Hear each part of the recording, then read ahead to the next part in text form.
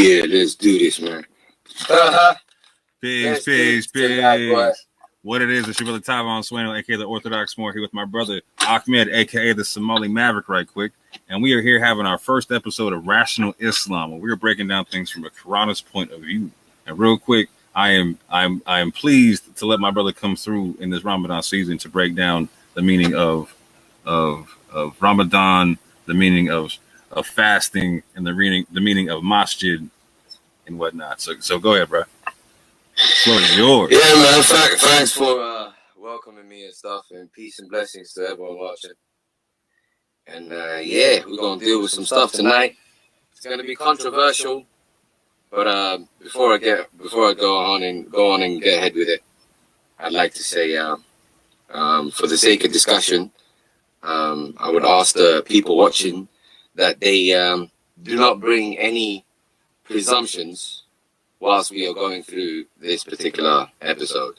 So any ideas that you may have from your, let's be straight. Any ideas that you may have from the hadiths, etc. Let's just pause that for tonight, for a moment, and let's see if we can attain the claims of the hadiths from the Quran itself. That's the plan tonight. What do you think of that, Brother Mo? I think that is a fantastic plan. Right. I'll start with Siam. Let me just start with that straight away.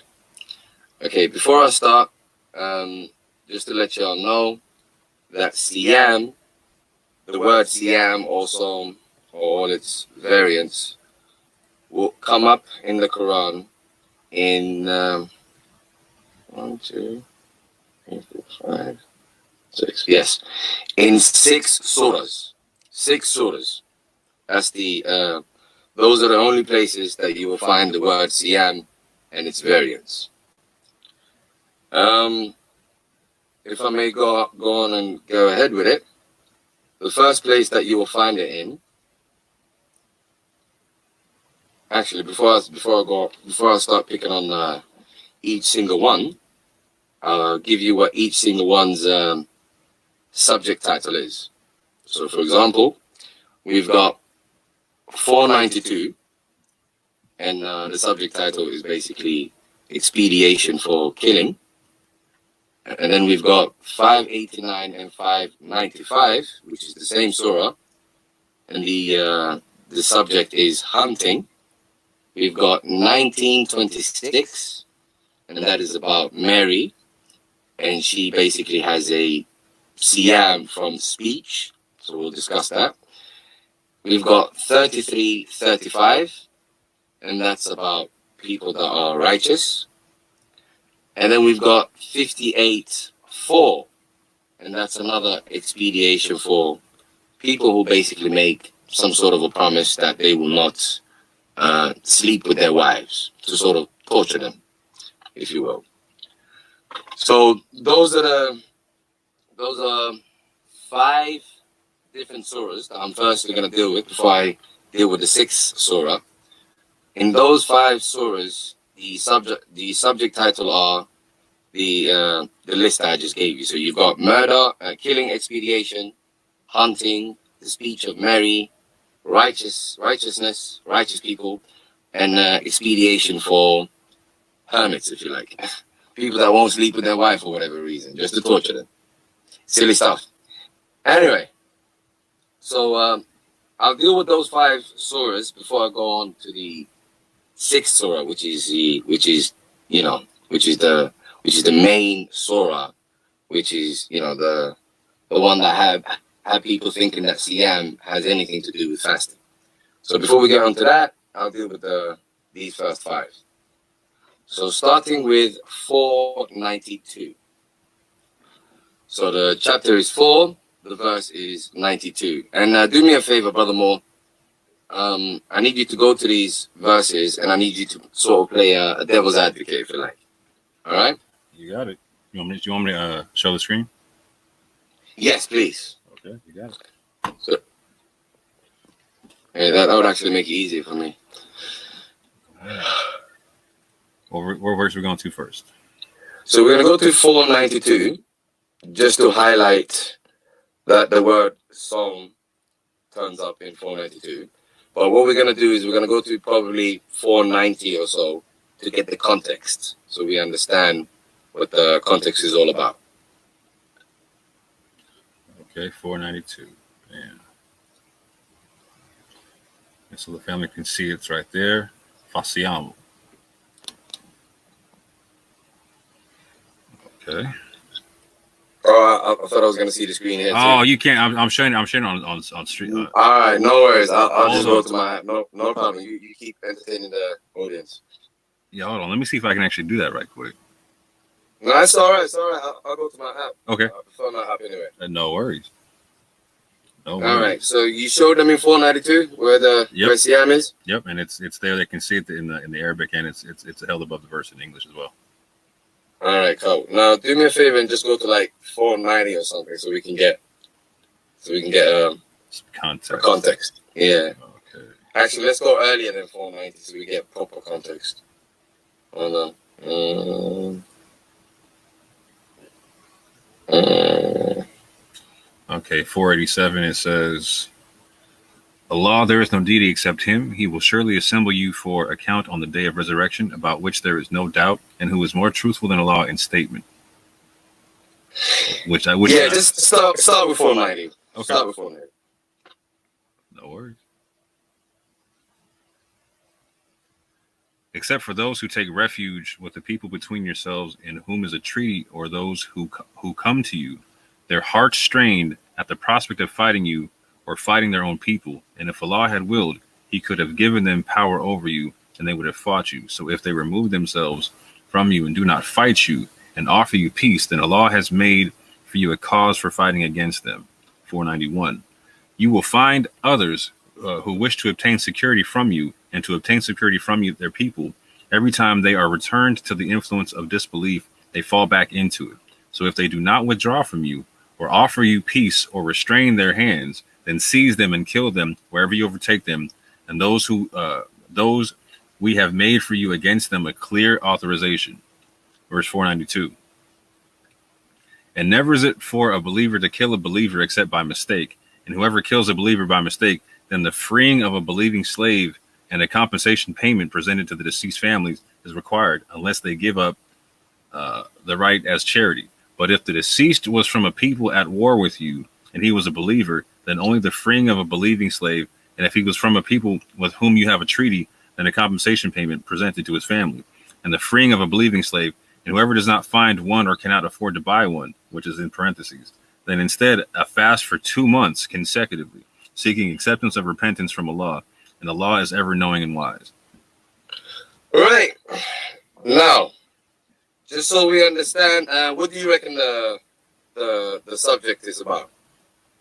So it would seem here that we're talking about the compensation concepts for killing somebody who is a believer, etc., and or accidentally killing somebody, right? And I see. Go ahead. Yeah, go ahead. And I see different ways of being able to pay that off. I see I can free somebody, and I see some concept where I can fast for 2 months if I can't free somebody or afford to free somebody in compensation, and along with paying the compensation payment. Right. So to cut the long story short, what you see is some sort of expediation for killing. Yes. Okay. Now, so what we have is the word Siam, or the word Som, could be, if done for 2 months consecutively, could be an expediation for killing someone accidentally. Correct? It's been, yeah, 100%. Right. So now here's the question. Now the question we have is, we have no reason so far to assume that the word Som has anything to do with fasting, because the word fasting is literally to do with abstaining from food and drink. Nothing from this context makes that abundantly clear. Is that a fair statement? Yeah, 100%. There's no food or drink or bread or water or anything mentioned in the verse that would connotate abstaining from eating and drinking in any way, shape, or form. Cool. Could you even potentially understand why, let's entertain the possibility of fasting for 2 months from food and drink would have anything to do with you killing someone accidentally? What would it do? What's the connection? On some devil's advocate stuff, maybe like I could see it in a Catholic kind of concept of like doing penance for something wrong. You know what I'm saying? So like I'm paying back a law through my suffering. I'm glad that you called it suffering. So is it fair to say then that fasting, if it would be fasting, it would be a punishment basically?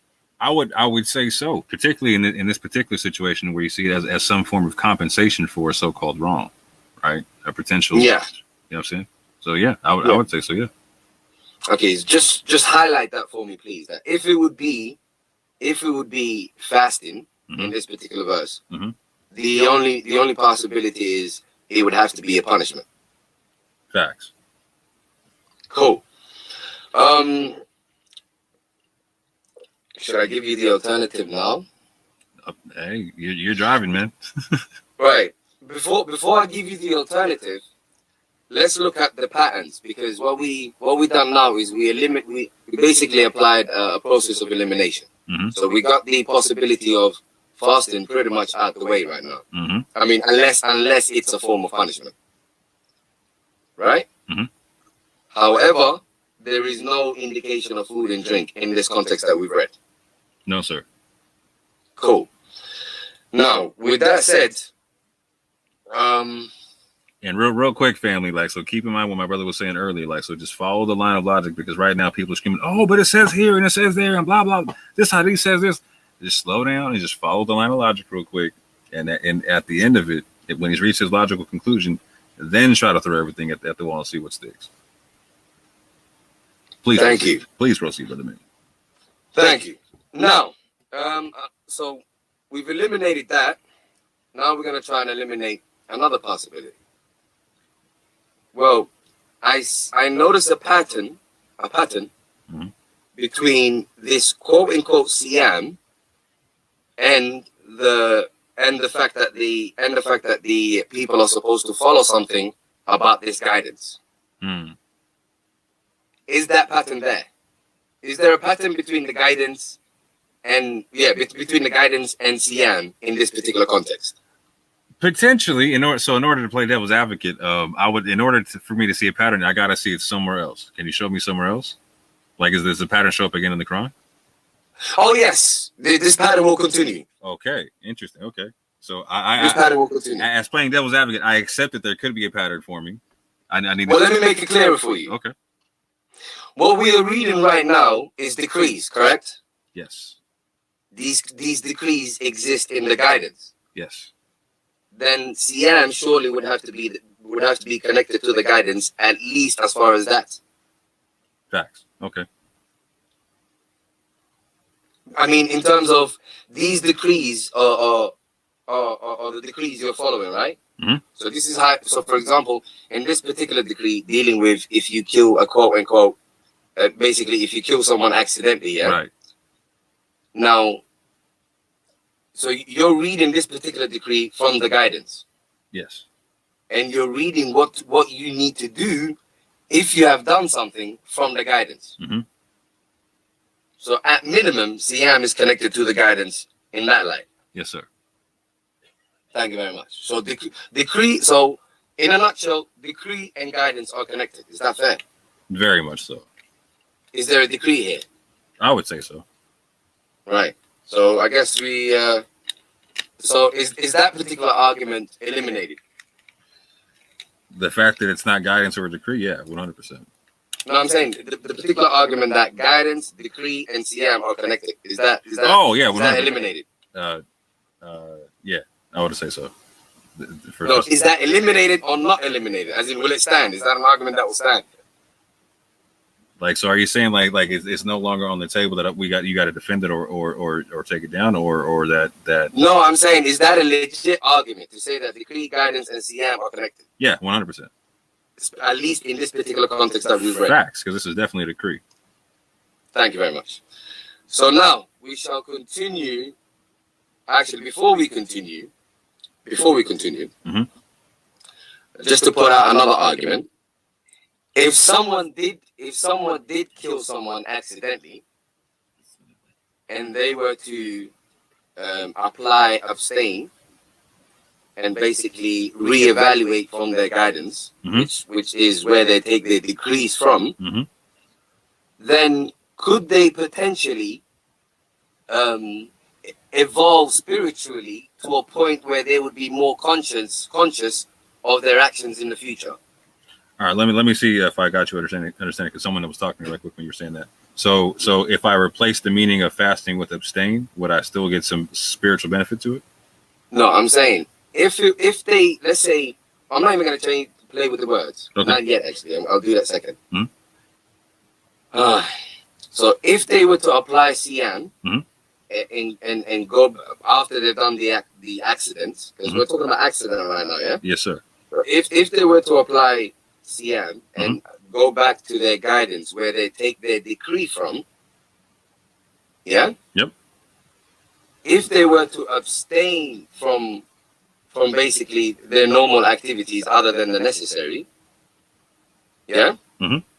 So let's say for 2 months, as it says, yeah? Yeah. And they were to engage with where they take their decree from, yeah?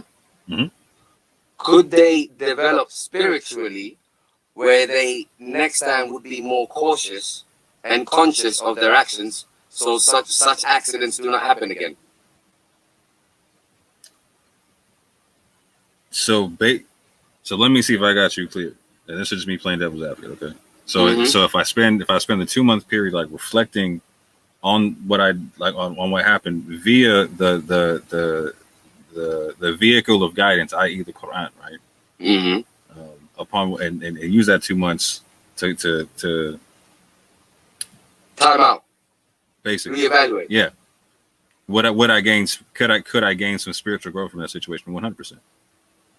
And develop spiritually 100%. Not only could I, it would be likely that I would. If I was sincere about it, yeah. You know what I'm saying? So would that be a fair argument for this context? Yeah. Now, what I want you to do is I want you to hold fasting from food and drink and the argument I gave you side by side, and which one is stronger right now? At this juncture, I would have to say the one you just gave me, because there's no specificity for like abstaining from the food and the drink. It would just be the concept of doing the action of whatever fasting or abstaining is. Right. All right. Okay. Another thing we will deal with is we'll deal with the word abstaining or fasting. Okay. Whether this word siyam is likely. Let's use the word likely. Because we're going to give everyone a chance to really have a constructive argument against this. Right. Now, is it likely abstaining or is it likely fasting? Now, the question I would put forth to you is that fasting is not an everyday language. Fasting is a concept. Yeah. So this is what it makes sense to me. And when I'm hearing you say this, like, so if I just hear the word fast, like, I would need it explained. If you say the word abstain, that instantly makes sense. I don't need it explained further. Because it's a word. It's an everyday word. Yeah, 100%. But fasting is a concept. 100%. Can you disagree with that? No, not at all.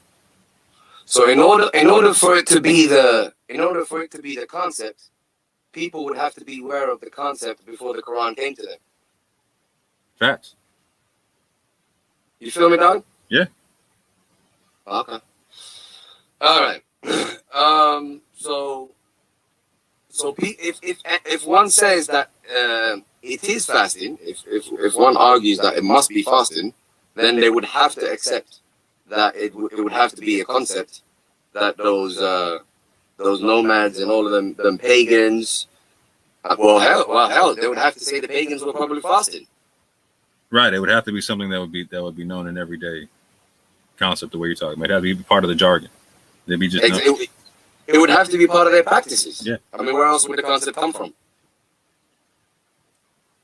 I have another argument, but I'll leave that for another video. What do you think of this one? Well, Well, yeah, leave that for another. We'll talk. Yeah. What do you think of this one, though? I mean, if we speak about the pagan audience right now, the pagan audience would have to know what fasting is. Meaning, they would probably have to have that in their own practices.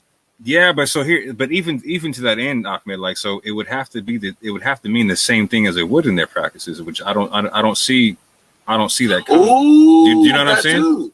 Do you know what I'm saying? So that too. So if it was just the concept of abstaining, I'd be like, okay, that's simple. That's I don't need that to be defined by someone else's practice. Like, and specifically, if I have a messenger of God giving me the message, I'm assuming there's going to be a specificity that He's going to give me on how to do it somewhere, right? Right. So there'd have to be a specific meaning in His message on how to do it, right? So it would have to be broken down. Yeah. This is what fasting is. Yeah, exactly. If it's going to be that term fat, like that, the concept of fasting, like you're saying, the concept would have to be broken down with it, right? Like it wouldn't be just like, okay, you get this, boom, because like it says like it's prescribed for you, like it was for the people before, right? So it would have to be. When I hear that, right, I'm like, okay, what's the prescription then? Yeah, exactly. Because I'm obviously not the people before. I'm the people right now. Yeah, exactly. Because if you're gonna right, go ahead. And if you're gonna go back to the people before, then what the hell is the point of you? I thought you were supposed to update. I thought you were supposed to update. You know what I mean? But real talk. Like the first thing I'm gonna hear, like, so okay, so what's the prescription then, though? Right? Exactly. You know what I'm saying? So let's keep that in mind. Yeah, exactly, 100%. All right. So far we're at 492. Yep. And we see no justification for quote unquote fasting from food and drink, unless I'm being biased somehow. Am I? Someone's gonna say you are. I don't see it so far, because you're asking me to compare it side by side, so I don't see the bias. That's being fair. That's being fair. No, even how could it possibly be apparent from 492? Because that's all we've read so far. Right. I mean, I want the audience to remember the only way it could be possible is if it's a punishment. You see what I'm saying? Like, you kill someone accidentally, how dare you? Now you're gonna go hungry. Are you there? I'm here. You see what I'm saying, though? And see, here's the thing about it, right? It's like it's either go hungry or free somebody, right? Like, so it's not. I don't. Anyway, I'll leave that alone, because there's a whole other argument with that. You know what I'm saying? Like, actually, that could cause a moral argument. Exactly. Right. Someone could be like, you know what? I'd rather go hungry than free my. It's actually captive. I hate it when they put slaves there. Right. It's captive. It's just a war captive. And you know what? For the sake of our discussion, we're going to keep it captive, because I don't want no people coming out with it's a slave, blah blah blah. I can dig it, man. I can dig it. Right. So yeah. So that could cause a moral argument. Like, do you fast, or do you release a captive? And if you fast rather than releasing a captive, is that moral? You feel me? Mm-hmm. And if you release a captive rather than fast, then is fast really a pious thing as is made out to be? Ooh, so in that context, you got me curious now. Is there abstaining from things other than food, drink, and maybe sexual intercourse that you could point me to in the Quran? We gonna continue, no problem. Oh, he said, hold on to your hat right quick. We're about to go for a ride. I got you. I mean, let's put it this way. As far as 492 is concerned, what you are abstaining from is basically see, this is what I love about the word abstaining in this particular in the Quran. Mm-hmm. You've heard of double entendre, right? Yes, sir. With the Quran, Psalm is like a triple entendre, if that even exists. Now watch this now, yeah? Because with the abstinence, yeah, it can basically have one, it's basically abstaining from, your normal activities and basically focus on the guidance. Yeah. Two, it's abstaining from what the guidance is telling you to abstain from. And 3, it's abstaining from what you've done. That you need to come and basically reevaluate your life for again. Mm-hmm. So do you see how many times abstaining works? So for example, in this particular context, you killed someone accidentally. Abstain from that, and then abstain from society, and abstain and focus on the guidance, so you can reevaluate your life. Interesting. Very interesting. I mean, I don't see no holes. Very interesting. You feel me? So it's abstain from what you've done. In this particular case, it was an accident, but still abstain from that. I mean, learn to abstain from that. Mm-hmm. How do you learn to abstain from that? You abstain from your everyday activities and come back to the decrees and focus on it for some time, so that you could spiritually develop, so that you are more conscious next time. Interesting. Okay. I mean, what else is the point of the guidance? Except a guide, right? Exactly. and what better way to rectify your mistakes Then reflect upon the guidance. Holla at your boy. Holla at your boy, fam.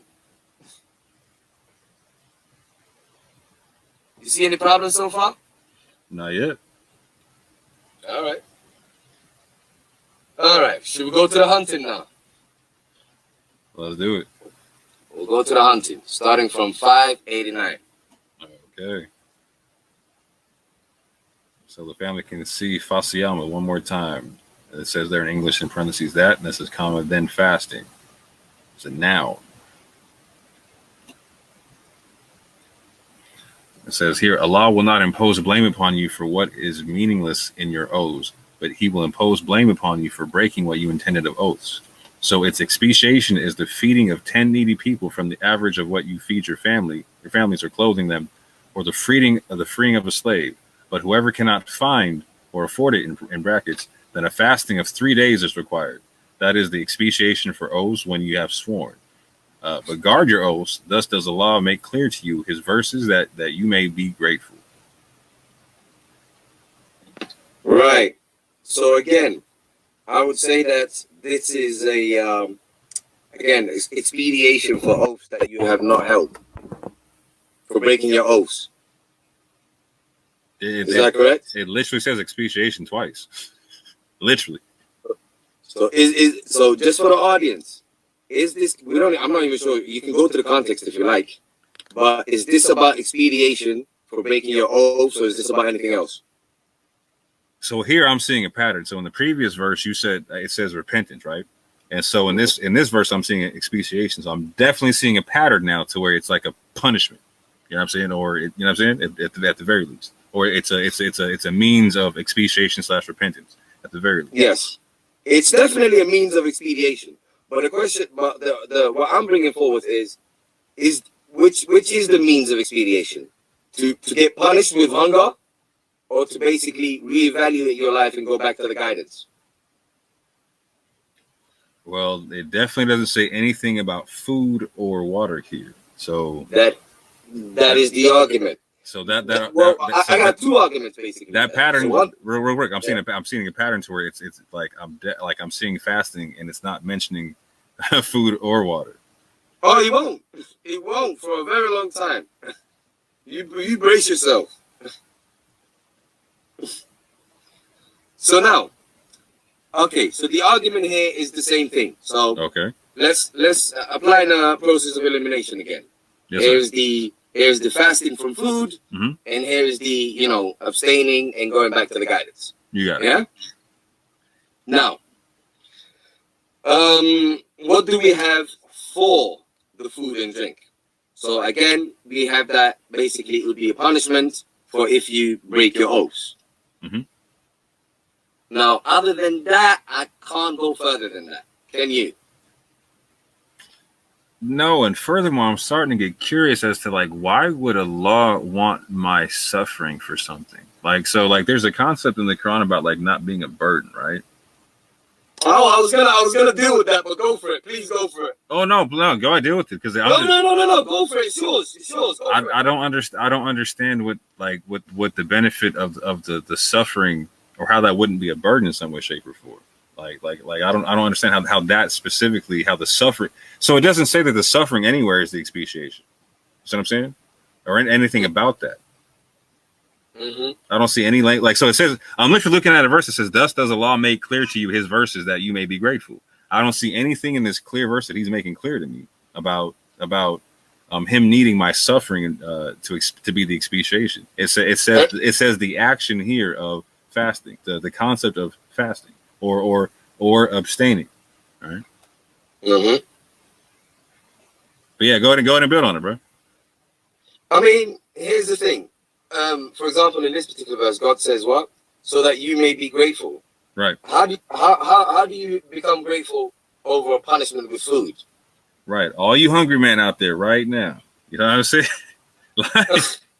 like were you at what point of your hunger today were you grateful for it? Oh, not only that, actually, if fasting is a punishment, at least with these particular contexts that we read so far, does it mean that the Muslims are getting punished once a year, a month a year? So is Ramadan a punishment? Ooh, now that's not what it specifically says. It actually gives a. So does fasting change? Does fasting once you use fasting as a punishment once, and then the next minute it becomes some very nice thing? Now, see, here's where it gets sticky because, like, so when it's talking about the prescription of fasting, the only time I actually get the description or the prescription is around the verses for Ramadan, right? In Surah 2, right? I'll deal with that. No, but I'm saying like so like. Well, here's what I'm saying. Like, so without that prescription, there's no way I could stipulate that I would be putting words in the Quran's mouth right now if I'm going to say like, yeah, God needs my suffering for this. You know what I'm saying? Like, because it's like I'm seeing I'm supposed to abstain for something, and the abstaining that process is going to make me grateful. But the cool part about it is when I look at like why we fast for Ramadan or why we abstain for Ramadan, it's a similar concept, right? Mm-hmm. To reflect upon it says to reflect upon the Quran. You know what I'm saying? Yeah, I was gonna deal with that. And like there's like that you may be grateful. I know. So. And that's so you may attain righteousness. That right? Thank fasting, you. Yes. Fasting is prescribed for you so that you may attain righteousness. So this part is a punishment. Are we meant to attain righteousness from these punishments? Wow. I can't. Like so, I can't. Like so, for real, I can't see to where like let's say I accidentally killed somebody or I lied and lied on myself with like breaking the oath and whatnot. I can't see where making myself hungry like makes me righteous for doing so. We're like, oh, that's going to teach me the lesson. I'm never going to do that again. You know what I'm saying? Actually, it gets worse than that. If fasting is prescribed so that you may attain righteousness, then it would actually be a smart thing to do to break oaths so that you may fast, so that you may attain righteousness. I mean, if I want to attain righteousness, apparently one way is through fasting. So why don't I just break oaths so I can just fast, so I can have an excuse to fast? Or just fast all the time voluntarily. I know. Because, I mean, it's how I attain righteousness, apparently. I mean, you see all these people that are starving, are they righteous? It's possible, but the question is, does the starvingness in and of itself make them righteous? And I would think. I mean, that seems to be the connection. So, but I don't see. Here's at this juncture, the pattern that I'm seeing is I don't see anything. I don't see the abstaining from food being mentioned. So, like it seems again, like you keep saying, right? Like it seems like the fasting would be an understood concept as it's being mentioned, right? Mm-hmm. So, like if I'm hearing the word abstain, I'm okay. Makes sense. Abstain. But like. Because all you need to do is just read the context to understand what you're abstaining from. Right. Because I would need, otherwise I would need to know what I'm fasting from or abstaining from or et cetera, et cetera, et cetera. You know what I'm saying? I would need it spelled out like, okay. Like, so I would need it to say like abstain from eating meat, you know what I'm saying? Or abstain from drinking water or, you know what I'm saying? Yeah, abstain from, yeah. If it's fasting, it would need to be, described, or else it has to be something that is, understood before before receiving the Quran. Right, and like I said in that previous prescription that I was talking about, like in the Quran, it talks about like the purpose for even for Ramadan was the concept of like you said, the righteousness concept, but also like we're reading here that we may be grateful. So, so me personally, like I've enjoyed going through a fast before, right? But it's same here. But that's because your mind, you'd be surprised what the mind can do to you. Right, but here, like, but what I was gonna say was there was literally no point when I was enjoying my fast that at the point when I was at the depth of my hunger, I was like, I'm grateful for that. You know what I'm saying? Like, it was, I was caught up in like I'm hungry right now. You feel me? Like there was that moment. You dig? I was like, so check this out for all the men then, right? Like I'm grateful for the moment that the fast ends, right? I'm more grateful for that than I am for the starvation process. You know what I'm saying? I thought that was what it was all about. I thought it was all about, making you grateful for food and drink. I thought it was like a little punishment, like, you ain't usually grateful, so go through this just so you're grateful for the little things. Right. You know what I mean? Right. Which could make logical sense, right? Which could make logical sense. Well, that's why I bought it. You know what I'm saying? Mm-hmm. But right now, but then what if I'm like, so what if I'm one of the people like, so I actually went through this before, right? Like, so I actually had cancer while I was on during Ramadan once 1 year, right? So I couldn't not eat. You know what I'm saying? Mm-hmm. Like, you had to eat. I had to stuff my face. You feel me? I had to eat everything in sight, right? Right. So I literally just like fed poor people, right? You know what I mean? I was like, I read the Quran and fed poor people. You dig? I was like, but I gotta feed my face. You know what I'm saying? As a matter of fact, we're gonna deal with that later. I was gonna say, wouldn't it be better to feed poor people than fasting anyway? Well, right, but in this situation, right? Like, so if I was to stick with the concept, like God would need me to not eat for a punishment, so I could feel grateful about something, right? Like I literally could have been dead at the end of that. No, but they would say that's covered though, because it already says if you're ill, you don't have to. You know what I'm saying? I'm with it, but like so okay, if I'm ill, what do I do? Like again, that's the hope. Like so that goes to your point, right? Like so, what do I do to get a benefit out of it, right?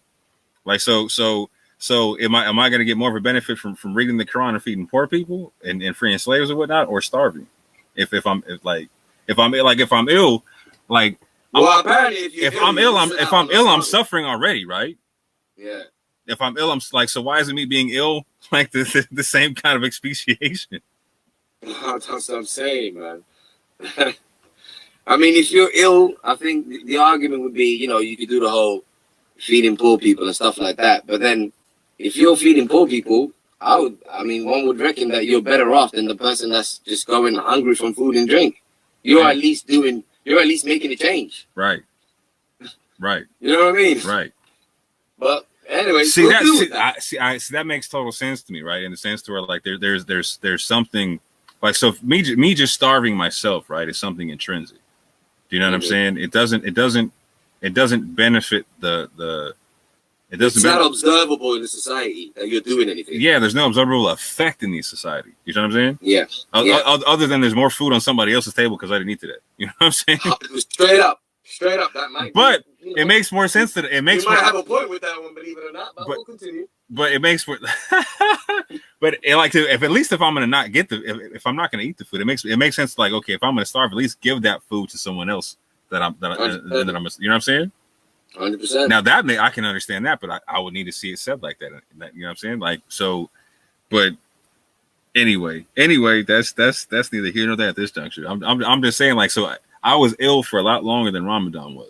The length of Ramadan. I had cancer for a lot longer than the length of Ramadan. I'm sorry to hear that, man. No. I'm open right now, right? No, I'm good now. I'm straight now. My guy. Yeah. Praise be to God. All praises to the Most High. Exactly. So I'm straight, right? Like, but the issue is like, so why was that not expiation? Because that was I fasted and I went through that. I can tell you, me going through the cancer was a lot tougher than me fasting. Yeah, that would be. You're right, actually, 100%.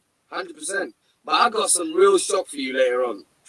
I got some shock for you coming up, bro. Okay. Trust me, man.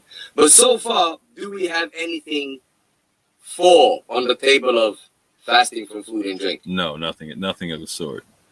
Do we have anything for the table of abstain and go back to the guidance? Yes. Cool. So we've dealt with 492, we've dealt with 589. We're gonna stay in the same chapter and go to 595. Okay.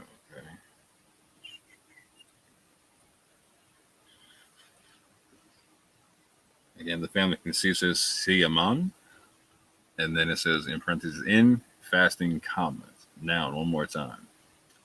And it says here, O you who have believed, do not kill game while you are in the state of Yaram, and whoever of you kills it intentionally, the penalty is an equivalent from sacrificial animals to what he killed, as judged by 2 just men among you as an offering, delivered to the Kaaba, or an expiation. Again, there's that word expiation.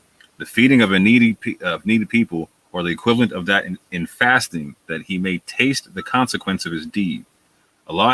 That's an interesting phrasing right there, that he may taste the consequence of his deed. That just makes it obvious. That just puts a stamp on it. Allah has pardoned what is past, but whoever returns, then Allah will take retribution from him, and Allah is exalted in might and owner of retribution. So here's what I'm seeing here, right?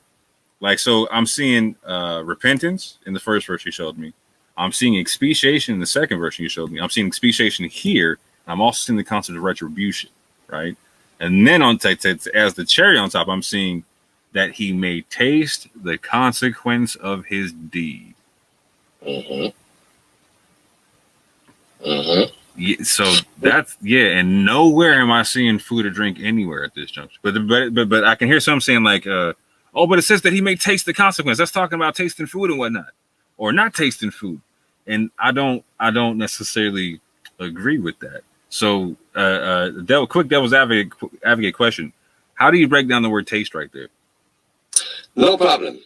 What people are doing is they're connecting where it says that he may taste the consequence of his decision. They're connecting that to fasting. However, there is 2 expeditions here. One of the expeditions is basically, this is about hunting game. If he's hunted game when he's not supposed to, because basically they're seasons, so they don't go extinct. Very simple stuff. If he's hunted when he's not supposed to, you will have 2 men that are just, that are going to come and they're going to come to you, basically the person that's done so. Where is it? 2. Okay, here. Okay, wait. Let me start from the beginning. All the ones who believe, do not kill the game animals hunting while you are in. The word is hurumun. These guys put pilgrimage in the brackets. However, as we know, the Arabic and the Hebrew, the way Semitic languages work, root words do not change. The root word here is harama. As you already know, that's haram. You get it? Things that are forbidden. Prohibition, restriction. It doesn't become pilgrimage all of a sudden.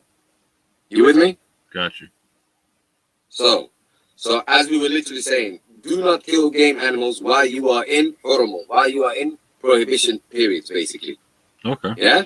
Okay. And whoever killed it among you intentionally, so if you've done it anyway, then he give an equivalent similar of what he killed of cattle, of game animal.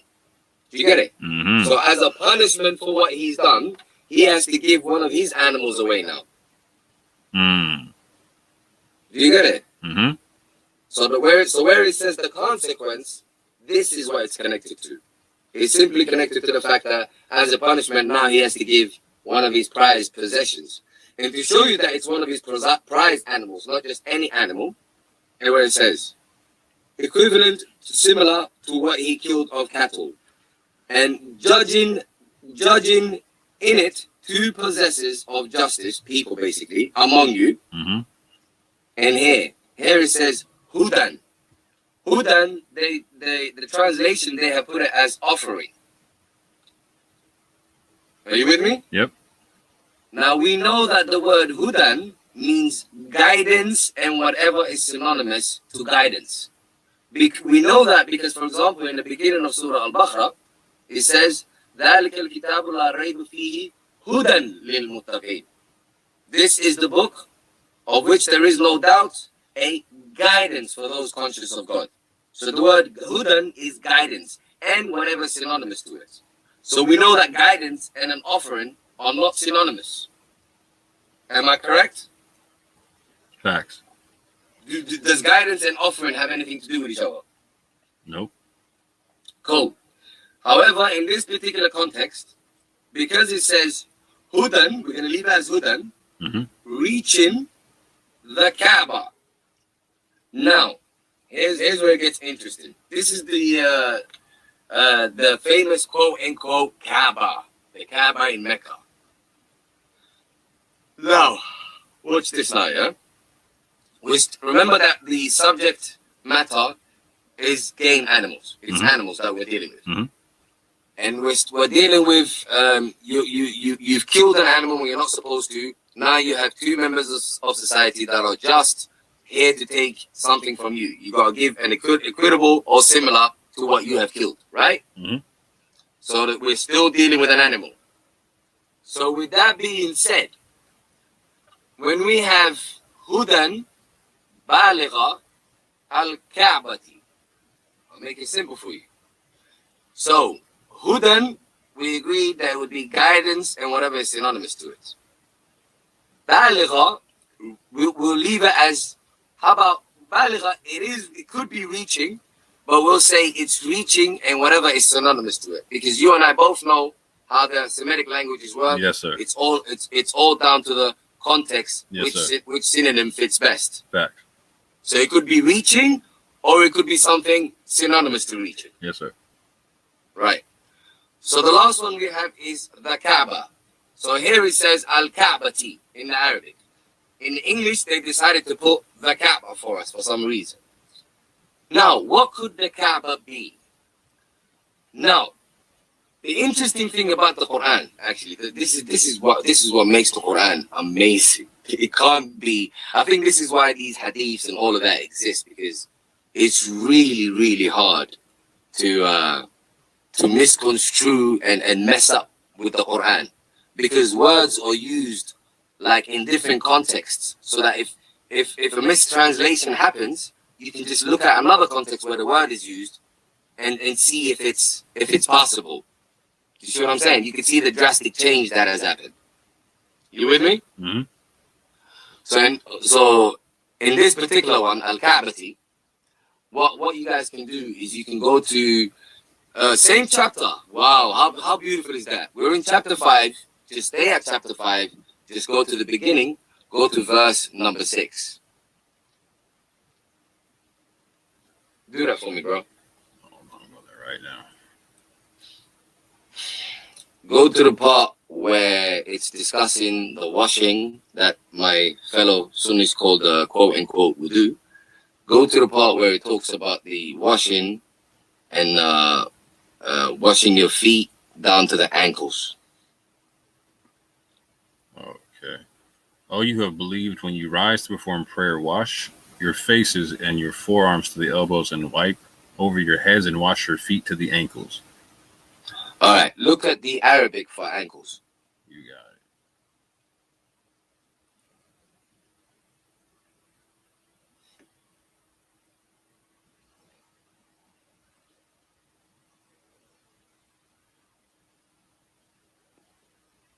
Right. It basically says the Kaaba. So, in that particular one, it says Ka'batain. And the reason it says tain, as you already know, in Arabic grammar, you have the singular, you have the dual, and you have the plural. So when you hear tain, it's the dual. And funny enough, this here says El Kabain. Oh wait. Yeah, Al Ka'bain. Sorry, not tain. Al Ka'bain. Yes. There we go. Okay. And funny enough, we got two ankles on both sides. Facts. You see what I'm saying to you? So if Bain is the dual, the singular would simply be Kaaba. Facts. You get it? Kaaba, Facts. Kaabain. Very simple. Yeah. Now, if we go back to 595 now that we have an idea of what Kaaba could mean. Yes, sir. Now, we go back to the men coming to basically take an expediation from one of my animals for killing a hunting game when I'm not supposed to. So guidance reaching the ankle. Right. So before you reach the guidance part, you have the men part. So read those men. Oh, okay. Now, hold on, I'm in the word by word. Hold on, let me go to the. No worries. Actually, you ain't got to do that. Then I can read it. No problem, bro. Okay. So, all right. So you have two possessors of justice among you. So two men that are just among us will come and take the, take the,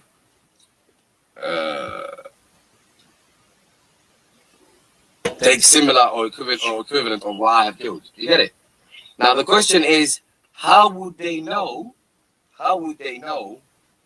How would they know what animal of mine is similar to what I've killed? Is that a fair question? Say that one more time. I said the question is, how would they know what animal that I've killed in terms of what's similar to the animal that I've killed? How would they judge? I would have to tell them, or they would have some evidence thereof. So they would need some evidence, right? Because yeah. You can tell them anything. Yeah, exactly. All right. Now here's this. Yeah. So when the men come to you, judging in two possessors of justice among you. So hudan, so guidance, a synonym to guidance could also be pointing towards. So if you point towards something, and if you're guiding, it's the same thing. It's synonymously, depending on the context. Or directed. Guiding, directing. Mm-hmm. Are you with me? Yes, sir. Now, guiding, so you have directing in this particular one, and where it says reaching, I would say towards, so reaching or towards. Mm-hmm. So if you have directing towards and Kaaba, so you have directing towards the ankle. Now, let me put something forward to you. Now, to judge the age of an animal, what scientists do is that they look at the ankle of an animal. The reason they can tell the age of an animal through their ankle is dependent on how long they've been roaming the earth, if you like. They would have put pressure on their ankles. As a matter of fact, you can even see this in human beings. Just look at their ankles the older they are.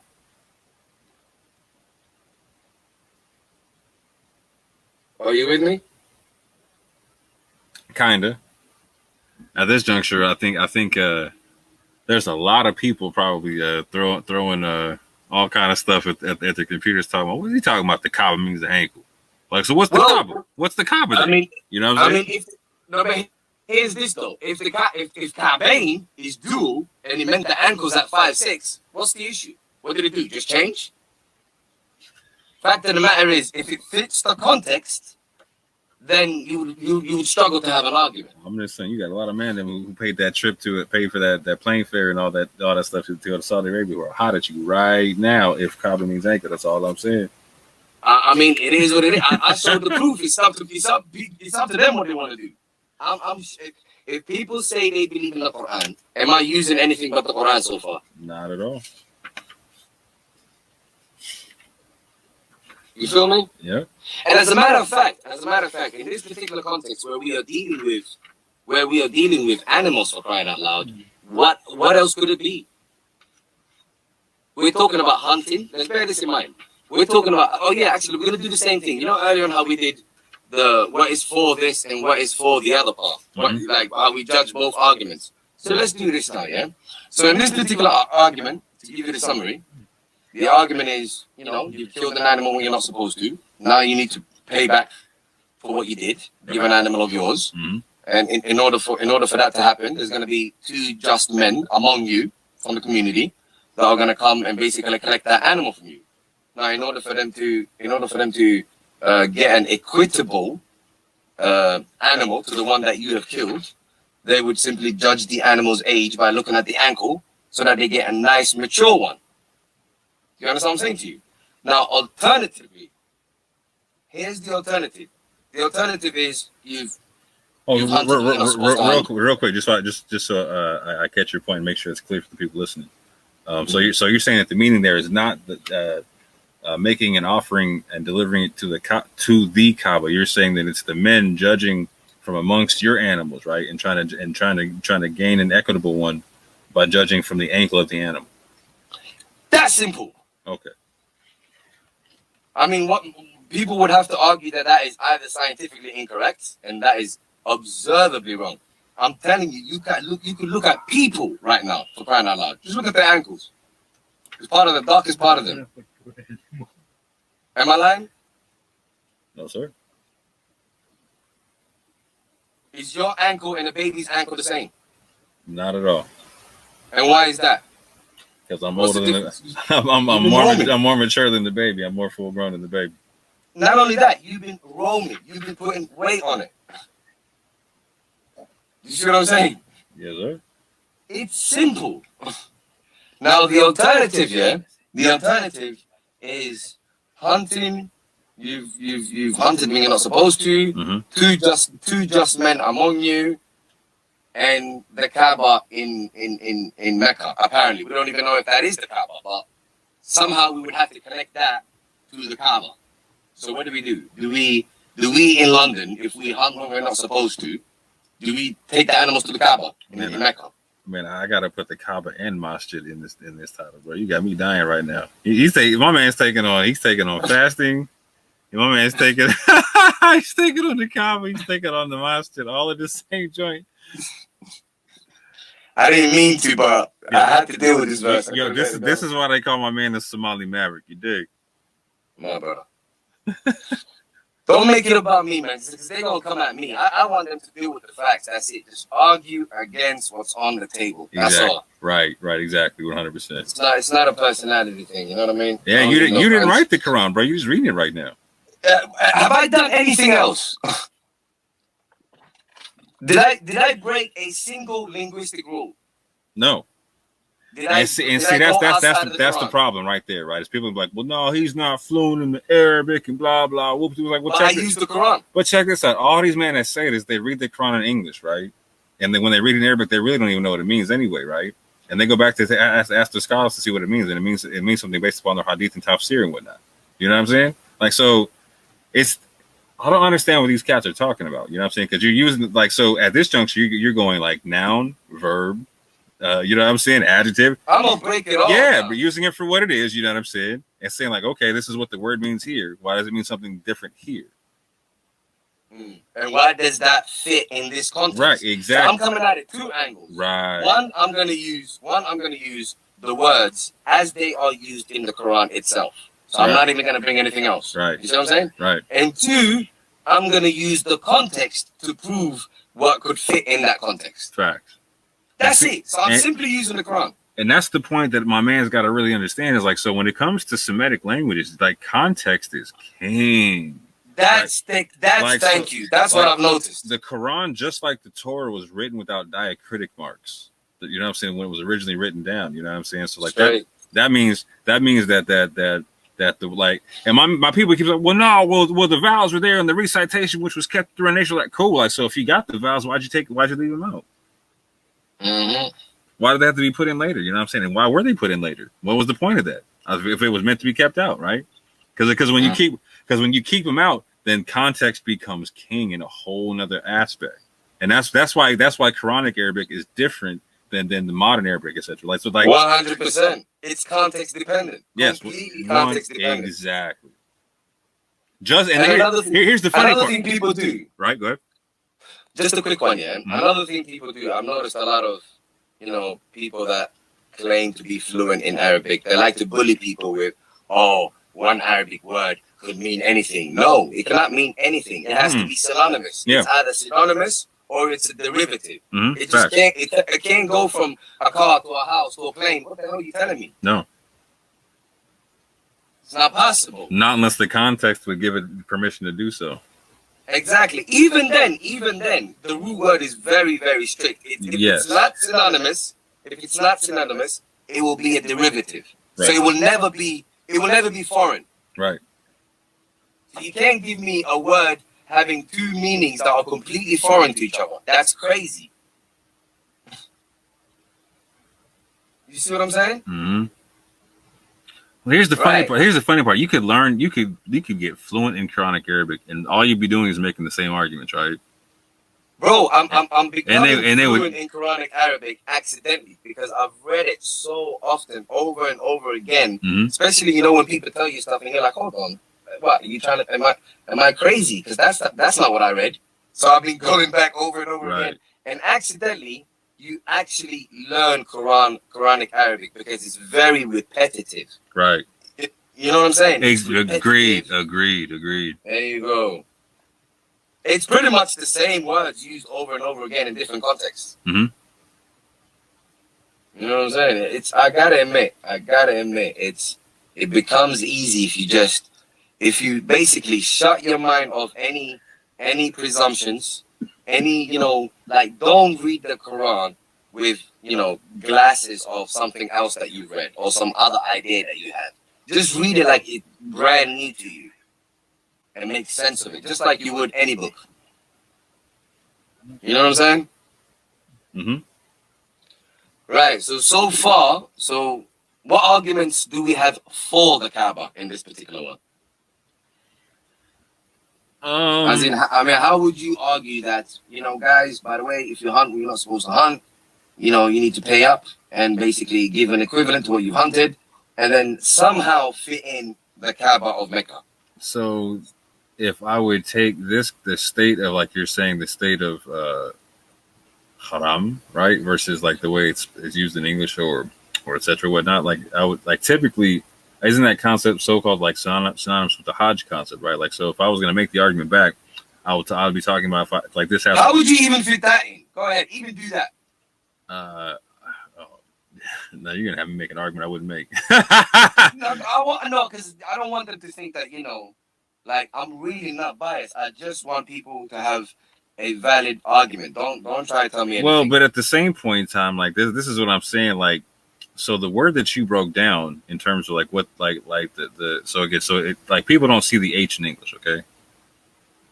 Mm-hmm. So, but when you go to the Arabic, you see that like, and you recite in Arabic, obviously the H is there, right? Right. So when you're talking about like no haram's haram, friend, like I got you, like that to me that makes sense, right? So making that a state of purity is like how, like, wait a minute, you trying to tell me the same word means purity and impurity, like, or remember what I was telling you? How you gonna tell me the same word means two things that are foreign to each other? How could it mean prohibit, like for example, like they would like to tell us, prohibited and sacred at the same time? Yeah, it doesn't make a lot of sense, right? And so furthermore, like, and to your understanding, like, if I go with how you're talking about it, if I'm in a state of prohibition, right, then I definitely shouldn't be nowhere near the Kaaba, right? Exactly. Oh, sorry. Like let's say I'm unclean, right? Yeah. What am I doing next to the Kaaba? Exactly. Or maybe they're saying you're not in a state of prohibition.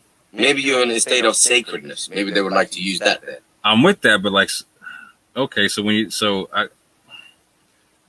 they're going to accuse you of trying to retranslate or rewrite the Quran, right? But basically, what you're doing is you're looking at the root words. Like, so again, so I'm looking at the root words in the context, and I'm trying to make it fit. Right. So I want my family to understand something, right? Like, so if Ahmed was to take the oldest Quran that you can find in the world, right, it would not have the diacritic marks in it, right?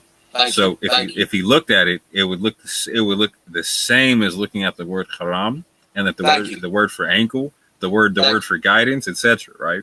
Without the diacritic marks, right? So again, they weren't there. Those are something that came in way later. And again, y'all gonna talk about your hadith and in tradition and science of hadith and in this, that, and the third. But again, the diacritic marks are not something from the beginning, and that's not that you can't show that nowhere in your hadith tradition. You feel me?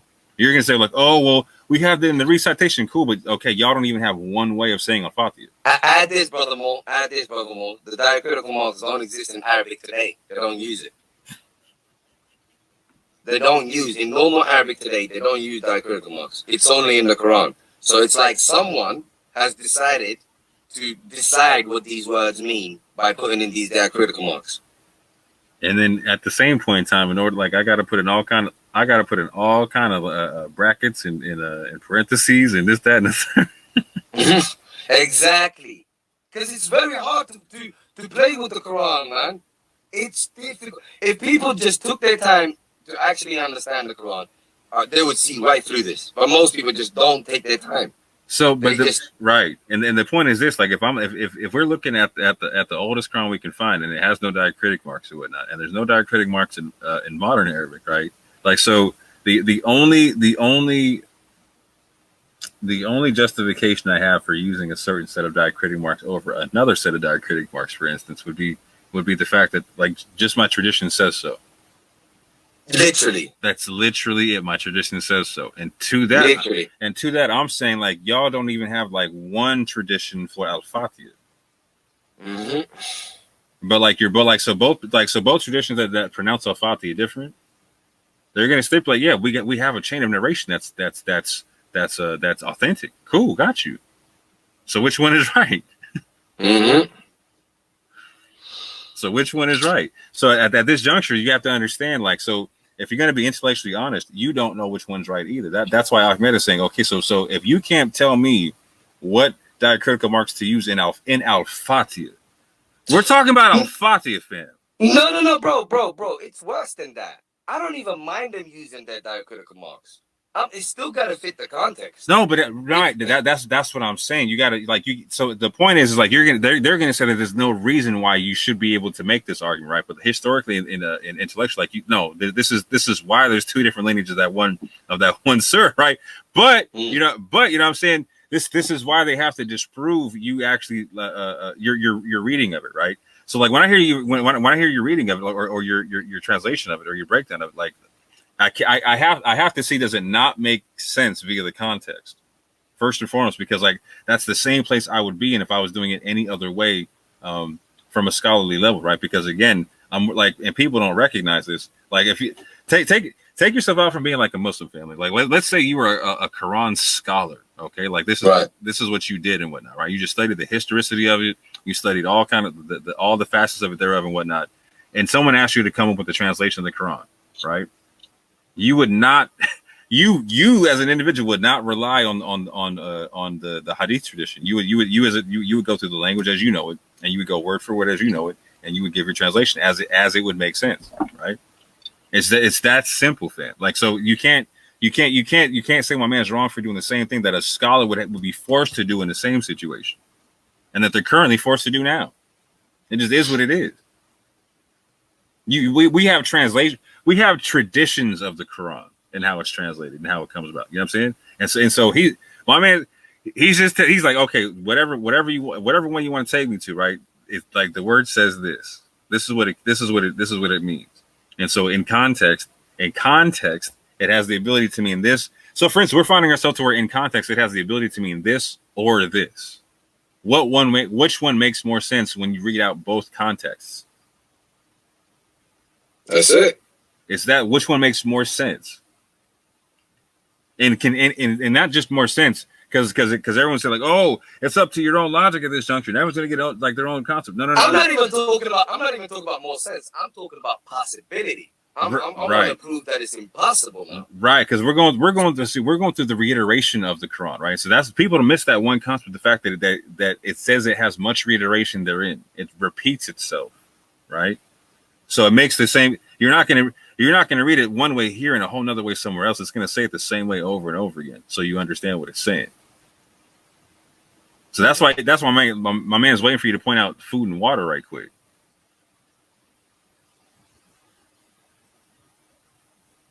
And so let me give them something for the Kaaba. I mean, so do you have any support for them? Do you have any reason that this could have anything to do with the what is deemed to be the Kaaba today? You know? The only reason I could say it is if I And before you answer that, what would we do here in the West? Would we have to, in order to fulfill this verse? Thank you. I was just going to jump on that.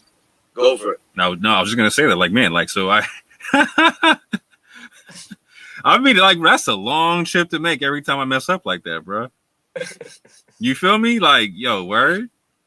Like, so anyway. No, I'm just saying. I'll leave it right. I'll let you pick it up from there. But I'm just like, so the only way I could make the argument for it being the Kaaba is if I reject any other possibility of context, right? Which is not fair. Which to be specifically honest is not fair to how the language works, right? So like I don't have an intellectually honest objection. Let me say it like that. I'm trying to find one. I can't find one yet. I mean, I guess they would have to argue. I can think of one for them. They would probably have to argue that this was a circumstance limited verse. So they would have to say this was literally dealing with a particular people in Mecca, near the Kaaba.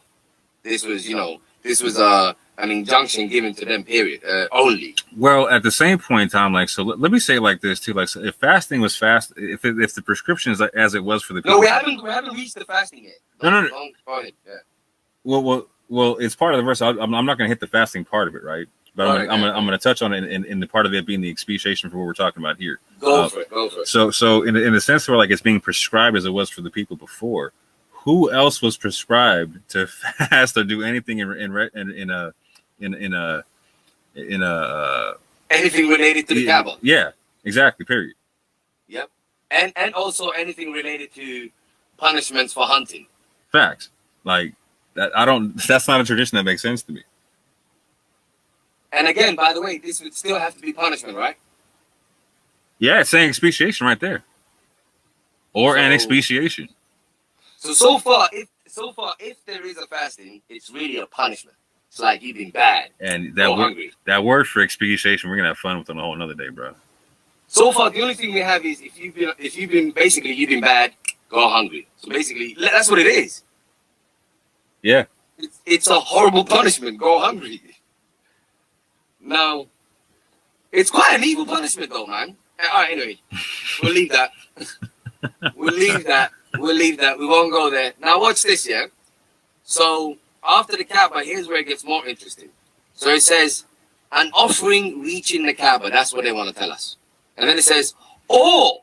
So, there is an or to the Kaaba. So, you have or and expiation of feeding poor people.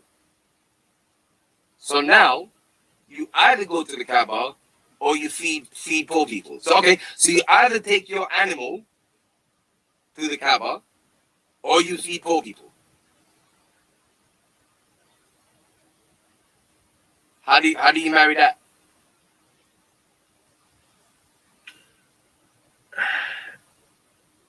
So in a way, I guess, like, to play devil's advocate, I'm having to go without the animal in that either situation. Like, well, maybe potentially in either situation, because it's not telling me how to feed the needy, right? It's not saying take an animal and feed the needy with the animal, right? But I'm assuming I would have to. I could correlate it to where I'm taking that same animal and feeding the needy with it if I'm not taking it to the Kaaba. Okay, hold on. Is the Kaaba an altar in this? In this juncture, the Kaaba seems to be like an altar. See, now you got me messed up. So how is anything relating to ankle an altar? There you go. Like the context got me all messed up right now. There you go. Well, wait, before we even say altar, I'm saying, because I'm sure they're not gonna like the word altar, because altar is connected with pagans and stuff like that. But here's the thing. No, but it says the penalty is an equivalent from sacrificial animals. So, like, all right, they can call it some pagan stuff they want to, but like we're talking about sacrificing animals right there, right? Yeah, but if you're talking about sacrificing animals and you're talking about taking them to a cube, what's the connection between sacrificing animals and a cube? Unless the cube is some sort of an altar where you slaughter animals or some shit. Right. Which again doesn't make context with it doesn't make sense via the context of the ankle thing that you just showed me. Like, so. No, we can leave the ankle. I want to deal with their argument. I got you. Let's see the validity of their argument. Yeah, but I mean, why do you but, need to take these animals to the Kaaba? But if I go to the Kaaba right now, like, am I going to see animals being slaughtered? That was another one that I was going to bring to you. You're not going to see animals being slaughtered if you go to the Kaaba. Well, they may argue that on the outskirts of, Masjid al-Haram, on the outskirts, there is some slaughtering going on, and they might connect it to the Kaaba somehow. Oh. But I don't even know how that works. I don't see masjid nowhere in this verse, though. There you go. There's that too. But they would say hurumun, where it said, yeah, they would say hurumun is like, they would basically change hurumun into a noun or a proper noun. Yo, that's crazy. So like typically I read this in English, right? So I saw that I didn't see that there was like there's not an H in there in English. You know what I'm saying? That's a trip to me. Like to me, like the only way you can make that not make. Why would you leave the H out, even in the Sahih or National version? That don't even make sense to me. How do you change it to like it's like you change it to pilgrimage, like how you change the word. You change the word, yeah. So basically, prohibition would be what? That would be an adverb. Can haram mean pilgrimage in any way, shape, or form ever? No, not pilgrimage. They would say haram. No, they would say haram is Masjid al-Haram where you take your pilgrimage. So they would connect it to pilgrimage that way. So they would change huramun into like a label. Yeah, it's like saying the New York Knicks Stadium. So the direct translation of Masjid al-Haram just sounds funny to me, right? Like, so what is it? No, we'll deal with Masjid al-Haram. I got you. No, okay, yeah, I won't jump in. My fault. I got you. Yeah, Masjid al-Haram, they would basically be saying the forbidden mosque. I know. But to get around that, they changed haram from forbidden to sacred. Can you imagine that? No. The funny part. That's okay, yeah. So that's where they connect this hurumun. They say hurumun and Masjid al-Haram is the same thing. So they say hurumun. They change hurumun into a label, basically. Literally like a stadium. You get it? Hurumun, the only place where hurumun is that particular place. So what does that make it? It makes it a thing. It makes it a label. Right. Do you see what I'm saying? Or else but it's saying, but the co-part is saying that you're in the state of this thing, right? Like, so it's not like the Republic state of. You're right. Or they say you're in the state of something. Right. So that makes it even worse. So now what are you? Are you in a state? How do you become a state of sacredness? Yikes. So human beings can be sacred?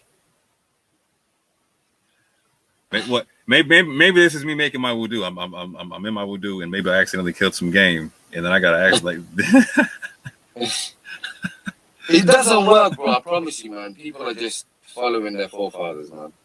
I'm telling you, if they take their time with the Quran, it just does not work. But isn't that what the Quran said? Like you know what I'm saying? The people who rejected the Quran, they just wanted to follow the forefathers anyway. Like, literally, that has always been the case. That's the reason the Quran was sent. This is what makes me look at Muslims like, what the hell are you doing? The Quran told you that is where the Jews and the Christians messed up. So what are you doing the same thing? Facts. What are you doing the same thing? And now that one of them are bringing animals to the Kaaba, I'm just saying. So there is that too. So they would have to say, okay, we don't do this anymore. So the verse becomes obsolete. Oh, but then you know what they might say? Like, oh, you know what? It was written in the Torah and in the Gospels. It was just rewritten by the Christians and the Jews. Yeah, they'll always do that. Yeah. But then if this is something that is just circumstantial, why would it be written in the Torah and the Bible? But if it's just around that area. I mean, unless Kaaba is everywhere. So here's the cold part. Black box everywhere. I gotta go to the Torah to get food and water. Do you know what I'm saying? Like, so, like, unless you can show me the food and water concept, like, oh, you got me, like, I'm trying. You got me stuck at this juncture. You know what I'm saying? Bro, I got something worse for you. It gets worse. Hold on, real quick. Unless my family is trying to tell me that the Torah is part of your Hadith tradition, you know what I'm saying? Exactly. It gets worse. I'm gonna allow that one for a second. We've only done. You know what the crazy thing is? We've only done 2 chapters so far. Right. So we've still got. We haven't even hit sort of. We've still got 4 to go. We've got 4 to go. We haven't even hit the main one yet. The Chief Coon Boom. Yeah. The only one where you might find eat and drink, but we'll deal with it. It got peaked by the second surah. Okay. So far, we have no indication for eating and drinking. Fact. Nothing to do with eating and drinking. Fact. We have no indication that this is to do with the Kaaba in Mecca, unless we make this verse obsolete. Because unless we are supposed to all go to Mecca every time and take animals there and whatnot, and then turn the Kaaba into an altar where you take slaughtered animals to. Not gonna lie, you just messed my head up on the Kaaba. Like, I don't know how it's gonna work, bro. I really don't know. And furthermore, this is what I was gonna tell you. Actually, it gets worse. You know where it says with the Kaaba or an expediation of feeding the poor people, then it becomes surely it's better to feed poor people than taking animals to the Kaaba. So what are you saying? This is why I don't find a black stone in the Quran. Straight up, bro. Now, please think about this one. If it says or an expediation of feeding poor people, then surely it is better to feed poor people than to be taking bloody animals to the Kaaba, where they don't even get slaughtered anymore. And then who'd be eating if they got slaughtered anyway? You know what I'm saying? Like, it's not like if there's poor people, I'm slaughtering animals and they could be fed off that animal. Like, that's crazy. This is just what I was gonna say. Another thing I was gonna say is why take the animals all the way to the Kaaba to slaughter them there just to feed the people that live there? What about the rest of the world don't need no feeding? Literally, that's what the Taghut would do, right? They would just sacrifice animals and like not feed the poor with them joints. You know what I'm saying? Like the whole like. No, but not only that, this is quite discriminatory because if you say I have to take it to the Kaaba, you're basically telling me to feed the people that live around. Right. So what about the people that are left in London? Yeah, it's supposed to matter. So basically, trying to say like the Kaaba is supposed to be like the homeless capital of the world, right? All the homeless people go there. We'll feed you with all our animals that we got. Well, all right, cool. Unless they want to say that, but then what you want to do? You want all the poor people to take planes to come to you for you to feed them? But there's no Quran verse in no Hadith that says that. No, but not only that, it doesn't work. Yeah, it don't work. How do you want poor people to take planes all the way over there just for you to feed them? If they can take planes, they can eat. Right. So how's that going to work? Unless you're telling me God only cares for Kaaba and its surroundings. You would have to argue that. All they would have to do with this left hook, where it says, or an expediation of poor people, expediation of feeding poor people, surely it is better to feed poor people. And if we can agree that it's better to feed poor people, then surely we don't need that black box. You see how it works? I'm trying to work with this that he may taste the evil of his consequences. Yeah, we might have to move on to the next verse, bro. Are we done with this? We might as well, bro. Do we have anything for their argument? No, actually, yeah. Let me go to the fasting part now. Because all right, cool. So if you hunt and you're not supposed to hunt, wait. Let me get to the fasting. As it says here. Yep. So an expediation of feeding poor people, and here's where it gets crazy, or equivalent in fasting. So if you have a choice between fasting or feeding poor people, surely it is better to feed poor people. You're given a choice here. It says or. And if I'm giving up the food, why wouldn't I just feed the poor with it anyway? Oh, damn.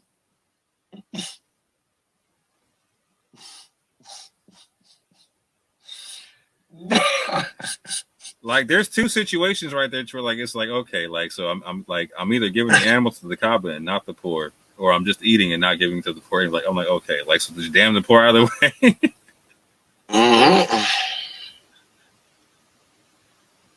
Yikes. Okay. So in terms of so that he may taste the consequence of his decision, that's simply the fact that he has to pay back the animals that he killed. Does that make sense? That does not have to be connected to fasting. However, even if they wanted to connect that to fasting, again, they make fasting a punishment. But then they would argue it was supposed to be a consequence, so punishment is exactly what it's meant to be. Fine. But then as long as they stay consistent with fasting being punishment, that's the only thing we see so far, if it's a possibility. Hey, real quick, what time is it for you? 20 to 11. Oh, wow. Okay. You want to go somewhere or something? Oh, no. I thought Brother Man was doing a show. Oh, yeah, but we got to deal with this. Yeah. No worries. I was just seeing how much time was. No worries. Yeah, this is some fire. Let's deal with this. No, you're straight, bro. Get it in. So again, going back to our old concept of process of elimination, what do we have for their side? So, in terms of fasting, meaning abstaining from food and water and sexual relations, etc., and all type of things, like I'm not seeing it so far. Particularly here, because, like, again, the part that's standing out to me, like, if I'm supposed to be feeding the poor, or I could feed the poor or fast, it would make more sense to feed the poor and fast. Do you know what I'm saying? Like, if I'm giving up, if the food is the fast. No, or if you have a choice between feeding the poor and fasting, then what the hell? Feed the poor. Yeah. Why would it be better to fast? Especially if you're abstaining from food and drink. Why, like you said, why don't you give that food to poor people? Yeah, that's what I'm saying. Like, surely, like, that would be the best thing out of all. Like, if I'm gonna do the one, just do both at the same time. Like, okay, got you. Like, and to me, like, me fasting then also performing. Yeah, but both is not gonna work because it says all here. Yeah, I know exactly. So then, that leads me to believe, like, okay, the abstaining part and the second part would not be food because it wouldn't make it, like, to me it would be a waste in that situation. That's all I'm saying. Because in another situation, it literally says to feed the people that like the poor people out of the daily rations that you'd be feeding your families, right? Like the same amount, right? Mm-hmm. So if I'm fasting from food, there's daily rations that the Quran's already stating that, like, you know what I'm saying, I'm supposed to be having for my family or myself or whatever, right? So, like, my daily ration, like, it would make sense for it to go to a needy person, the equivalent thereof. Like, so, that's so it doesn't make sense that there's food there. So maybe I killed an animal and I wasn't aware of, I was ignorant as to the laws I was breaking, etc., whatnot, right? Here's where I can see what you're talking about, for, like, me reflecting upon the guidance and whatnot makes sense. Mm-hmm. Because I'm learning something at this juncture. Mm-hmm. Because it's a penalty, right? Mm-hmm. And it's a form of a penalty because you got to take time out of your day to learn something and to learn discipline, to basically discipline yourself.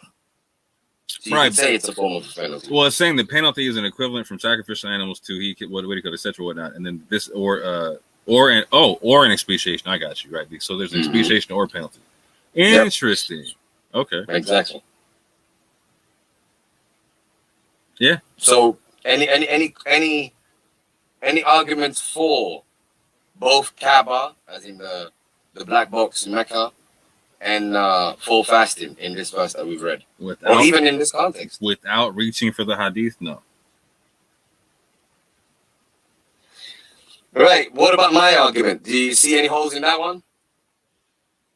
In terms of basically my argument, you could just, in a nutshell, put it down to self-restraint training. Yeah. Via the guidance of the Quran is what you're saying. Yep, via the decrees of the Quran. Right. Simple. What does the Quran teach? It teaches self-restraint. So the only way I could see a hole in the argument and something for what they're talking about is that the last part of the verse was talking about, then Allah will take retribution from him, and Allah is exalted in might and owner of retribution. The concept of retribution is But I would argue the concept of retribution is the fact that you have to give one of your animals away. You have to feed poor people for what you've done. So I would argue that it's connected to that. It does not have to be connected to fasting. Because remember, there are two. You had that or an expediation. So it's dealing with the first part. Furthermore, like it's kind of weird to equate feeding poor people to suffering for a penalty. Exactly. Like that just seems kind of snobbish right there. I don't, you know what I mean? Like some posh shit. Yo, like feeding poor people is like a punishment. Like what? Mm-hmm. That sounds like some Marie Antoinette let them eat cake type stuff right off the top, bro. Like, yep. So I that's weird to see it. Yeah. Okay. You want to keep moving or no? So can we move from this? Yeah. Are you good as the devil's advocate? Yeah. I'm trying to. I'm like, yeah. The more I'm thinking about it, the more I'm kind of getting disturbed, trying to make an argument for it. I ain't gonna lie to you. It's gonna get worse. I want you to notice that so far we have read two verses, two chapters. Two chapters, right? And the two chapters that we have read, they're basically not practiced anymore. If we go by their understanding today, nobody fasts for 2 months. Nobody fasts for 2 months for killing someone accidentally. How many people even know that there's a 2 month fast in the Quran anywhere? I'd be surprised if any. I brought it up a couple times and people are like, huh? Are you like, exactly. Show me the verse. Exactly. And I show them too. Oh, by the way, just to let you know, the word Kaaba in terms of, the black box, that's the only verse that you will find it in. No, I'm hip because, like, again, you just showed me the ankle joint, which is that's a bruh. Yeah. You didn't inform me at the beginning of this. You was taking the Kaaba away from people. You know what I'm saying? Because here's the cold part, right? Like, so again, if it is the black stone, if it's the box with the black stone or whatnot, like, so where's the sacrifice popping off at? Where are the animals anywhere around the Kaaba? Exactly. Unless you're trying to say the people circumambulating. I'm not even okay. Unless you're calling them animals. No, it just does not work. It's got so many holes. It's like a net. That argument. How does it work? You're making a lot of men mad right now, Ahmed. You bruh. He's making a whole new religion. I can hear it right now. What, the Quran is a new religion? But the Prophet ﷺ, he did this to the Kaaba and did that to the Kaaba. But furthermore, did I do anything but read? In a sense, yeah, Ibrahim and Israel, at least they're like they're going off right now. You know they are. I know.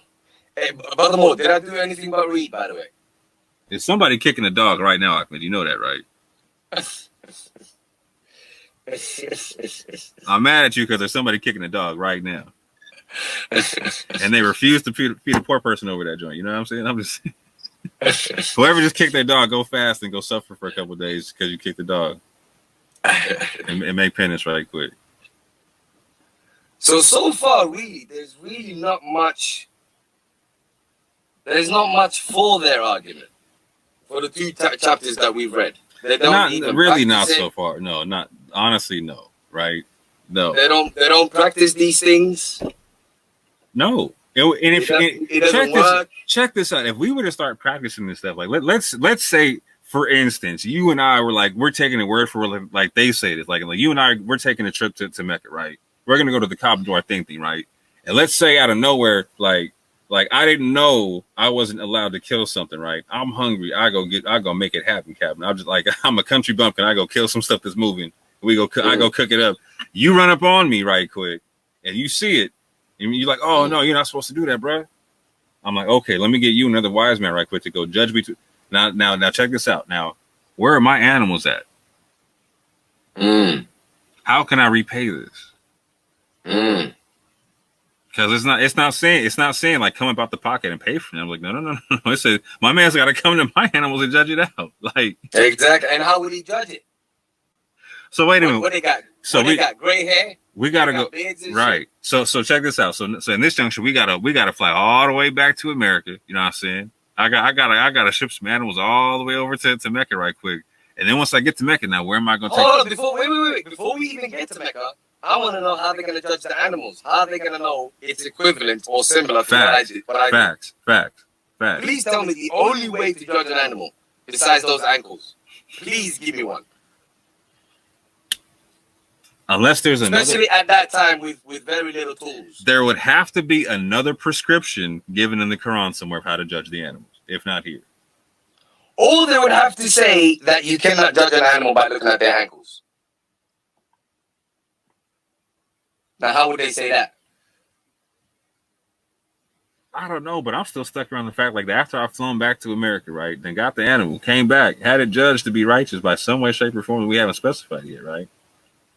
I still, like, so if you and I try to take an animal to the Kaaba right now for a sacrifice, like, bro, will we make it to the Kaaba? Exactly, bro. I got a chicken over my shoulder right now. We're walking down the streets, you know what I'm saying, in Mecca, like, hey, what you doing with that chicken? I'm going to the Kaaba, about to sacrifice the joint. You know what I'm saying? And we're explaining via the, hey, the Quran says, blah, blah, whoop, do. They look at us crazy, bro. They look at us all kind of nuts. Right now, they would literally look at us like, what the hell are you talking about? And we'd be like, what? Aren't you guys Muslim? And they would look at us like, where do they those? Right. And it's in the Quran. Right. So who's the crazy one? Yo, that's I can't even practice this if I wanted to right now via their method. That's how bad it is. Even if you wanted to, you could practice it. You know what the funny thing is? Do you know who would prevent you from practicing it? People that claim to be Muslims like you. Imagine that. Now, how does that work? I'm not gonna lie. I would love to hear EB make an argument for this. Nah, that's pointless, man. Let's talk about the heavyweights. AB's my boy. I love him. Shout out to my man AB. Shout out to my man AB. But how do you deal with this?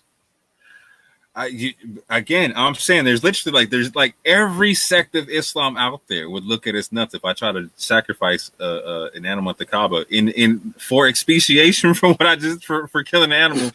Not only killing an animal, yeah. Not only killing an animal. You know what what a lot of people don't realize? It says hunting, so this is about game animals. Right. Now watch this, yeah. That's actually a very great lesson that is being taught to mankind here, and that is that that hunting should be regulated, because or else these animals will go extinct. How many animals go extinct? A lot, yeah. You see what I'm saying? So it's literally the prevention of that kind of thing happening in the wildlife. So this is a great lesson. So basically, why are you looking something down if you got something at home to eat? Yep. Because people are greedy. Interesting. I'm sure you've seen that in America. Oh yeah. Fair. Well, there you go. This is the land. This is a perfect lesson for them. Bro, we're the land of fat people and homeless people. It makes no sense. Not only that, they just kill for fun, like for game. They literally kill animal. They go hunting for fun. So this would be a perfect lesson for them. Until you tell them that you got to take it to the Kaaba in Mecca, then they'd be like, "Well, hold on."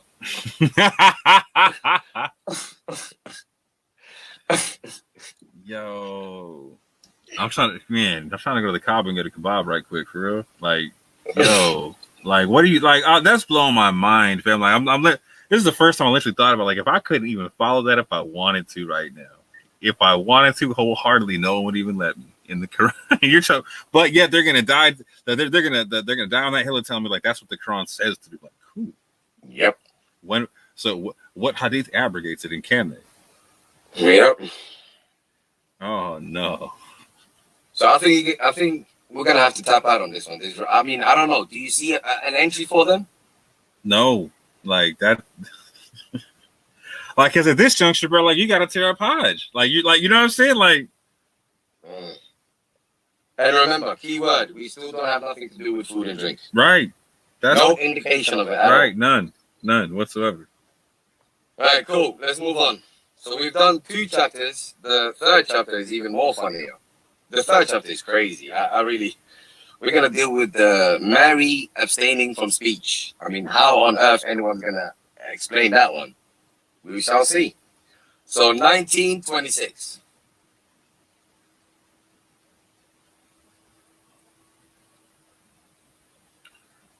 Salman, a fast. Surah 19, ayah 26. So eat and drink and be content. And if ye see from among humanity anyone, say, indeed, I have vowed to the most merciful abstention, so I will not speak today to any man. Hold on, wait. It's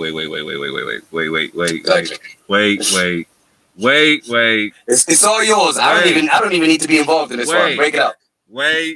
No. So why? Hold on. How is she eating and drinking but abstaining and fasting?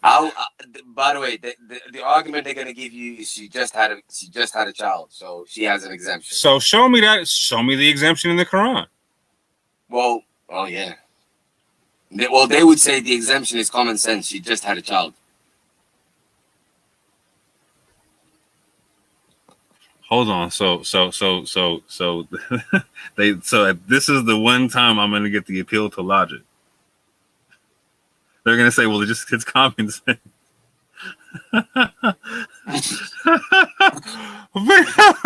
Hold on. Wait. No, stop. Hold the phone. Everybody stop. It says, so she's eating and she's drinking. So where's she abstaining from? Oh, well, apparently, speech by the sounds of it, because it says to the most gracious, a fast or abstention. So not I will speak today to any human being. So the fasting seems to be, if you're going to connect it to anything, it's the speech. Hold on, let me go a verse before and after this. Just try to get some context right quick. Just to try to, bruh. Okay. Hold on, what was it at? 20? Yeah, 26. Okay. Let me go 25 right quick. Okay. And shake toward you the trunk of the palm tree will drop upon you ripe fresh dates. Hold on.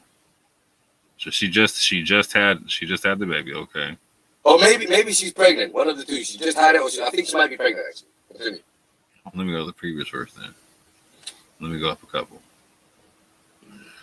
So she conceived him and she withdrew with him to a remote place. Okay, she had it. And the pains of childbirth drove her to the trunk of a palm tree. She said, "Oh, I wish I had died before this, and I wish I was in oblivion, forgotten." So she's giving birth, but he called to her. If he called to her from below her, "Do not grieve. Your Lord has provided beneath you a stream, and shake toward you the trunk of the palm tree. It will drop upon you ripe fresh dates." So okay, so she's actually getting famished from the childbirth. So she's eating and drinking. To basically sustain herself through the labor of childbirth and whatnot, which makes total sense to me. So eating, and so she's being, hold on. So she's being told, wait, hold on. So this is like some you're telling me like a law, an angel, somebody's talking to Miriam, telling her, okay, eat and drink and abstain. Yep. I know, it's like the opposite of what they say. But again, they're still going to argue in this context is because she just had a baby. No, wait. 27 is going to say that. Wait, I'm going to read verse 27. It's going to say that. Then she brought him to her people, carrying him. They said, "Oh, Mary, you have certainly done a thing unprecedented." Yeah. No, it does not. It does not say that she was that. Wow. Okay. So what's go to 26? 26 is where it says she was fasting, and then it says, "I will not speak today." So because it said so. So the soul and the speak and the fasting are connected. Wait. Hold on. Let me try to give some kind of charitable argument back on this verse 26 where it says, "Indeed, I have vowed to the most merciful abstention, so I will not speak today to any man." So maybe she was breaking her vow, right?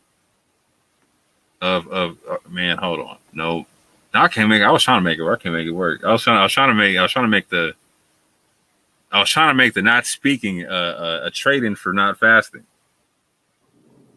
Well, no. This is actually speaking. Speaking is fasting in this case, so it's not even a trade. Yeah, that's exactly 100%. That's what I got tripped up on when I was reading. I was like, okay, no, that is the abstention. But even then, if it was the way I was talking about, like trying to make the argument, I would have to see where it's equivalent.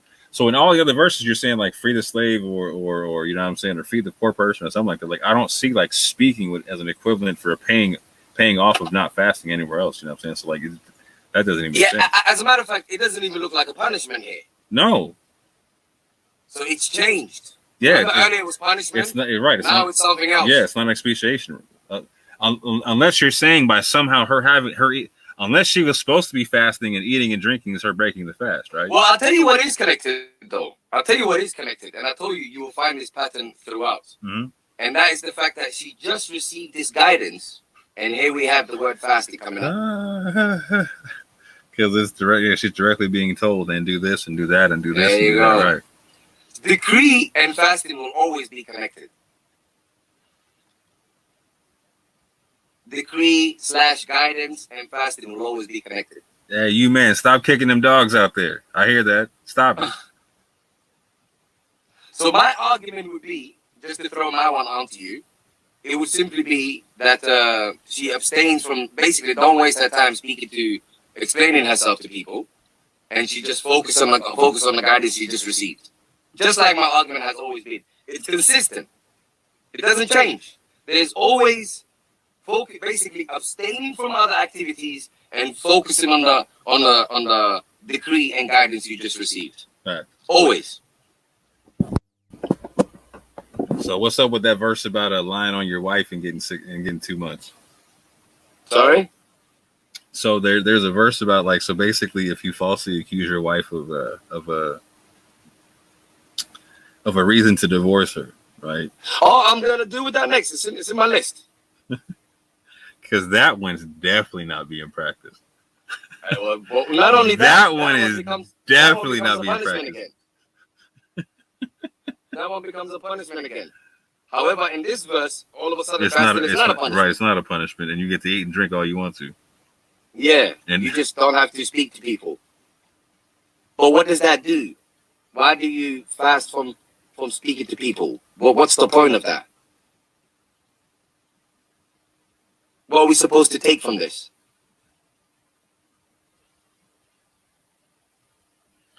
Question mark. That's all I got right now. Tapping out? Yeah. All right. So that's 3 chapters so far, and not the slightest indication of anything to do with food and drink. Or am I exaggerating? Nope. And then, as a matter of fact, we have the direct opposite. Exactly. Oh. The next one is going to get worse. The next one is actually worse, bro. The next one is deadly. You ready? Mm-hmm. Have you tapped out on this one? Yep. All right. So 33, 35. The fasting men and the fasting women. Okay. Oh, you know about that one. Okay. So again, family, you can see it's up there. It's actually up there twice. Okay. It's Wala Saimati twice. Okay. It's just want you. It says it there once, but it's there twice. So indeed, the Muslim men and Muslim women, the believing men and believing women, the obedient men and obedient women, the truthful men and truthful women, the patient men and patient women, the humble men and humble women, the charitable men and charitable women, the fasting men and fasting women, the men who guard their private parts and the women who do so, and the men who remember Allah often and the women who do so. For them, Allah has prepared forgiveness and a great reward. Now, here's the question I have for you. I can understand everything in this list has some sort of connection or similarity with each other. How the hell does fasting from food and drink fit in this list? It's like, let me give you an example. Let's say you're in a room of submitting men, submitting women, believing men, believing women, obedient men, obedient women, truthful men, truthful women, patient men, patient women, reverend men, reverend women, men who give charity, and women who give charity, and some hungry people. And men, wait, and men who guard their chastity. By the way, look, men who guard their chastity. People usually go on about women. But watch this now, yeah. Men who guard their chastity, and the women who got it, and the men who commemorate God much frequently, and the women who commemorate and the women who commemorate God much frequently as well. He has prepared for them forgiveness and a reward, recompense great. So here's my question. If there was a room full of people with those sort of descriptions, if you was an individual who simply fasts from food and drink, would you feel like you belong in there? In no way, shape, or form. Like, so you're saying like all that type of stuff, right? Like the truthful people, the patient people, the charitable people, the humble people, and then hungry people. That like, oh shit!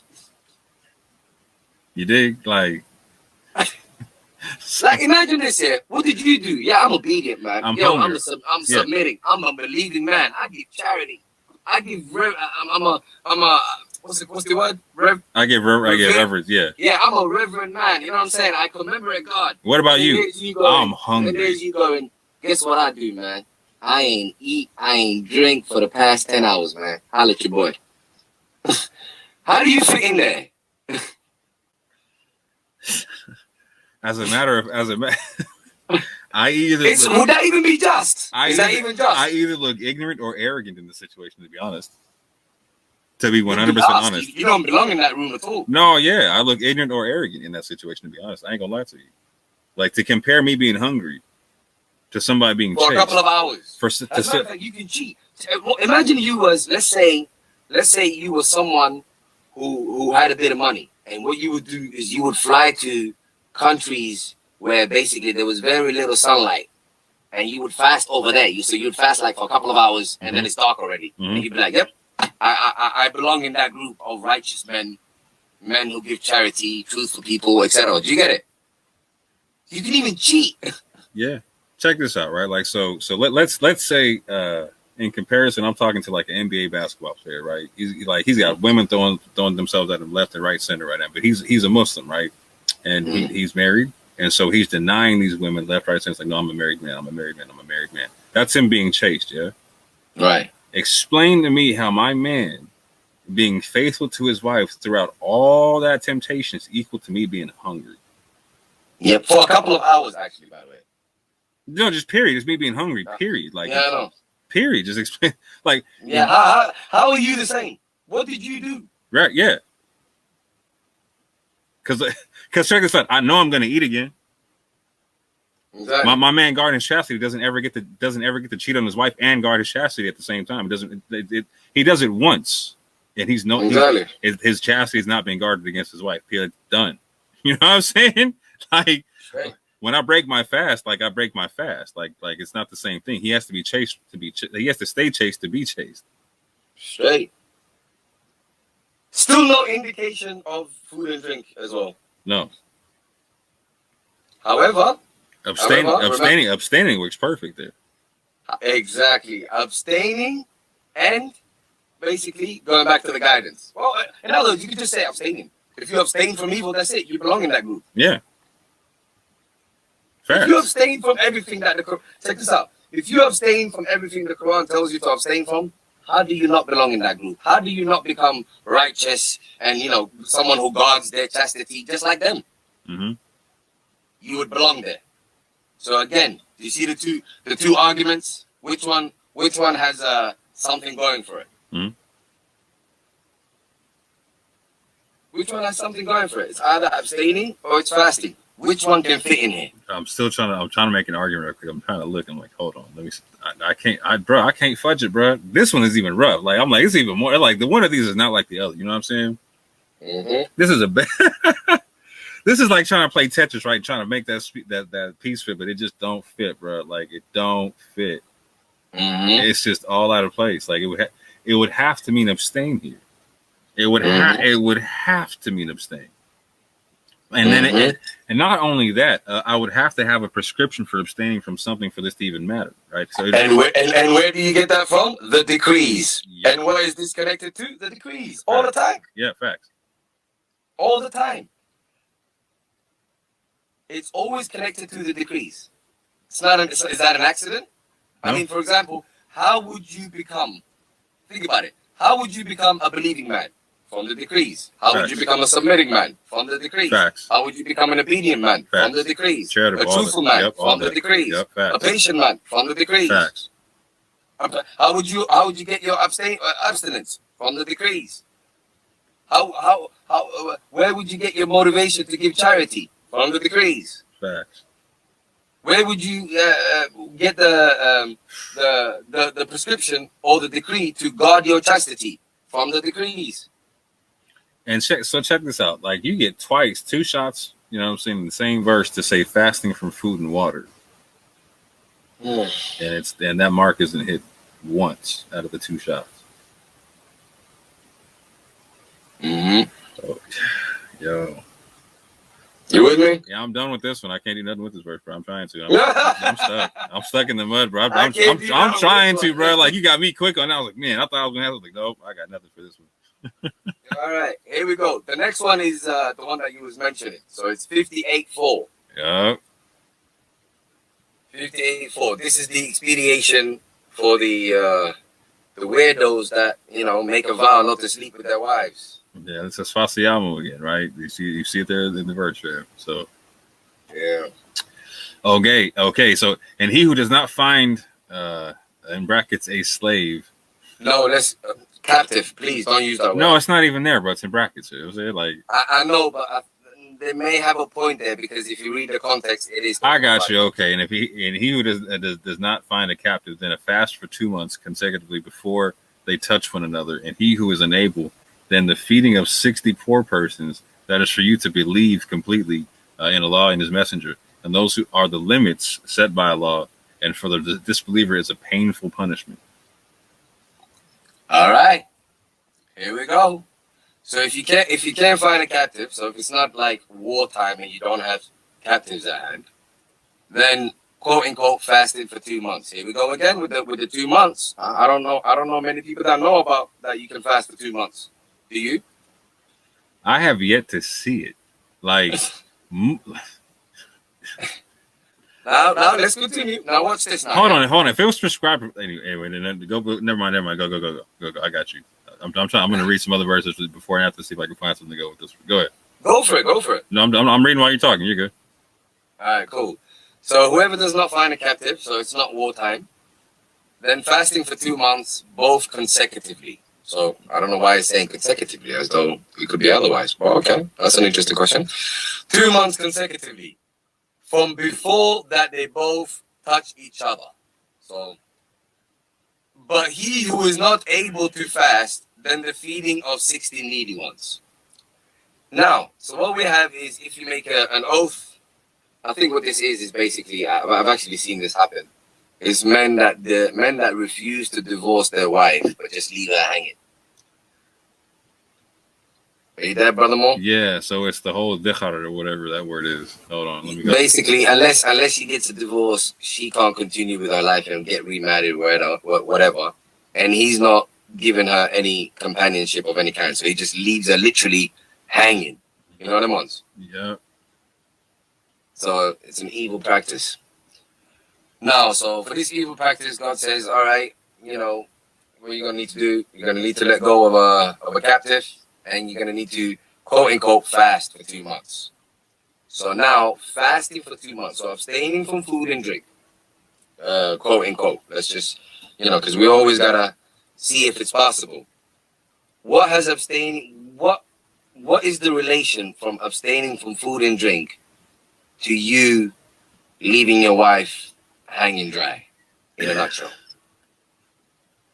Now, in this situation, it's the only one where I could actually understand it being a proper punishment, like being food and water, except it doesn't say food and water, or food and drink. And it says, yeah, it would have to be punishment. Yeah, because like it makes sense, because like, okay, like if you're declaring your wife to be unlawful, right, and she didn't do anything wrong, you're like, yo, you just messed her up in the community. You know what I'm saying? Like you just really you just tarnished her whole. Like if she's virtuous, if she's right, she's being a righteous wife, and she has not. She has not been unfaithful, and you're. No, you never have a right to do that. If you don't want her, you could always leave. You can't just leave her hanging and dry. Yeah, but that word is like for like he declared it to be unlawful. You know what I'm saying? Like do you know what I'm saying? Like Exactly. Like that's peak, bro. Like you're not just saying like, hey, I don't want to be with you no more. Like it's like, bruh, like Yeah, that's peak. you Like made her into a forbidden fruit. yeah, and you're leaving her high and dry. You feel me? Yep. So like you're leaving her high and dry, and she's got a bad name now. Yeah. Yep. Like the whole culture, like the whole society is just looking at her like that one. Yeah, exactly. And it'd be hard for her to get married at that juncture. You're like, oh, you're that chick. Oh, okay. Yep. It's like that Scarlet Letter treatment. You know what I'm saying? Like, so I could understand that being a punishment, but at the same point in time, like, if I was the lady, right, that's not enough for me. Not only is that not enough, if the only reason you are not leaving this woman hanging dry is because you fear the punishment of going without food and drink for a couple of hours, what sort of relationship are you guys gonna have, if any? Yo, that's peak. I ain't gonna lie to you, bro. It's not a relationship you want to be in. You're just avoiding not having to go through hours of drinking and eating. It's not a relationship. It's like, oh shit, I'd rather sit next to you than deal with that. So check this out though. This is like before they touch one another. So I lied on my lady, right? Declared her unlawful, like she done cheated on me or something like that, right? She didn't do it. She didn't do it, or I decided to take her back. One of the two. And so before, like, let's say I just declare she did it, right? She didn't do it. You know what I'm saying? I take it like before I touch her again. Like, so it's like the assumption is we're gonna have sex again, right? Yeah, basically, yeah. Yeah, how does that work? I left her high. You know what I'm saying? Like, it doesn't say we. It's not like I want to have sex with her. So why even say you got to go through 2 months before you get to have sex with her when I didn't want to have sex with her? And that one doesn't even make sense because if I declared her unlawful, right? Like, so it's like at that juncture, it's a 4-month waiting period from the bed, right? And then we get divorced, right? Like, so if I've declared her unlawful, either we're already divorced or I'm waiting for 4 months, right? So if we're divorced, then we got to get remarried again so I can touch her again. Yep. Yo, it's like God is encouraging you. Stop! Don't do that. I know you don't like her, but be with her, or else no food and drink for you. Yo, that's getting peak right there. I'm not gonna lie, bro. It don't work, bro. No. Like, and then again, like, I'm just gonna leave that one alone because I'm tripping on the whole. Like, I get to just and it gets worse now. Now, what's this now? Yeah, it says, but he who is not able to fast, then feeding of 60 needy ones. But then, then feeding 60 needy ones who's not able to fast. If you cannot go without food and drink, then feed 60 needy ones. Then why does God not just say feed 60 needy ones? Surely that's better than going without food and drink. And hold on, it gets worse. So if you was gonna leave your woman hanging dry, what's feeding 60 needy ones gonna teach you? At least as it relates to your wife. And my lady's still high and dry. Like yeah. How does that work? Like they're getting sustenance, she's not getting. How does that? Exactly. I don't know what. It's not even going to teach you anything. It's like it's a punishment. It's like, oh shit, I have to feed 60 people. Right. I don't ever want to do this. I don't ever want to feed 60 poor people again. So I'll just do what I need to do. And that's that makes right. That makes charity like a punishment now. Like charity. Yeah. No, that's what I'm saying. It makes it's a posh punishment at this juncture because you're saying like it's something to avoid. Yeah, I'm too good to feed the rich people or feed the poor people. Therefore, I only do it when it's a punishment. Like like that actually, like I'm saying, that's crazy, bro. Like that's some snobby stuff right there. It don't work. And here's the killer one for me. Remember how I always told you that Siam is always connected to the guidance. Watch what it literally says. So the feeding of 60 needy ones, so that you may believe in God and his messenger. How do you believe in God and his messenger? Through the message, yeah. There you go. Every single time it's connected to the guidance. And then wait, it gets worse. Watch this, yeah? So that you may believe in God and his messenger. And these are the limits of God. Where are the limits of God found? In the message, in the guidance. See? All the time, bro. And then he says, and for the disbelievers, or for the coverers, because you and I know what time it is, man. We're not going to deal with their word. Mm-hmm. And for the coverers, a retribution painful. So, again, what arguments do we have for them? We have that fasting is a punishment. I'm tapping right off the top, bro. You got me. I'm choked out. I'm choked out on this one. I'm tapping. Fasting is punishment. It's a punishment that, you know, in order to avoid, maybe you should be with your wife after 2 months. 60. It don't work. You know what? This is what this is what this man is saying. This is why you need hadith and tafsir, because it explains all this stuff. This is why they say you need hadith and tafsir, because they have literally mistranslated the Quran and basically filled people's heads with information outside of the Quran. So when people read the Quran, they read it with hadith spectacles. That's why they can't understand it. Yeah, I'm giving up on this one. I'm tapping on this one. Done? Yeah. All right, we're at the last one now. So we've dealt with 1, 2, 3, 4, 5. We've dealt with 5 chapters. We've got 1 to go, and we have not a single indication of anything to do with food and drink. Yeah, and I'm tapping out faster and faster with each chapter. That's the cold part. So we have, check this out. So out of 6 chapters, we've read 5, and there's not the slightest indication of anything to do with food and drink. Not the slightest. Well, unless I'm lying, please stop me. Nope. But we have everything for that it's abstaining and practicing self-restraint through the guidance and the decree of God. We have everything for that argument. Am I lying? Yes, sir. No, please tell me if because I don't want people to think that you're taking it easy on me. Is there any holes in my argument so far? The only hole I could put into it would be the one we're about to get into, and if you want me to turn up on this one, I will on the last one. But like, this is the only spot I could try to, which is the whole part about it being decreed beforehand.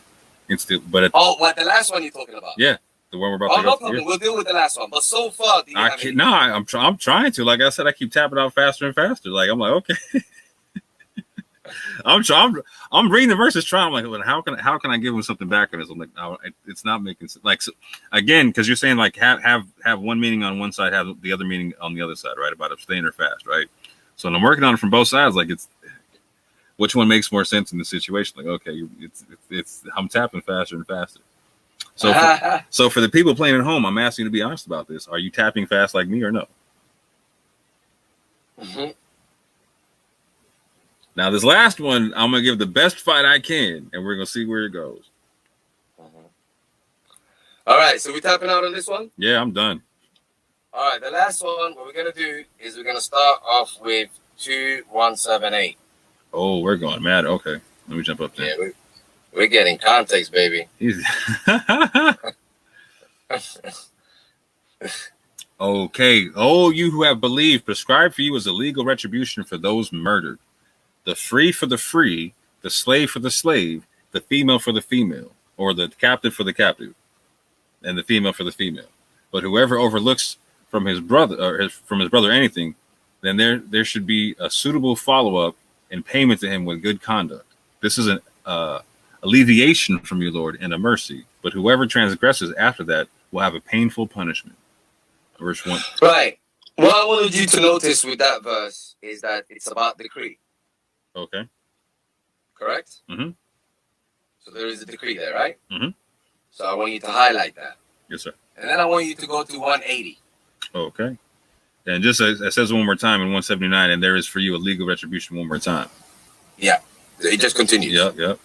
So 180. So go to 180. Prescribed for you when death approaches, any one of you, if he leaves wealth, is that he should make a bequest for the parents and near relatives according to what is acceptable, a duty upon the righteous. To 181. Then whoever alters the bequest after he has heard it, the sin is only upon those who have altered it. Indeed, Allah is hearing and knowing. 2:182. But if one fears from the bequeather some error or sin and corrects that which is between them, there is no sin upon him. Indeed, Allah is forgiving and merciful. 2:183. O you who have believed, decreed upon you is fast. Wait. Did you already read 2:183? Stop right there.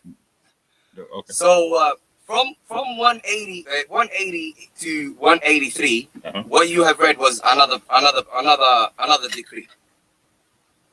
Am I correct? Yes, sir.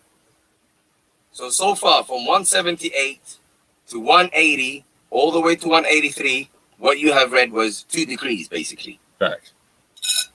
Okay? And those decrees are found where? In the guidance. Okay, I want you to remember that. Now read the 2:183. Okay, this is the part y'all been waiting for. Y'all been ready for this part, yeah? So, all you who have believed, decreed upon you is fasting, as it was decreed upon those before you, that you may become righteous. Okay, stop right there. Yes, sir. Stop right there. So, decree. We have another decree, correct? Yep. And this decree is found where? In the guidance. Okay. So, this decree is that decreed upon us is fasting, as it was prescribed, decreed for those from before you, so that you may become righteous.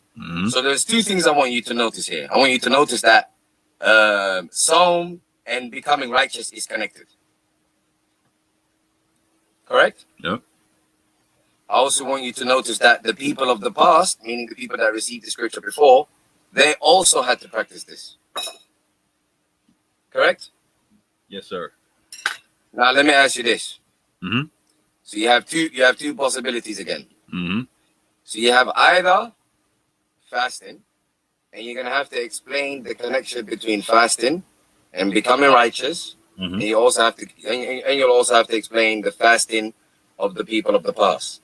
And if you're going to get any additional information from the people of the past, the Quran is supposed to be the criterion. Why haven't you got that information? Facts. And I'm going to give you my best argument based upon the people of the previous scripture. And I'm the best person to do that, right? But at the same point, but real quick, at the same point in time, when I give the argument, like again, this like the same people that talk against me, like again, they're going to tell me that the Quran is the guardian criterion, right? Yep. So yeah, so right off the top, so they should go against you when you give the argument. Yes. There you go. Like my argument is not even one that they could make. That's what I'm saying. Like it. There you go. Like, because they're going to tell me the previous scripture is corrupt, and that the Quran is the guardian over it anyway. How do you, if the previous scripture is corrupt, and you're going to take information from the previous scripture, which you don't have in your scripture, how are you a criterion over it? Yo, you got people kicking way too many dogs right now, Ahmed. You know what I'm saying? Now, most people, unfortunately, there's going to be a lot of people that won't care. But if anyone's reasonable, for the reasonable people listening, all they have to do is offer a rebuttal. I'm not even claiming, some sort of excellence of any kind. Go ahead, just refute it. You know, Ahmed made this peak for you guys, because that means when he's done making this argument, you tell him no, then I'm going to come right over the top. Like, okay, so you're trying to tell me that the Torah isn't corrupt and blah blah blah. Because I'm gonna have way too much fun with this one, fam. Because I'm trying to tell you, like, in order for you to pull bread and water out this joint, you got to go to the Torah. You got to. And the moment you do that, you destroy your own argument. Yep. So it's because here's the funny part. Because I always say, now show me what's different in the Torah than in the Quran. Like now in the Quran, it does not say fasting with food or like so in the Torah it says lachem in ma'in, right? So it says lachem can mean bread and meat, right? Lachem in Arabic is just meat, right? Right. And again it says water, right? So it specifically says that in the Hebrew, but it don't say that nowhere in the Arabic. So right. So they would have to say that the Torah is a criterion over the Quran. In this situation, yeah. But then they wouldn't be able to be consistent with the rest of the Quran. Nowhere, like, yo, you just made it like extra peak, and I don't even think they're gonna catch you, bro. Like, I promise you, I'm gonna make him. I'm gonna make him understand this. Sleepless nights over this, man. I wish this wasn't the case. I just can't believe that people are so either dumb or so uncaring. Well, I just don't see. At this juncture, I think it's not even about being unintelligent. I think it's more so people are holding on to, like you said, the traditions of their fathers, right? Yeah, but that's just crazy. I mean, what, over something that you can see right in front of you? That's just crazy. That's crazy. That's idolatry. This is about to get real peak right now because you're about to, bro. These men are gonna have to take the Torah to disprove you right now. Like I'm dying. I'm like this. Literally the only way that what you're saying is provably incorrect. Actually, it's funny you say that. I've tried to have this argument with a few people, and guess what they've done? They've tried to use the Torah as their argument. Now here's the cold part, though, right? Here's the part that I'm dealing with Ahmed on this, right? And we're talking about the first time we talked about this. I brought up this whole Torah concept, and then but I was like, okay, I'm hearing what you're saying, and it was like, but we talked about the language. I'm like, okay, even in Hebrew, like, because I brought it to him, like, so you're going with the full figurative aspect of how the Arabic is used. He's like, yes. I was like, cool, because Hebrew is literal and figurative at the same time, and depending on the context, you can get either one, right? And so lachem has a figurative meaning. Ma'in, water, has a figurative meaning. It doesn't, and it fits in perfect with what Ahmed's talking about. It's hilarious. like for instance, like the figurative meaning for Ma'in, or the water, can be waste or filth, right? There you go. Like the figurative, and I guarantee you'll be connected to the guidance as well. Right. Yeah, like so that's even in the Torah. I guarantee you'll be connected to the guidance. But here's what I'm saying. Like, so if the Quran is the criterion or the guardian criterion, I would have to take its direction over what is it literal or figurative in the Torah. Exactly. And so if it's not telling me literal food and water in the literal food and water in the Quran, like, what are you guys telling me about its guardianship over the Torah? Like exactly, it must lose that title. That's wow. You might as well go to the Torah. Leave the Quran alone and use the Torah as the criterion. You got these men gunning for me now. I didn't do it. This wasn't me. But I will use it. So this is perfect for you. Anyone that this hurts. The Torah, just use this hurts, bro. I'm sorry, man. Now here's the killer part. Here's the killer part, because you was asking me, how do you deal with this when it's talking about the people of the past? Now, here's the killer part. Remember the consistent argument that I'll be making. The consistent argument that I'll be making is abstinence is always connected to the guidance. All right, cool. The people of the past received guidance to abstain from the evil that you find in the Quran. Same thing.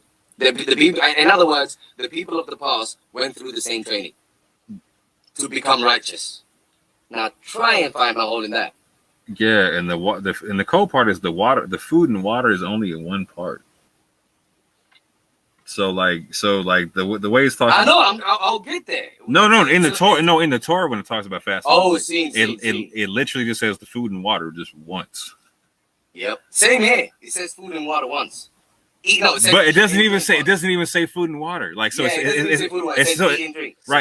says the same word. It says to consume and to absorb in the Hebrew, right? It says the same thing, same words, right? And whatnot. But like one time does it say food and water? That's it. There you go. That's it. And so like that's how I'm saying. Like, so for like for my man to make it to be literal, like I gotta take the Torah over the Quran here. Like that's man. Oh. And what do you think about? Okay, so on one side we have the fasting argument. The other side you have the argument I gave you, which is simply that abstinence has been prescribed so that we may gain righteousness. Right. How do we gain righteousness? By abstaining from the things we are told to abstain from in the Quran. What did the people of the past do? Exactly that. They got scriptures to abstain from God. God wants them to abstain from the decrees and the guidance that they got. Same thing. Yep.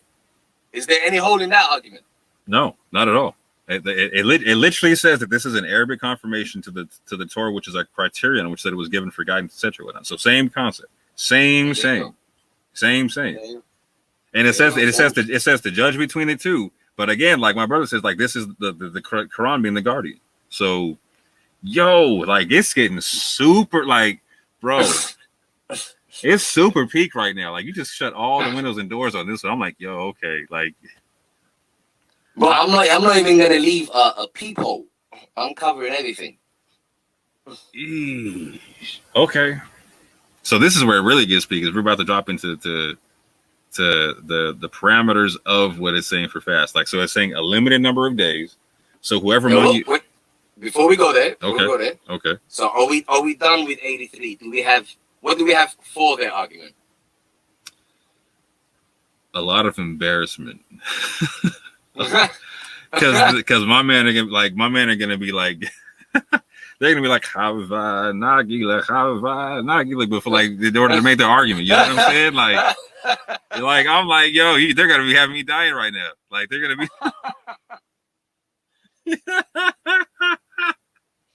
I was like, yo, they're gonna, like, Musa's gonna be their favorite prophet. You know what I'm saying? That, like, to make this one happen. Like, okay. Yo, I'm dying right now. I'm so dying. It's gonna get worse, bro. I hadn't even thought about it from this angle. I'm reading, I'm like, oh, this hurts. Like, cause man, you're gonna have my man's like kicking dogs and confirming the Torah all at the same time. Like, man, it's peak. So I'm moving on to verse 184 because I can't do nothing with that. I mean, I can, but like, I can't make an argument that they would make. You know what I'm saying? Like, all right, cool. Do you have any argument against mine? I'll make it off air because, again, it's an in the weeds argument. You know what I'm saying? But like, and it's not one that they would ever come one that they would make. But no, go for it, because I don't want them to think that there is, you know. I want them to see how sincere we're being. Go for it. Any argument? Again, like, so the only thing I could point to is the Quran talks about that 30 days was appointed to Musa, and then 10 days was added to perfect it, right? And but I'm talking about what we've read, though. Right. Go ahead. No, but that's what I was gonna say. They wouldn't make the argument anyway. Like, so like the only place, like the previous scripture says that he fasted for 40 days twice. One does not mention food or water anywhere. It just says that he fasted, that he abstained. Right. Okay. And while he was abstaining, he was receiving the Torah. Well, there you go. So there you go. So my man with the abstaining, right, and the guidance concept, right. Mm-hmm. And the other one is a reflection upon it, saying that he's fasted for 40 days and that he did not drink food or water, or he didn't eat food and drink water, whatnot. But at the same point in time, in the figurative concept, there's it's basically filth and waste that I'm not consuming or absorbing, right? Which he's learning from what? The guidance he just received. Facts, right? So like, again, like it I would have to take the Torah. I mean, that is literally the point of the guidance, for you to abstain from filth and all of that stuff. Literally. Exactly. Literally. So, like, I would have to be taking the Jewish context in Torah over the Quranic context in Quran to even make the argument work. And, like, again. Yeah, but to be honest, I don't know why you're surprised, though, because a whole lot of the Hadith corpus is based on Jewish sources. Yeah, exactly. 100%. No, 100%. So there's no surprise there. Yeah, real talk. Like, a lot of the jurisprudence, like, I understand right off the top. I'm like, oh, you got that from the Talmud. Oh, you got that from this. Oh, you got that from that. Okay, I got 100%. You. Yeah. 100%. So going on to 184, right? It says, in brackets, for fasting a limited number of days, not in brackets. So whoever among you is ill or on a journey during them, then an equal number of days are to be made up. Now, this makes sense to me, what you're saying. So if I'm ill, I'm not really going to be able to concentrate on the guidance as much. Exactly. I'm a bit focused. And if you're on a journey, you're going to miss out on the guidance. 100%. I'm on a journey, fam. Yeah. So when the prophet is preaching, you're not there. Right. 100 facts. Got you. 100 facts. Same thing with if you're sick. If you're sick, you're going to be at home, whereas the prophet is preaching to the public. Do you get it? Facts. Now, alternatively, why would being on a journey stop me from fasting? I've always wondered that.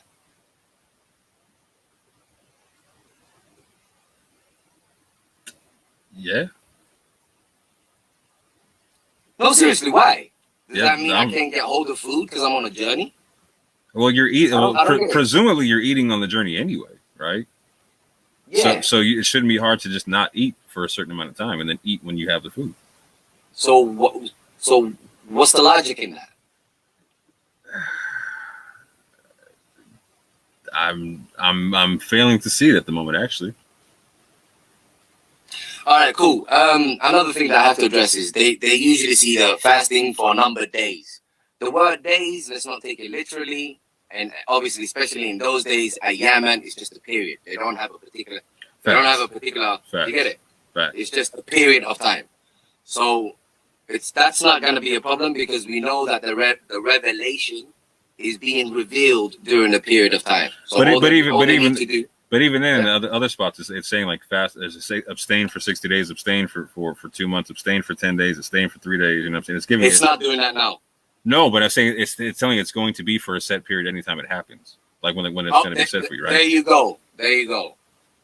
Because you only need a set time to learn the Quran, and the Quran only comes down. The guidance only come down for a set time. So this is just basically your concentration is only needed for a set time for you to consume and absorb this guidance. And if it's going to be an expatiation of any kind at any point, it can't be just be willy nilly anyway. It's got to be for something prescribed, like a set something. You know what I'm saying? Like so, like let's say I was going to fast for a period of time for lying about my wife or breaking an oath, etc. Whatnot. Like so, I could just like fast for like 10 minutes. I'm like, okay, that's good. Well, there you go, because you weren't given no. Well, he was given 2 months in those ones. No, that's what I'm saying. There's a set time period and whatnot. So even in your case, like, oh yeah, there's no set time period. You're right. Right. So in your case where you're talking about reflecting upon the guidance and whatnot, it wouldn't make sense to just reflect upon the guidance for like 10 minutes or whatnot. Like you're gonna have a set time. Like it's gonna be like you're gonna get like reflect from here to here. You know what I'm saying? Because like again, like these are the verses that are made clear to us, right? Like so there's gonna be clear instruction and guidance in that. Yep. So we're with each other so far? Yeah.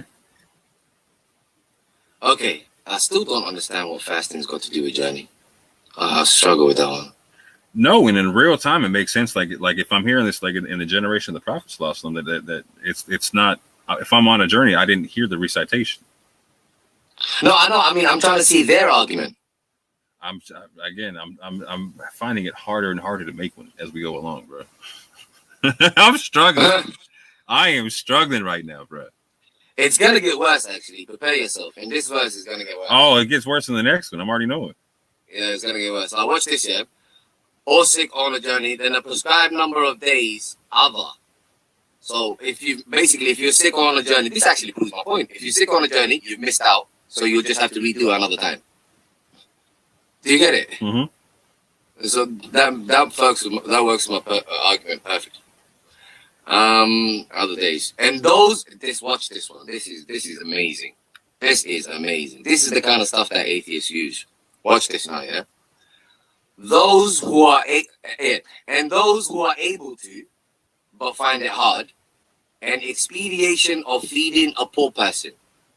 So if you find fasting hard, then an expediation of feeding the poor people. So now, fasting is something that you can, like fasting is so heavy that there could be an expediation for it.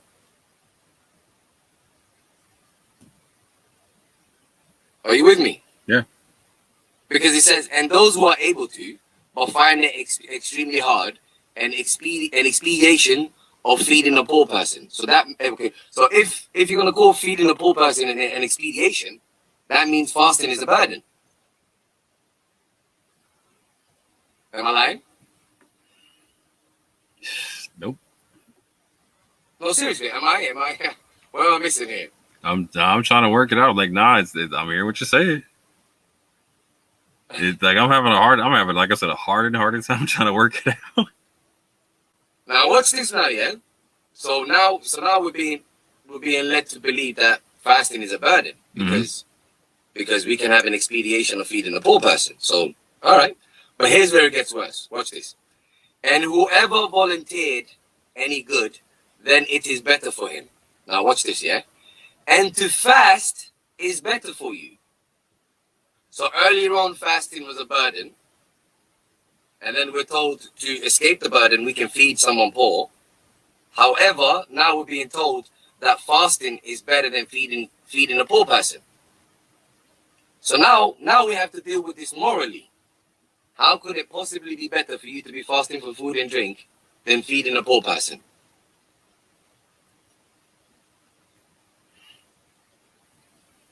In what scenario could that be better? I can't even think of one. How do you even say that morally? With a straight face.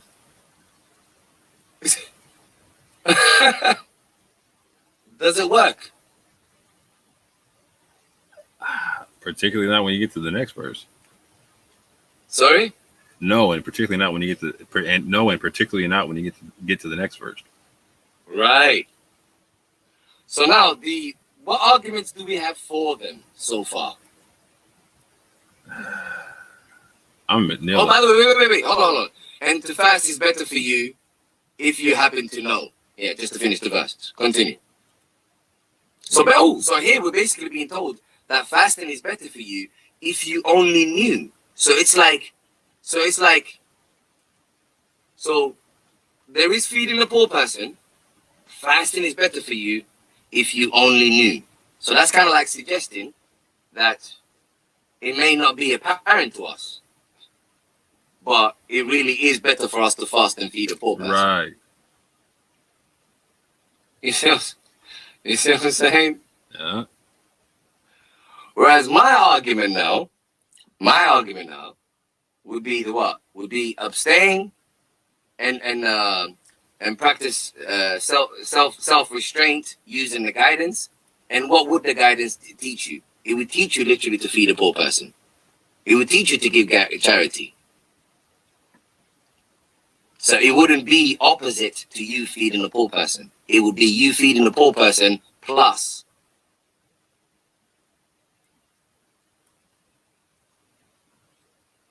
Do you see it? Mm-hmm. Any holes in that argument? Not one that I can see right now. Any argument? Anything for their argument? Bro, I'm struggling on this one. Like I'm tapping on that. I ain't gonna lie to you. All right, here we go. 85, baby. Let's go. The month of Ramadan is that in which was revealed the Quran, a guidance for the people and clear proofs of guidance and criterion. So whoever cites the month, let him fast it. And whoever is ill... Stop.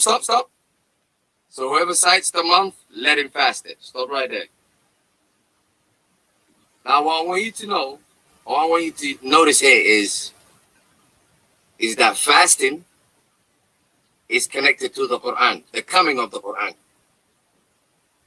And that the relevance of the month and the relevance of whatever the word Ramadan means, we'll go into it, is the Quran. Any arguments against that? Say that one more time. I said, okay. In this verse, what you will notice is the month, Ramadan, Quran, and fasting are all connected. Yes. Okay. Now I'll tell you that the purpose of the month is the fact that the Quran came down. Is that incorrect? No. Ramadan is a description of the month. Is that incorrect? No, sir. Right. And the purpose of the Quran is to give guidance for the people and the clear proofs of the guidance, wal Furqan, and the criteria. Facts. 100%. Big See what's facts. happening here? Yep. You see what's happening here? Al-Furqan. So the month, the Quran, Ramadan, fasting, the fact that the Quran is a guidance and a criterion are all connected. Is there any way to disconnect them? Nope. And which one is the subject title then? What is the subject title of what you read? What's the main subject? The Ramadan in well, I just said Ramadan at this juncture, right? Or no. Okay. No, you would have to say the Quran is the subject. Oh, hold on. I got you. I'll tell you talking about like the month we're talking about. So yeah, the Quran. Well, I mean, put it this way: is there a month of Ramadan without the Quran? No. So the whole purpose of Ramadan is the fact that the Quran came down. 100%. So what does that make what is the subject of what we read so far? The Quran guidance and criteria. That's what it is, right? 100%. There's no way out. Now watch this now, yeah? So let's talk about the word Ramadan. So when you say when you say the month of Ramadan is which was revealed there in the Quran. So if the month is a noun, and if the Quran is a noun, what is the only possibility of what Ramadan could be? Read the sentence and then work out what is the only possibility it could be. The noun. No, if the month is a noun and the Quran is a noun. Now, for the word Ramadan to be a noun, which they made it to now, they made it into a noun or a proper noun. The only way that could be the case is for them to be aware of something called a Ramadan before. Or if I'm titling the month that in that juncture, right? So it says, if I'm titling the month in the verse itself, like if that's what I'm giving it the title, that would make sense to be a proper noun there, right? But either or. Yes, but if you're giving it that title, then you would have to introduce it as a title. How do we work that out from this? It's like saying, imagine if you've never heard of a label before. In order for me to introduce it to you, I would have to break down what the label represents. So this is where I'm trying to push back. This is the counter argument. It would be like, so Ramadan would be, you would know it's the month that the Quran came down. Like that's so it's labeling like, okay, this is like it's saying the month of Ramadan in which was revealed the Quran.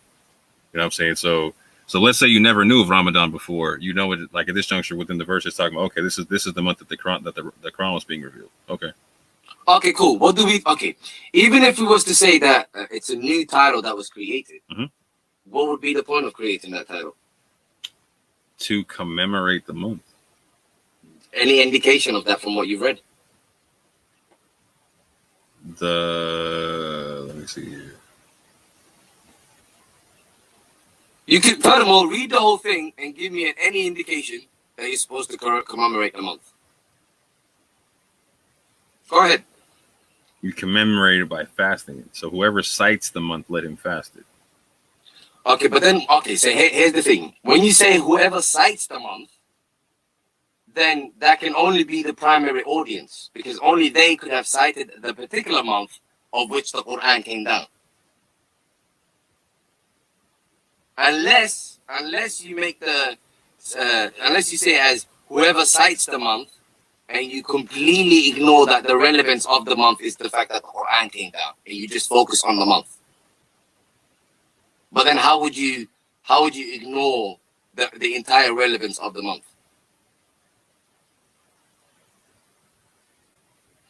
So for me, I'm reading it and it's a present tense. It's not like a past tense. So if it was a past tense, I could understand someone having cited it and like because the Quran came down over a period of revelation, etc. Right? No, what you could do is you could put yourself in the audience. You could put yourself in the primary audience. No, and that's what I'm saying. Like, so I would have to like it would. Yeah, I hear what you're saying. I hear that. Like, so if I'm the audience hearing it, like, so whoever cites it, like I'm hearing the present tense, whoever cites the month fasted, etc. Whatnot. I got you. But how do you apply it to today, for example? Right now, this is supposed to be Ramadan, but this is a Ramadan without a Quran coming down. This is just a commemoration of a particular time. Where do we get that idea from what we've read? So again, there is a past tense concept of the month of Ramadan in which was revealed the Quran, right? And so then there's the present tense, whoever cites it, let him fast it. So it could be very easily that concept of like the past tense being recognized in the present tense. Like in the present tense, we recognize we commemorate the month that happened because the Quran came down in the past. Therefore, we fasted. I know, but where is the idea that you're supposed to do so? I know that's what we do, but who told you to do so? I'm saying I'm looking at the verse right there and seeing this. So I'm seeing a past tense in the first part of the verse and a present tense in the middle right there. Yeah, but I don't think you're supposed to. Hold on. Yes, fair enough. But when you're reading it, you have to read it as the primary audience. Like, you have to actually prove why that could apply to the latter audience, such as myself. Because if you're the primary audience, you're witnessing this particular month that the Quran came down. If I'm the later audience, I just become someone who holds a particular month, highly. However, I'm not experiencing what you've experienced. The Quran didn't come down to me at this particular month. Do you get it? How are we the same? So the only way I could make it the same is if the Quran came down to one specific month, right? And that one specific month is being called Ramadan within the Quran itself, and that one. But doesn't that need to be justified? That there is a month that is called Ramadan. From now on, recognize this month as Ramadan. anything of the sort. Unless Ramadan is a month that was already known. Unless it was a month that was already known. That's my point. If you're gonna say it's a noun, it had to already be known, or it had to be presented as a new noun to be recognized. Agreed. I got you. Alternatively, I can give you this. If you say month of Ramadan, which was revealed the Quran, I would say that Ramadan is an adjective describing the month of which the Quran came down. Hey, rock out. I'll be right back. No problem. Go ahead. You got it. Oh, sorry. I thought you said you're going to come back. Yeah. But yeah, just keep talking. You got it. All right, cool. As I was saying, so the month of Ramadan, which was revealed the Quran, the only way it makes sense to me is that the month Ramadan describes something about the month of which the Quran came down. That's provided you're not gonna, bring in nouns that are unjustified. If you're gonna bring in nouns you're gonna have to justify them with they knew about these particular labels, or you're gonna have to justify it with it is being instructed in these particular contexts that we're reading. But that's not the case. And furthermore, if you go to the root word,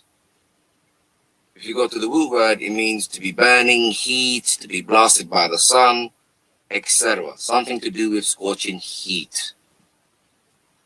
So it's a valid argument to say that it was the heat describes the month that the Quran came down. But if we change everything into a noun, then it's like saying the month of July the month of July of which was revealed there in the Quran. But then you're talking about 1400 years ago in a pagan community with not much advancement. What are they doing with months and stuff? Unless, I don't know, they have those kind of trade going on where things like that is necessary for them to know. But unless things like that is necessary for them to know, where would they? Okay, well, all right. Furthermore, if we say Ramadan is the name of a particular month, do we have any other names of any other months in the Quran? Why is this the only month that is highlighted? And if this is the only month that is highlighted, why do you think it's a month? Why do you think it's the label of a month? If there is no other indication of such a thing. Furthermore, which month? The first month, second month, third month? Yeah, and which month is that?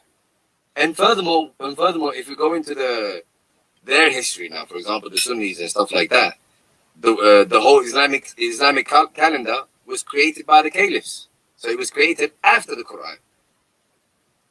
Did you know that? Not at all. This is not a secret. I think it was Omar that actually created the Islamic calendar. So the whole idea of this, the idea that there's a month that is named Ramadan, was created after the Quran. So are we saying that the Quran was talking about something that didn't exist?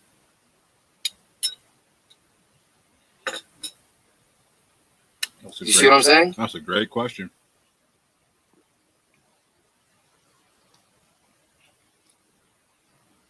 Yeah.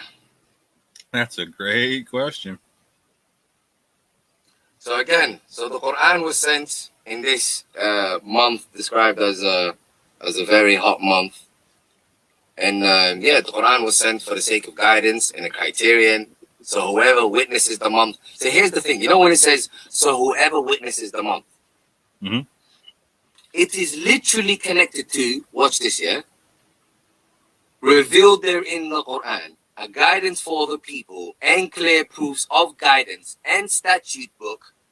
So whoever witnesses among you the month. You see that? So when it says, so whoever witnesses among you the month, it's directly connected to the Quran. Or else, why does it say so? It's like me saying, my brother Moore is from America. He touched down yesterday. So, yeah, look at this. So when you see him, okay, my brother Moore just came from America. He touched down last week. So if you witness the week he came, You see what I'm saying? If Right. you witness so if you witness the week he came, then do etc. etc. etc. How is that not connected to you? How is that just connected to the week? I couldn't call that one. Like, so I hear what you're saying, and I could see. This is where I think they're gonna try to like pull out all the stops. I'm like, no further than this. You know what I'm saying? Because like here, I could see where it's arguable about like having to have witnessed that particular month, right? Because they're gonna be like, so the first thing they're gonna say is like, so is this a verse that's stands for all time or just specific to that time period? You know what I'm saying? They're gonna hit you with that concept. You know what I'm saying? I'll deal with that. So I'll deal with that. That's not a problem. So that'd be the only argument I could make. Is it one of those things? Is it a forever thing or just a right now thing? It's a forever thing. I can cover my back, but they won't. That's my argument. So, for example, it says, so here's the thing, yeah. They're trying to make the month relevant without the Quran, and I just don't see how they get to do that. Especially when it literally goes in on the Quran. Look, the Quran came down, guidance, criterion, and then it says, so whoever witnesses the month. So how is that not connected to the Quran? How are you just gonna, you get me, like, leave the Quran out of it and just make the month relevant without the Quran? When evidently the entire relevance of the month is the fact that the Quran came. You feel me?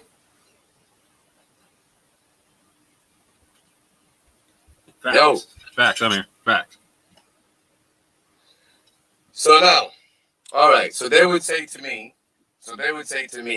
how would you, the Quran is meant to be eternal, so how?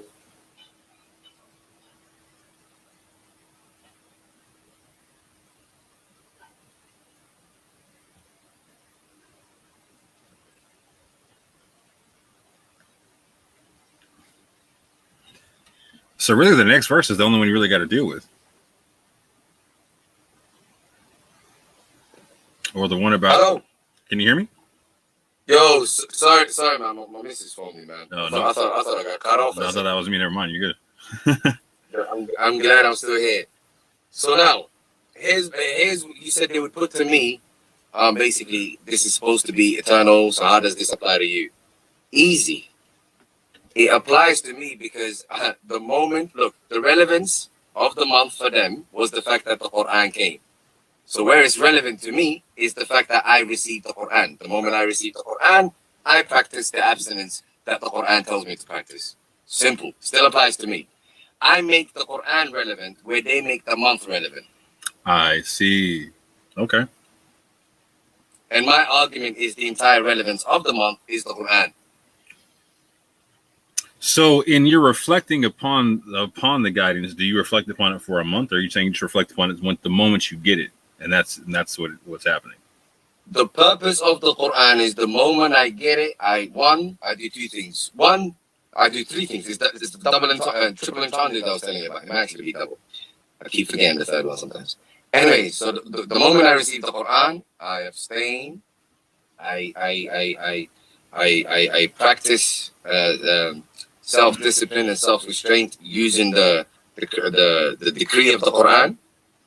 You see what I'm saying to you, yeah? So I abstain from what it tells me. So I abstain from society or my normal engagements. Mm-hmm. And two, I abstain from what the Quran tells me to abstain from. So it's a double entendre that way.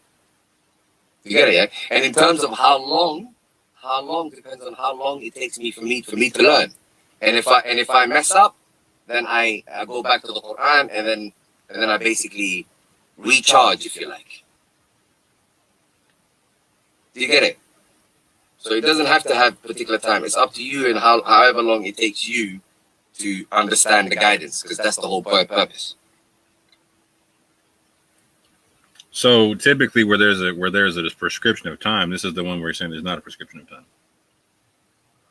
Well, no, I'm saying there's a prescription of time in terms of the Quran is coming down in a prescribed time, right? Mm-hmm. So obviously, during those prescribed times, one, you're gonna have to abstain from society and go listen to go listen to the prophet preach and give the revelation. Understand? So you're gonna have to abstain that way, and you're gonna have to abstain from the decrees that you are given. Do you get it? So when it says prescription of time, it obviously occurs during a set amount of time where the Quran is being revealed. So in terms of, for me, you can still say the set amount of time still applies to me, because it takes a whole lot more than a day to learn the Quran. So is that where you get in? Like, so is that where you get into like times of salat and all type of stuff, or what? Sorry? Is that when you get into salat, or no? It's when you get into salat. Yes, it's when you get into salat. 100%. Okay. 100%. So even in this day and age, you couldn't learn the Quran in one day, so the time still applies. Okay. You get it? Uh-huh. But there is no set time. It's just there is time, but the time is person dependent, because everyone learns at a different pace. You feel me? I can understand that. And if, let's say, you have not learned, remember earlier on the chapters that we discussed earlier on about when you do mistakes here and there, what do you do to atone for your mistakes? You go back to the Quran, right? So same thing applies here. So if the time wasn't enough, if you mess up, you just go back and evolve spiritually, going back to the Quran, basically. You see what I'm saying? Okay. So I say, go ahead, please. If there's any holes, go for it. I say we jump into the sticky verse, right? Which is the next one, which is the one that breaks down the not touching wives and all that type of stuff, to eat and drink. Yeah, we will. Before we do, let's read the second half of this verse. Okay. So you said, whoever witnesses among you the month, then they shall fast therein. Continue from there. And whoever is ill or on a journey, then an equal number of other days. Allah intends for you ease and does not intend for you hardship, and wants for you to complete the period and to glorify Allah for that to which He has guided you, and perhaps you will be grateful. Now that goes back to my question. So for you, it's not a set period. So it says for to complete the period. Yep. And what's the purpose of completing the period? Right, to be grateful and be guided and whatnot, right? But just be clear, you're saying that's not a specified period, other than it's how it. Hold on, I was gonna say other than, so for you it'd be like the times of salat, correct, or something else, or what was that? Yeah, it would be the times of salat, basically. Basically, because the long story short, I'm trying to make sure I remember like how you particularly talk about it. Is that so? Like that's the set times of salat is one would be the prescribed times of the recitation, etc. Right? So for you, that those are the periods being spoken of that are specific in the previous verse. 100%. Okay, got you. 100%, and that still works today, because facts. We still need to have salah sessions today. We still need to abstain. We still need to learn self-restraint using the guidance. So it still works today. Right. It still takes time, as it did then. You're still gonna mistakes. You're still gonna do mistakes. As it says in the Quran, and when you do mistakes, you go back to the guidance, you repent. Do you get it? It still works. Everything fits. Do you see any holes? Not so far. Right, we're killing it today, boy. Right, so here's the interesting part again. Hey, get out of here. Right, here's the interesting part. It says, and whoever is sick or on a journey. So here's the thing. Before it says whoever is sick or on a journey, it says whoever witnesses among you the month. So are they trying to say that if you're sick or on a journey, you would perhaps not witness the month? Yikes. Okay. Need I say more?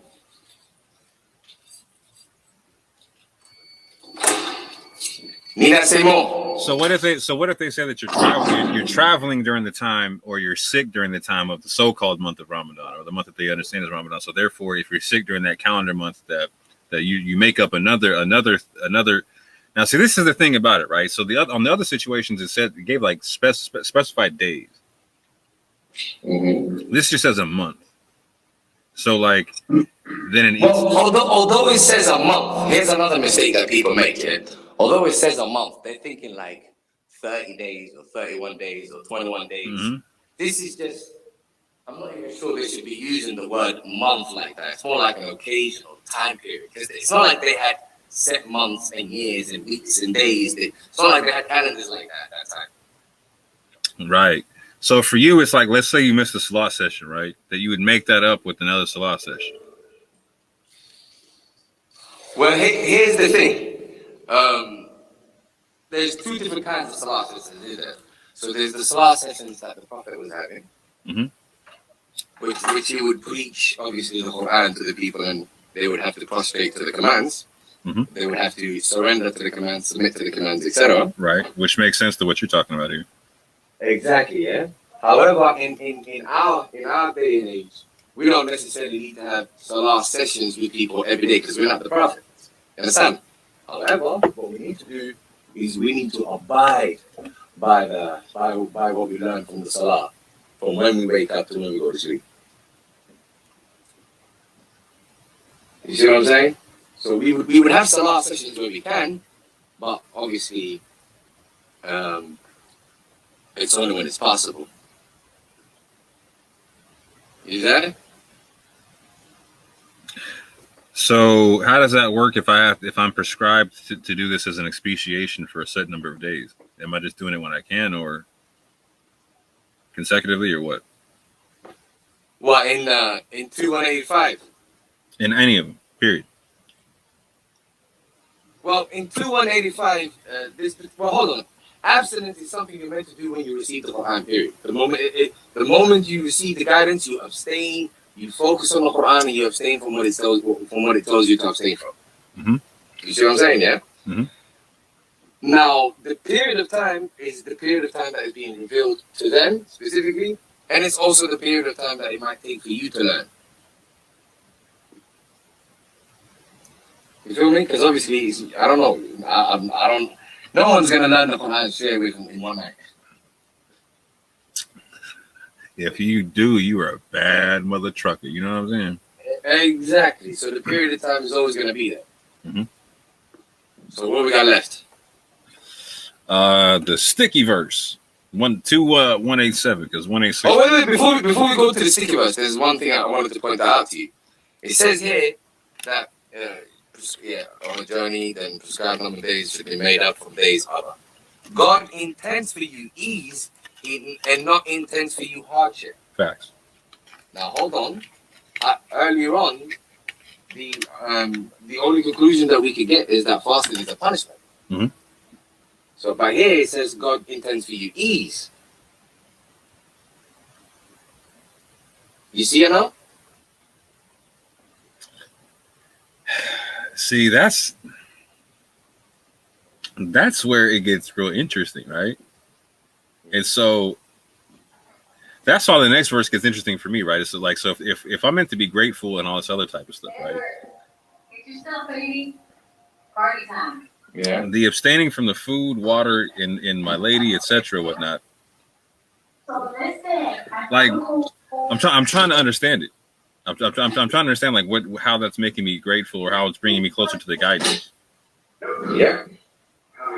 Not only that, how is it an ease? How can it say here that God intends for you ease, but earlier on we've seen fasting as a punishment? Yeah, it's not easy to abstain from the food. It's not easy to stay away from your wife. It's not easy to, you know what I'm saying? Like, like, and why would it be easy to stay away from your wife if it's telling you that they are a garment for you and you are a garment for them?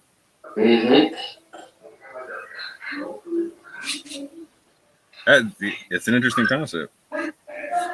So you feel me? You see, there's really not much for their argument so far, is there?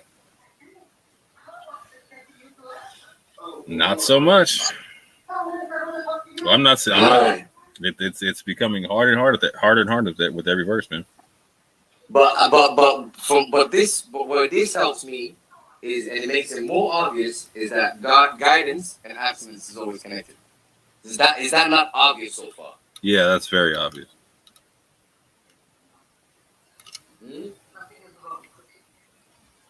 That's obvious, right? Yes, sir. All right, let's go to 86.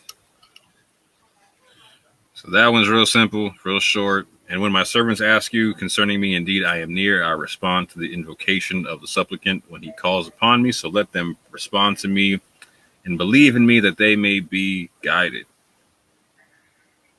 And Where is this from again? that's, the guidance. So moving into the sticky, icky verse, right? Because this is the one they've been wanting us to get. They wanted to start. They want us to start on this verse. You know what I'm saying? Yeah, I know. That's why I left it to the last.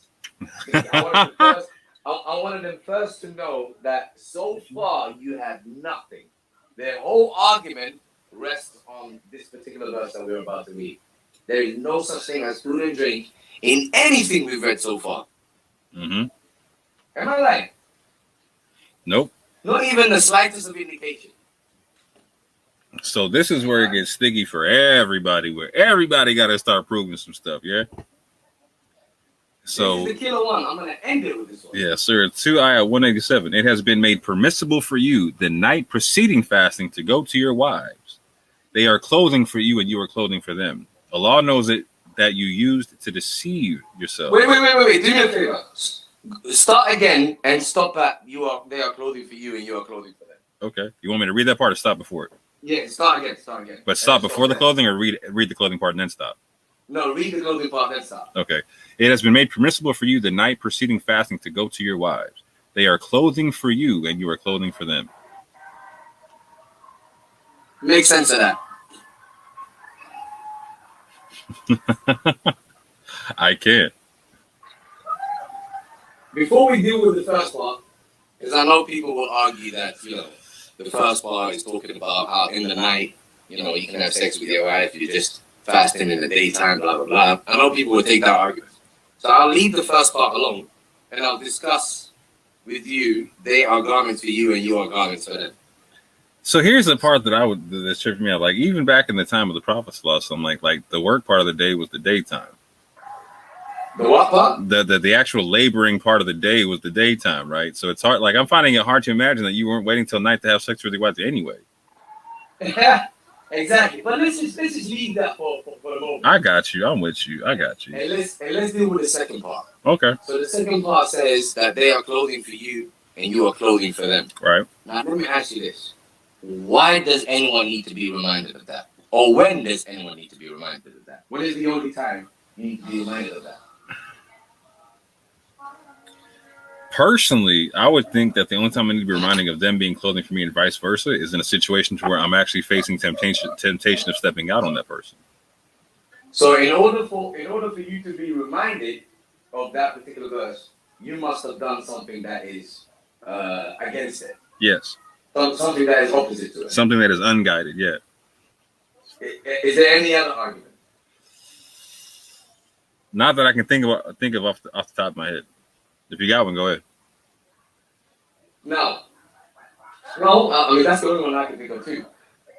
And so the first argument I can give you is that in order for that to follow, in order for it to say they are garments for you and you are garments for them, the first verse must have something to do with you doing something that is against the second verse, against the second part. You see what I'm saying? Like, for example, you used to do so and so. However, they are garments for you, and you are garments for them. You see what I'm saying? Yeah. Does that make any sense? Yep. That's easy. Furthermore, let me continue. Yep. And read one more. Garments for you, garments for them. Mm-hmm. Yeah, read the God knows that you used to betray yourself. Right. So Allah knows they used to deceive yourself, so He accepted your repentance and forgave you. Stop there. Yep. Stop there. So Allah knows that you used to deceive yourself. So now you have, they are garments for you, you are garments for them. Allah knows that you used to deceive yourself. How does the first part not have anything to do with that? Why is God saying that Allah knows that you used to deceive yourself? See, that's the good part, is the why, right? It's because, like, so. And the second. Wait, just a quick one before you start. Yeah? Mm-hmm. How about the part where it says, God knows that you used to deceive yourself, and the part before that where it says, they are garments for you and you are garments for them? Right. At least those two go together. Yeah, it would have to. So how can the first not go together with it? And the second part of it is even more confusing, right? So he accepted your repentance and forgave you. Exactly. All right. Add that. We'll stop there. So how does the first part not have anything to do with all of that? It has to, and that's what I'm saying. Like it's funny because so if they're my clothing, and I used to deceive myself with the fact that they were my clothing, either I'm cheating on them or I'm sleeping with them when and where I shouldn't be, right? And so exactly. So for instance, like later on in the verse, it talks about like don't have relations with them as long as you're staying at worship for the mosque or whatever, right? So it's no. I'm saying so either I'm stepping out on them, or I got the nerve to go have sex with them in the mosque somewhere. You know what I'm saying? Like I'm doing it in the wrong spot, something like that. Like I'm have like so why would me having sex with my wife be a need something where I'm deceiving myself and I need to repent for it? Exactly. Unless it's in the wrong place, or which it's gotta be some ill shit. Yeah. It has to be some ill shit. You must have done something for you to be told they are going to you, you are going to them. God knows that you used to deceive yourself, right, and He has accepted your repentance. So there must be something you have done. Like you exhibitionists who like to do it on the back of camels together, like, hey, knock it off right quick. You know what I'm saying? I don't know, bro. Like that's a rough one. I ain't gonna lie to you. But furthermore, I would say you must have done something to the women, because why do you need to be reminded that they are garments for you? Unless you've done something to them. It's not even you've just had sex in public now, because there's something you've done to them. Why do you need to be told that they are garments for you? Right. Why? And what do you need to be forgiven for? And what do you need to be forgiven for unless you've done something that you shouldn't do? Facts. You see what I'm saying? Mm-hmm. So now, if we go back to the first part, mm-hmm. It says it has been made lawful for you. So now let me ask you this. Is it talking about the future, or is it talking about the past? Because if the second part and the third part says they are garments for you, you are garments for them, and God knows that you used to deceive yourself, so now He has forgiven you, we know that at least that part is talking about something to do with the past. So how can the first part be doing with the present or future? Yeah, because it has been made as a past tense sentence. How do you talk about the future in one part and then talk about just the past in the rest? Give me a sentence where you could do that. Don't have me lie to you right now. It don't work. No.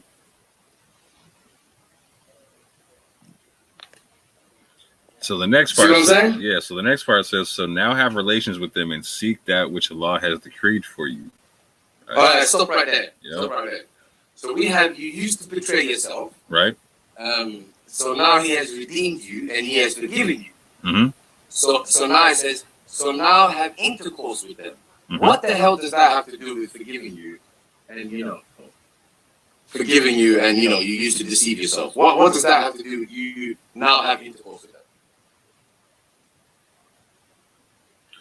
I'm not gonna lie. Still, it's a confusing set of wording if you look at this just that one way. You know what I'm saying? In terms of like, if I'm trying to look at how do you say you deceived yourself? God has forgiven you and He has redeemed you. So now go and have relations with them. Yeah. Encourage you to have relations with your wife. How do you make sense of that? The only way I could make sense of any of this is if I had done something wrong and then I was corrected for it, and I'm going back to doing things on the right path, right? Like on the right track under the concept. Like so now I did something beforehand that was off. You know what I'm saying? I deceived myself in doing so. I received forgiveness for my repentance on that, right? And so now I'm being told to basically go and sin no more. Basically, you know what I'm saying? Like have relations with my wife and be cool with it. You know what I'm saying? But at the same point in time, well, why do you need to be told to have relations with your wife? That's right. I was just about to say that. Like that just seems peculiar. unless it's the concept of like, so again, so if I go to the other marriage part, the parts of the conference, let's say I cheated on my lady, right? And she wants the divorce or whatnot, and we're in that 4-month time period now. You know what I'm saying? Maybe at the end of 4 months, she doesn't want to get divorced, and we want to stay together now. You know what I'm saying? So maybe it's saying like, okay, now you stay. It's the end of that. You can go reconsummate everything again. You know what I'm saying? After the end of that period, but again, I would have to have done something wrong that would have been worth divorcing over. Yep. So,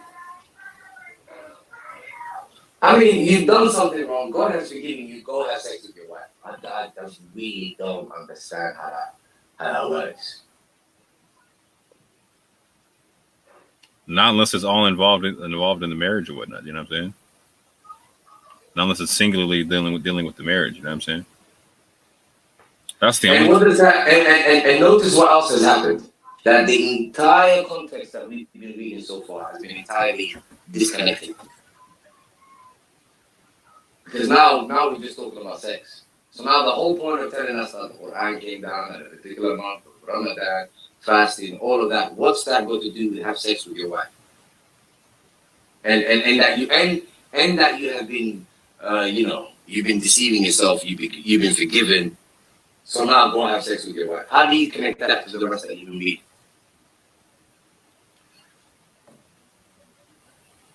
I can't, and not in the context that they're meaning it in. You know what I'm saying?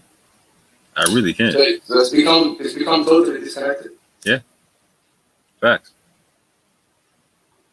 Okay. Another thing I want you to notice is the two Arabic words that apparently both have something to do with sex now. So in the beginning, the Arabic word is al-rafathu. So when it says it has been made lawful for you in the nights of fasting, sexual intercourse is al-rafathu. Mm-hmm. So that's the first word. And then now we have another word, which is bashiruhunna. Remember bashiruhunna? Mm-hmm. So now al-rafathu means sex, bashiruhunna means sex. In the same verse. Peculiar? Facts. Did you see what I'm saying there? Yep. And then it gets worse. And then it says, and seek what God has decreed for you. So now apparently, you're going to seek what God has decreed for you in your wife's, lady bits. Does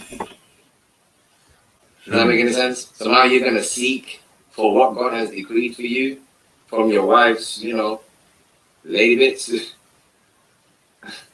that make any sense?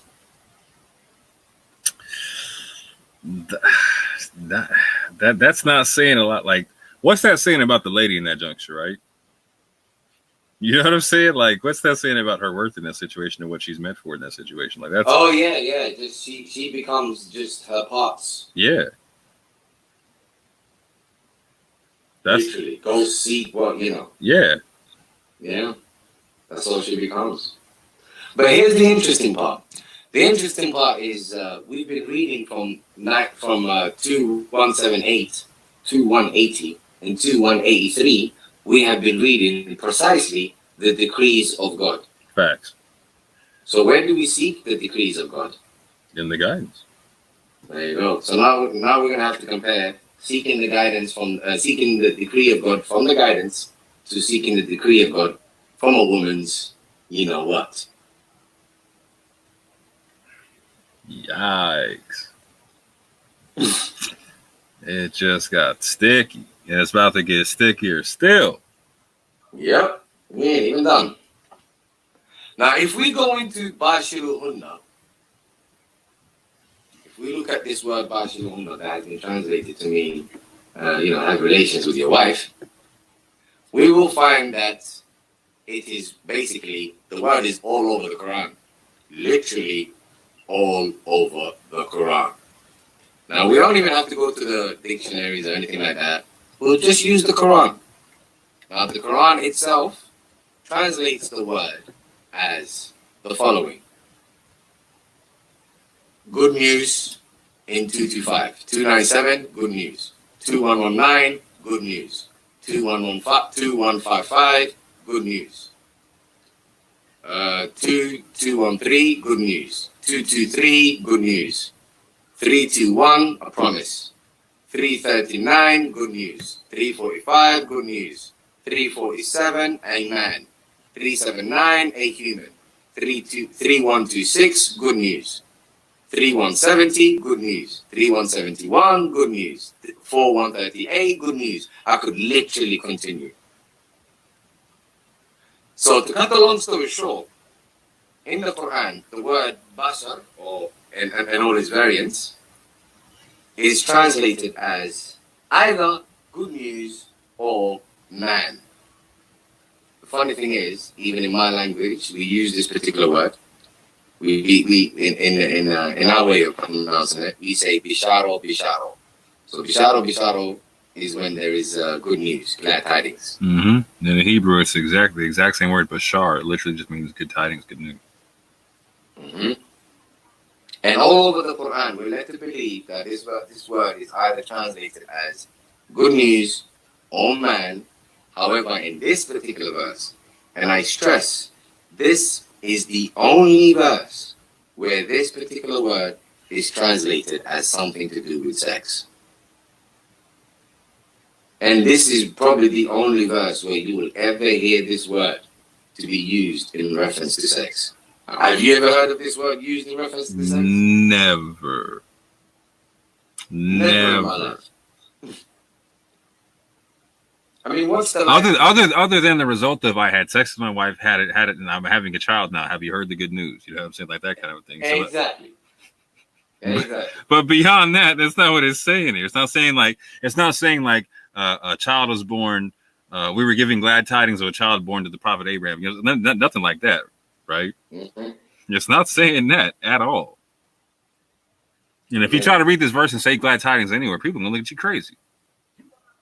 They're gonna look at you crazy. It's like, but wait a minute. But how does it mean sex though? Exactly. Like, so and here's the cold part. Like, so if you want to be honest about it, like, so now we're breaking down, if you break down the root word or whatnot, the root of this whole thing, like just the linguistics of it, like, how is it possible for it to mean sex? Yep.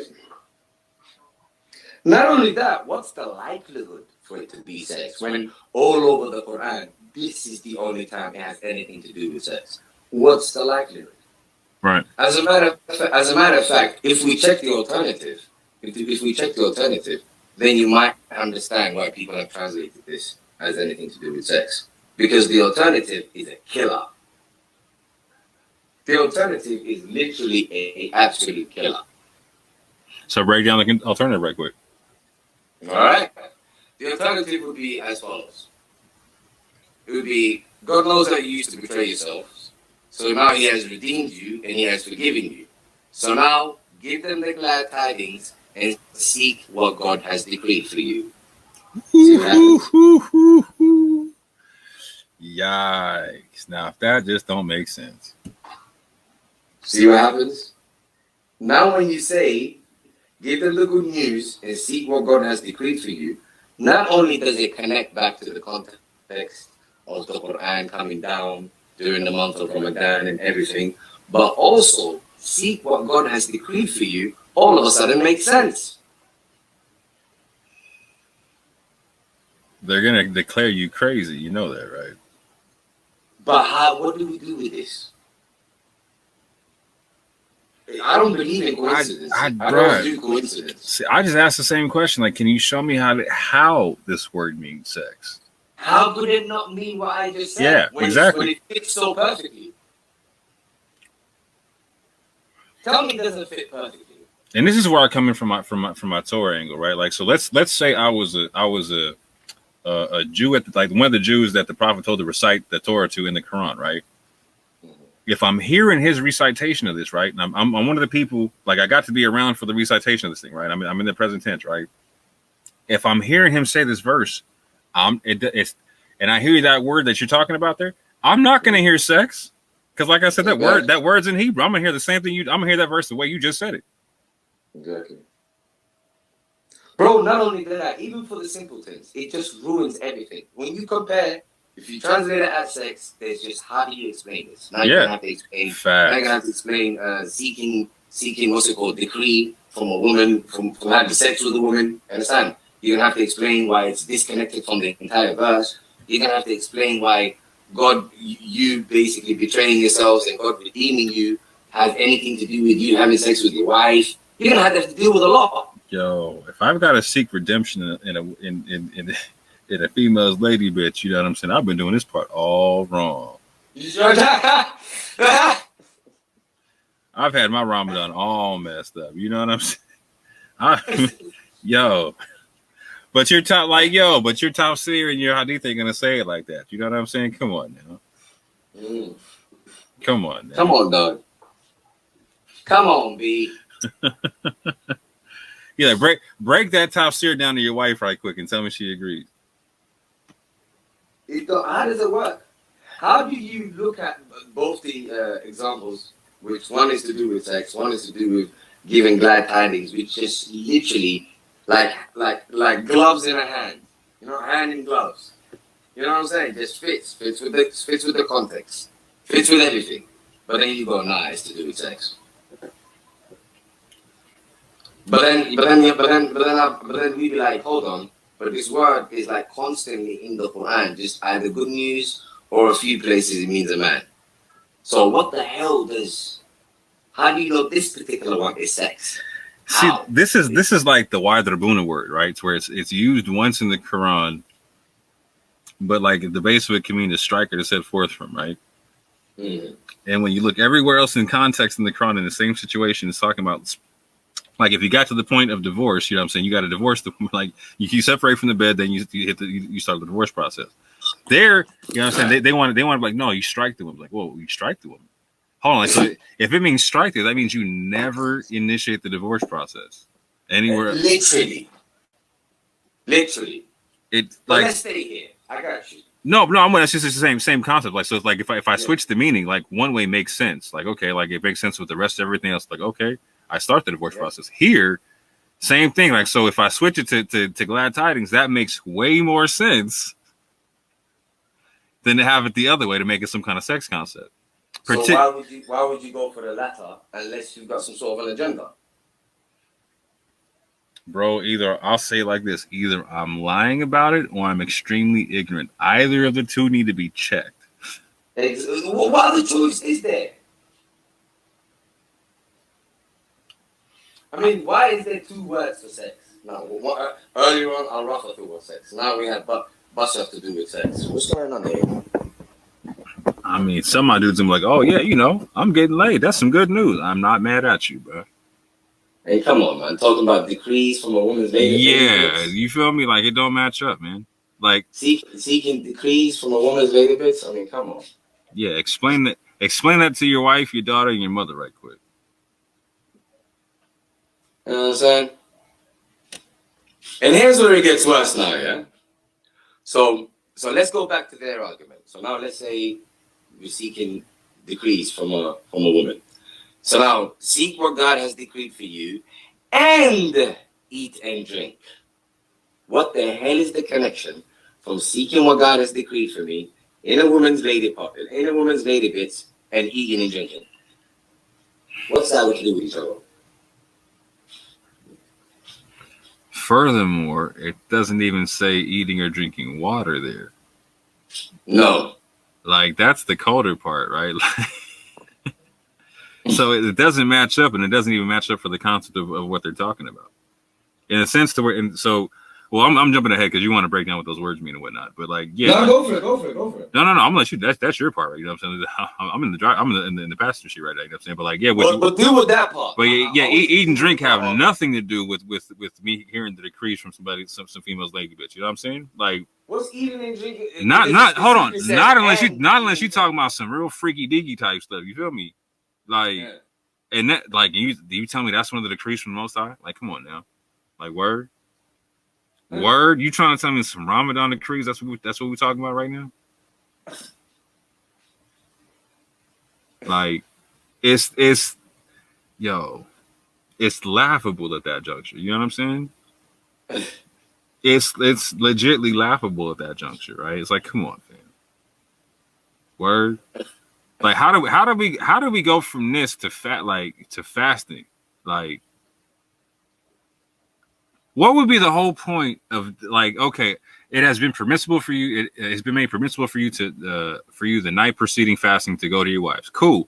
Now skip the next couple of sentences and everything makes sense for me, right? But no, they're there, and then it says, so now have, you know what I'm saying? Now have relations with them and seek that which Allah has decreed. You're like, okay, wait a minute, wait. Why do I need all that? What's the purpose of all that right there? All them shit like that's like what is all that? Like for real. Exactly. And then if out of you're nowhere, already told in the first part that you can go have sex with your wife, what's the rest of all right? this? And then out of nowhere, somebody eat and drink. Like, you know what I'm saying? Like, okay. No, not only eat and drink and eat and drink. Right. So it's connected. Right. It's like, what the Thank hell? you. Right. Facts. What's going on? It's like 1 minute we're talking about food, the next minute you want to talk about cars. You know what I mean? Right. It's like, well, what's the subject here? They're talking about wine and dining and satin sheets or something like that. You know what I'm saying? Like, come on now. Like, I don't, yeah.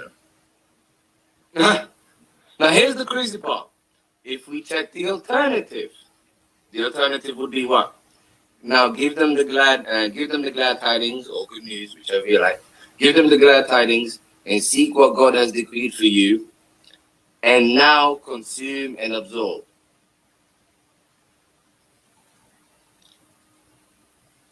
Now, the consuming and absorbing will be connected to the giving the glad tidings. Yeah, and let me take it out like this: if I start going from the very beginning, right, I just make sex with that one verse and understand that it's not following after that for certain portions, right? Like, so again, like this verse makes way more sense. Allah knows you used to deceive yourselves, right? So He accepted your repentance and forgave you. That would be like, okay, now we're getting to I'm handing down the guidance concepts. There you go. You know what I'm saying? Like, so like it doesn't make sense to have the sex aspect going through these verses that have nothing to do with the sex aspect. It's talking about the guidance concepts, right? There you go. Like it literally, like that's what I'm saying. Like, yo, come on, stop playing. Like, it's laughable at this next. Like, okay, you trying to tell me good news means sex now? Like, but then tell me I don't know Arabic. Okay.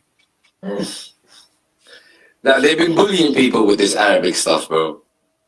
That's why I'm sick of it, man. I'm breaking shit down, leaving no holes. None of that, you know. Because listen, every single time, that's the only argument they have. Right. As if Arabic is rocket science. Right. And really what they're saying is, when they're saying that you're not fluent in Arabic, they're saying, well, I'm not fluent in Arabic. That's what that is. Like they're saying, I can't refute you. Yeah, basically, I can't refute you, so I'll just use this card. I literally got people, you know what I'm saying, from Speaker's Corner talking about they won't talk to me about the Quran unless there's an Arabic scholar present. Because they can't deal with you. I'm like, that's like, come on, B. Come on. Like, so that means you shouldn't go to the Speaker's Corner without an Arabic scholar. You know what I'm saying? What are you talking about? Even right now, I guarantee you, the only argument people will have against us is they can't speak Arabic. I guarantee you. No matter how much we break it down and show them how impossible it is, they'll always use that card because that's the only thing they've got. Now, see, here's where it gets real funny because this is where it gets sticky in terms of like the language. So prove that word means sex. Like, I don't even want to hear, like, just knock off the dummies. Just prove to me linguistically, right? Don't show me somebody quoting some scholar saying, no. Language is a science, my dude. You understand what I'm saying to you? Like, it's a science, my dude. Like, so we can compare. Like, so Semitic languages are sister languages. Like, so I better not find good news in all these other. I better not see it in Aramaic. I better not see it in Hebrew. You know what I'm saying? And the co-part, I know they're there.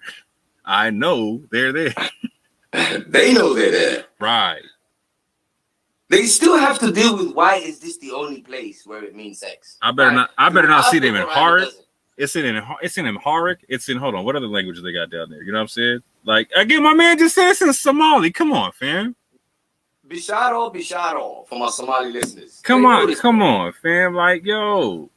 Not only that, they even use bashar sometimes to mean a boy. We bashar, that's what they say in Somali.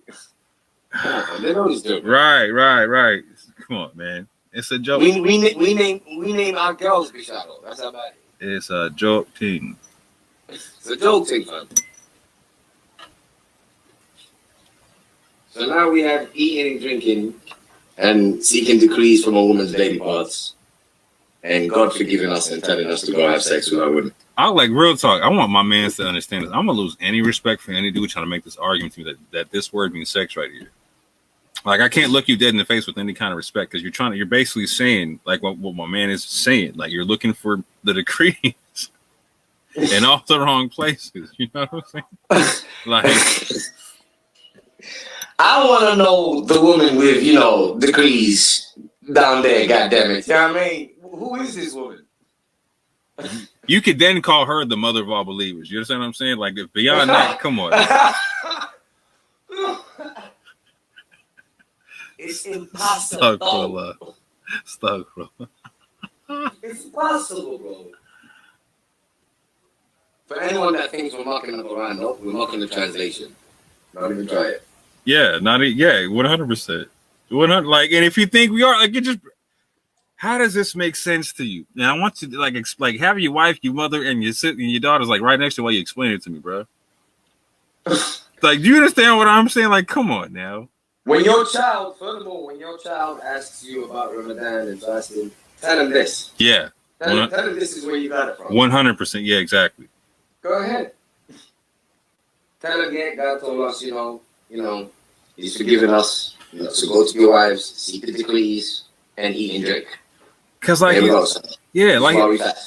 you said, it's like changing it's like changing the movie in the middle of the movie in the theater, right? Like, you're talking about one thing that I know where you're talking about something else, and I know you're talking about this thing. It's like, whoa, what happened? Yeah. Like, what? Yeah. And if you ever wonder why they tell people you can't understand the Quran, now you know why. Right. They've intentionally messed up the translations. See, and I got into this the other day with some brothers when we were talking about like the burning of of certain manuscripts and whatnot, right? And they're like, well, how do you know how to say the proper recitation of a Fatiha? What? I was like, well, how do you know how to say it? Like, I'm saying, because you just told me that there's two different narrations. You know what I'm saying? Like, so. And here's another thing. They're so focused on recitations. My dude, it's about the message. Did you get the message? What is it with you in recital? You know what I mean? Like, some dude try actually use that against me last night. Like, oh, you don't know how to do tajweed, blah, blah, blah. I'm like, I ain't performing. I ain't got to sound a particular way when I'm reading the Quran. I just need to understand it. It's a message. What do you think you do with a message? Right. You understand it, right? Right. I mean, did you get the message? If I had no tongue, you criticize me the same way. Exactly. What if I was deaf? Facts. What if I was blind? I ain't guided? Yeah. It's ridiculous. It don't work. I will say this though, man. They got some piss poor translations coming out the Arabic, man. No, it's on purpose, bro. No, I'm waiting, but I'm like, yo, like, it's designed for people never to understand. Basically, it's designed for people to get frustrated and go, all right, you know what? I'm just gonna go to a scholar. It's borderline criminal, fam. It is criminal. It's designed for you to go, you know what? I can never understand it. I should go and sit underneath. These are actually words that you. They actually use these words. Like, who have you sat under? Have you not heard it? Oh, many times. There you go. Many times. That's what it's designed to do. And I asked him, like, who does the Quran say is the guider of all this? You know what I'm saying? Like, multiple times over. Exactly. Who is who is the guider? The ulama or Allah? Exactly. It don't work.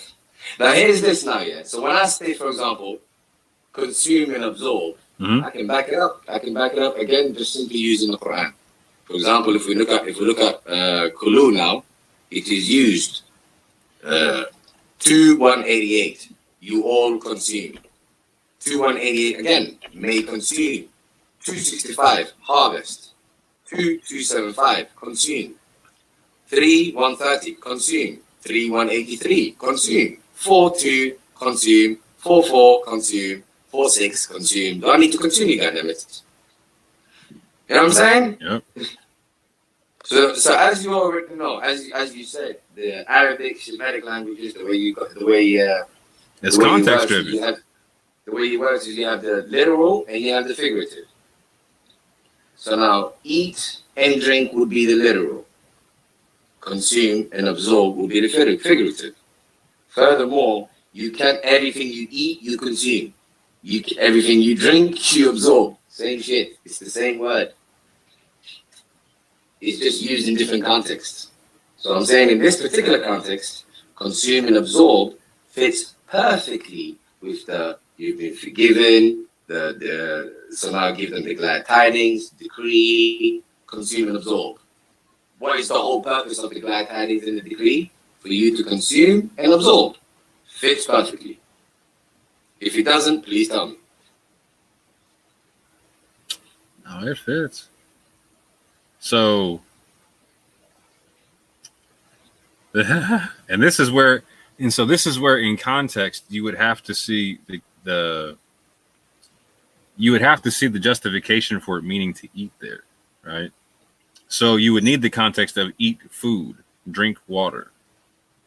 You literally need those types of context within the verse to make that kind of sense. And not only that, even if you couldn't do that, because I'm sure, I guarantee that they won't have it. They'll say not eat and drinking could only mean food and drink.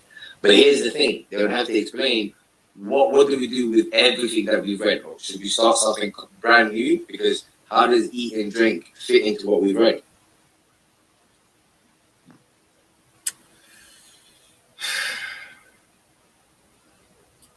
That's what I'm saying. It needs a modifier, right? Because like when what we're listening to here, like, so let's say I'm going with their sex account, right? Mm-hmm. Like what, like where, like you're saying, like so now have relations with them and seek that which Allah has decreed for you, and eat and drink. How? What has that got to do with each other? Yeah. Well, all three. Look, So God has forgiven you, redeemed you. What's it called? And have sex with them and eat and drink. What the hell does have anything to do? Which one of them is connected? Even in that context, right? Like, so I'm having sex at this juncture, right? The concept of absorb and consume, particularly when the words you go into next, like with the whole white thread of the dawn becomes distinct to you from the black thread concept. Quran, in other words, the criteria. Yeah, but like so even then, like if I'm looking at it from the sexual context, the meaning still makes better sense to consume and absorb versus eat and drink, because it's telling me that like it would be like, so seek that which Allah has decreed from you, absorbing and consuming, or consuming and absorbing the decree. Yeah, or relations with your wife and them in a decreed format. You know what I'm saying? Like, because if I go with the format of it's all sex for the first few parts of the verse or whatnot, right? Like they're like something went wrong. Now I'm being forgiven and whatnot. So now I'm being told to do so in the ways that's proper, like in decreed and eating and absorbing, or excuse me, consuming and absorbing in that situation, you know, in a way that's consistent with me seeing the white threads from the black threads, etc. You know what I'm saying? Yeah. The whole eating and drinking part does like it. It still doesn't make sense in that juncture. That's all I'm saying. What they would do is they would apply their understanding now. So they would say, oh, eating and drinking is connected to the white thread and black thread of dawn. So they would say it's basically what we do today, where we look at the sky when it's nighttime, we basically start eating, and when it's daytime, we stop eating. They would say those two are connected. I know they were going to do that. And so I wanted to say, basically what happens then is if they say, okay, eat and drink is not connected to anything else that we've read so far. It's only connected to seeing so basically eat and drink until it becomes distinct. Right. So you're supposed to eat and drink until it becomes distinct. So we don't actually know whether that means eat and drink during the night or eat and drink during the day. We don't actually know that yet. This is an assumption. Well, watch this. Eat and drink until it becomes distinct to you, the white thread from the black thread of dawn. So they would simply connect these two, but they would be applying cognitive dissonance, because what they're doing, actually no, what they would be doing is confirmation bias. because then they would be saying, okay, the black thread of dawn and the white thread of dawn is connected to eating and drinking, and that's because we're only supposed to eat and drink during the daytime and stop during the nighttime. So they would say these two are connected. But then what they would do is they would disconnect these two from everything else. Not only everything we've read, even everything we're about to read. But what do you think of that? I'm trying to figure out when the so-called fast begins in this, right? Because they're saying the night preceding the fast can be all the sex all you want and whatnot, right? And then they say then complete the fast until the sunset. So it there's no like you start the fast by not eating or something like that, right? So it's eat and drink until and this is again eat and drink until the white thread of dawn becomes distinct from the black thread of dawn. Then complete the fast until the sunset. So basically, I can have sex and eat as much as I want to right up until dawn. Mm-hmm. Like, actually, when you say until dawn, it doesn't tell us where until any. When it talks about dawn, for example, it just says. So that's that's what I'm saying. I would need it to run together like that. And otherwise, when do you so it has been made permissible for you the night preceding fasting to go to your wives, right? Mm-hmm. So it's saying the night, right? Mm-hmm. Then it's saying up until dawn or whatnot. So I'm saying apparently all up until the time period or whatnot. But so nah, I'm gonna leave that one there, bro, because I'm gonna beat a dead horse with that one. I'll leave that one alone. I'll just stick to this part. So you know what, Trent, do your breakdown of the white thread and black thread right quick before I say what I'm saying. All right, I'll add a little bit to it as well. So eat and drink until it becomes distinct to you, the white thread from the black thread of dawn. So are you supposed to eat during the night or during the day? It doesn't say. But however, this might make it clearer. Okay, so the white thread from the black thread of dawn then completes the fasting till the night. So complete the fasting till the night. I guess that's where they would argue, yep, you basically fast until the night and then you can start eating and drinking. We can give them this. I'm with it. We can give them this. But where I would argue is that what they've done is eat and drink until it becomes distinct to you, the white thread from the black thread of dawn, then complete your fasting until the night. That has basically been entirely disconnected from everything we've read. So real quick, because you touched on it real fast, like prior to, break down the whole distinction between the black and the white part. Cool. Now, if we go back to my translation, then it would be, so he has redeemed you, he has forgiven you, so now give them the glad tidings and seek what God has decreed for you, and consume and absorb until it becomes distinct to you. Before I continue, consume and absorb until it becomes distinct to you. What does the Quran do? Make things distinct, the criterion. You get it? You there? Yeah, I'm here. All right, cool. So consume and absorb until it becomes distinct to you, the white thread from the black thread of dawn. So that seems kind of a poetic or whatnot. You want to break that part down, the white thread and black thread of dawn? Yes. Yes. Now watch this now. Yeah. So you have, so consume and absorb until it becomes distinct to you, the white thread from the black thread of dawn. Mm-hmm. So the consuming and absorbing is the guidance, the decree, and until it becomes distinct to you is basically what the guidance is here to do. Make the guidance distinct to you until it becomes distinct to you, the white thread from the black thread of dawn. So the guidance makes distinct to you the black thread and the white thread and the black thread of dawn. So the guidance makes two things distinct to you. Let's just leave it at that for now. Now, as for the word dawn, the dawn is simply connected to the entire context. The entire context being the dawn of the month of Ramadan in which the Quran was revealed. Comprende ese? Mm-hmm. You with me? Yep. As you already know, and as a phrase in English or any language, we say it's a brand new dawn, depending on good news that we have received. The good news in this case being the Quran. So in this context, what's the sunset? Okay, I'll get to the sunset part, but Okay. first, dealing with the white thread and black thread. The white thread and the black thread is simply the guidance of the Quran, the right and wrong. The white and the black could be used as dark and light. You see what I'm saying to you? Mm-hmm. In that context. And of dawn is the dawn being represented by the dawn of the Quran coming down. Now, where it says, the black thread of dawn, then they use the word complete. However, the Arabic word is atimu, just so people don't think that I'm being, selective. We'll go into atimu. We'll go into every single time that the word is used, and we will find that 2124 we have it as fulfilled. Sorry. 6115 we have it as fulfilled. 7137 we have it as fulfilled. 94 fulfilled. 932 perfect.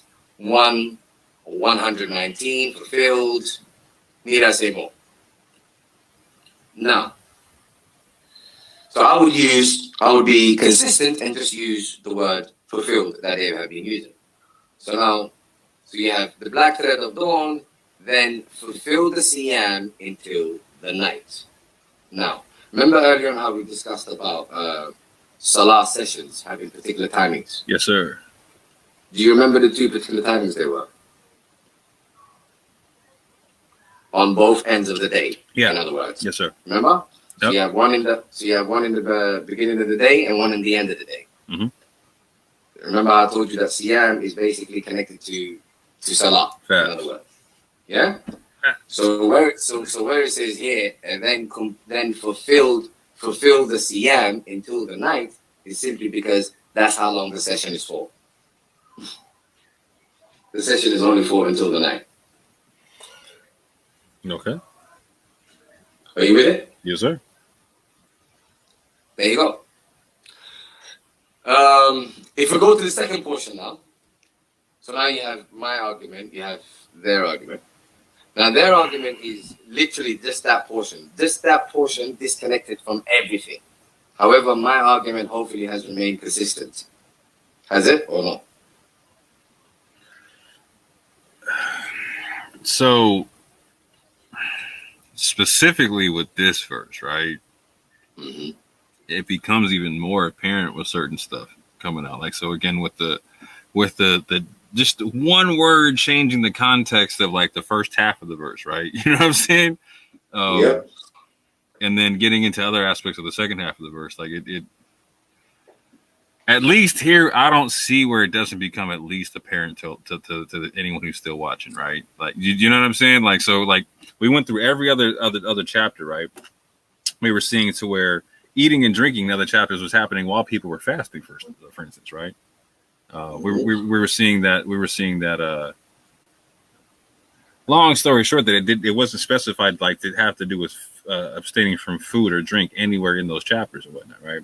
So in this particular chapter, where we're talking about 1 year, again, long story short, like the first half of the chapter or verse is changed with the context of knowing that word means good tidings and not sex. I mean, that's just laughable. Like, yo, like, come on. But then reading into the context of and eat and drink until the white thread of dawn. Now, people could eat. We could all disagree on the white thread of dawn concepts if we wanted to, right? We could have 1,000,001 concepts for that if you wanted to. I don't care like who you are, right? But at the same point in time, like that eating and drinking going into it, like it doesn't make sense if you're trying to tell me everything else prior to it has to do with this whole sexual talk. It's just like you said, like it's just starting another movie out of nowhere. It's like, whoa, wait a minute, come on, hold on, what? But because it starts with and, right? So if I'm rocking through with this whole like and this and that, it's contiguous or whatnot. And I'm starting with like, so hold on. And Allah knows you used to deceive yourself, so He accepted your repentance. And I'm reading your translation here, and forgave you. So now, give good tidings with them, and seek that which Allah has decreed for you, and you know what I'm saying, and consume, and absorb. You know what I'm saying, and eat and drink until like it doesn't. To me, it doesn't make sense. I'm talking about like giving good tidings of Allah's decrees and whatnot. Now check this out. Now I can't even do it because again, the only way I can make it work right is I gotta try to force fit the Torah in here, right? And I'm trying to do it right. I'm trying to see if I can do it in the way that makes it sticky for everybody, right? But I'm like, nah, man, for real, like it's peak right there, bro. Like, but at the same point in time, like this is where they're gonna be like, okay, we're gonna get the biggest appeals to authority right here. Do you know what I'm saying? Right here. You're like, no, the tafsir says this, the scholar says that, the hadith says this, blah blah whoop-de-woo, and it is what it is. Like, cool, I got you though. Like, I got you, right? But no matter what, like, so you're before we even get to the food and to the drink, you gotta explain to me this decrees being seeked in relations with your lady. Like, that part is so peak. I'm like, yo. Like, I feel like the person who made that translation was like wasn't even thinking like it was like the translation they made was gonna go like to the West anywhere. You know what I'm saying? That's one naughty guy. That's one naughty person. Bro, like, yo, that's one hungry guy, man. That dude needs for real. Man, for real. Cause then it's and eat and drink. It's like, bruh, word. You just having a good like.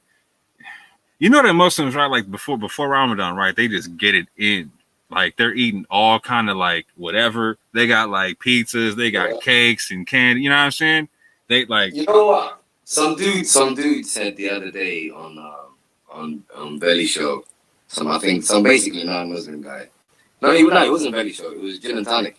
He said what Muslims do is they basically switch eating hours. So instead of eating daytime, they just eat nighttime trying to fool us. I died, bro. I can't even lie. I died. Right. I died, bro.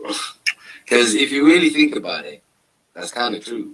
Bro, I promise you, especially like having seen how they go out in Africa and stuff like that, they sleep it off during the day, bro. Yeah. And they eat like crazy. Facts. They eat like crazy during the night. Bro. How's that not cheating? That's literally just switching sides. You're right. I did 1 year like that where I fasted that way, right? And I was like, I didn't even notice it, right? I was like, what is this? Like, and then like 1 year I fasted like how a Jew would fast, right? Like more of a 24-hour concept, right? And so like I did like basically it was like doing intermittent fasting or whatnot, where you eat once a day type thing. Bro, I did that. I was like by the end of the month, I was bouncing off the walls. Like I had energy like out the wazoo, right? You know what I'm saying? But like it was. I was like, but like doing it the other way, I was like, I felt sluggish. I was like, come on, now, hold on, wait a minute. This don't even make sense to me. You know what I'm saying? Like, come on, like, all right. Like, so if like, I never got it. Like the only thing that made sense to me is like historically maybe you fast like this because you're trying to you want to be able to eat 2 times a day so you can at least fight a war when you're fasting or something like that or what, you know what I'm saying? Something like that. But like, you're right though, bro. Like passed out. You know what I'm saying? Passed out. Like my metabolism was done. You know what I'm saying? I was like, okay, my body was like, what are you doing? Why are you playing games? Like, I don't want to play this game. I'm shutting down. People don't want to be righteous, bro. So they create rituals to, you know, basically bamboozle people. Like I'm a good person. Look at me. I do this. They don't want to do actual stuff that makes an actual change. You know what I mean? Now, see me. I slightly differ with Ahmed on this concept to where I don't disbelieve in the physical fasting part, right? I think that it goes along with. I think it's good for health. No, 100%. I'm not convinced with the spiritual aspect. Let me say it like this: I can't understand the physical fasting separate from the figurative fasting. I don't understand how you would gain a benefit from one without indulging in the other. Thank Do you. you understand what I'm saying? And here's the killer part: if you can indulge in the figurative fasting, then how much does the physical fasting aid you spiritually? Remember, I concede the health, but if you've already managed to spiritually fast, then how does the physical fasting aid you spiritually?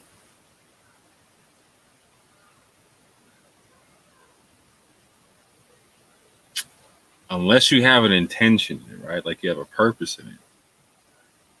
Like, so let's say I'm restraining like I'm not doing certain things so I can spend that time with the guidance, right? Like, so I'm not eating, so like I'm abstaining from food and drink and trying to which doesn't even make sense because like I'm gonna read while I got a hunger headache or something like that. Come on now, like I was just gonna tell you, how are you gonna receive the guidance if you're hungry? Right. How are you gonna understand? No, right. It's like it seems like Catholicism and like penance and whatnot at that juncture. Do you know what I'm saying?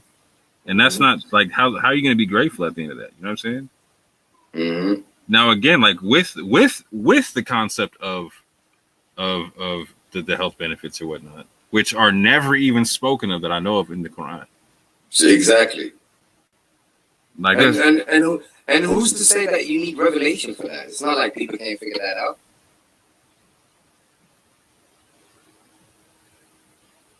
Yeah, and there's some people that messes up their metabolism. There's certain metabolism types that it actually messes you up if you try to fast. Well, there you go. So it couldn't even be prescribed for mankind because we're all different. And remember this: the killer part is, bro. You have people like, for example, today on Facebook. Yeah, I felt sorry for these people, man. Uh-huh. There was like some Scandinavian people talking about how the hell are we supposed to fast? It's never dark. Bro, that's what I'm saying, right? Like, so for me in particular, right? Like, so even if I do deal with the physical concept of fasting, right? Like, so if I do decide to fast for Ramadan, I'm gonna fast during September, right? Because it was so even in the history, so a lot of people don't know this is that the Torah was supposed to come down in the ninth solar month, and that the Ramadan, like the Quran, came down in the ninth solar month, right?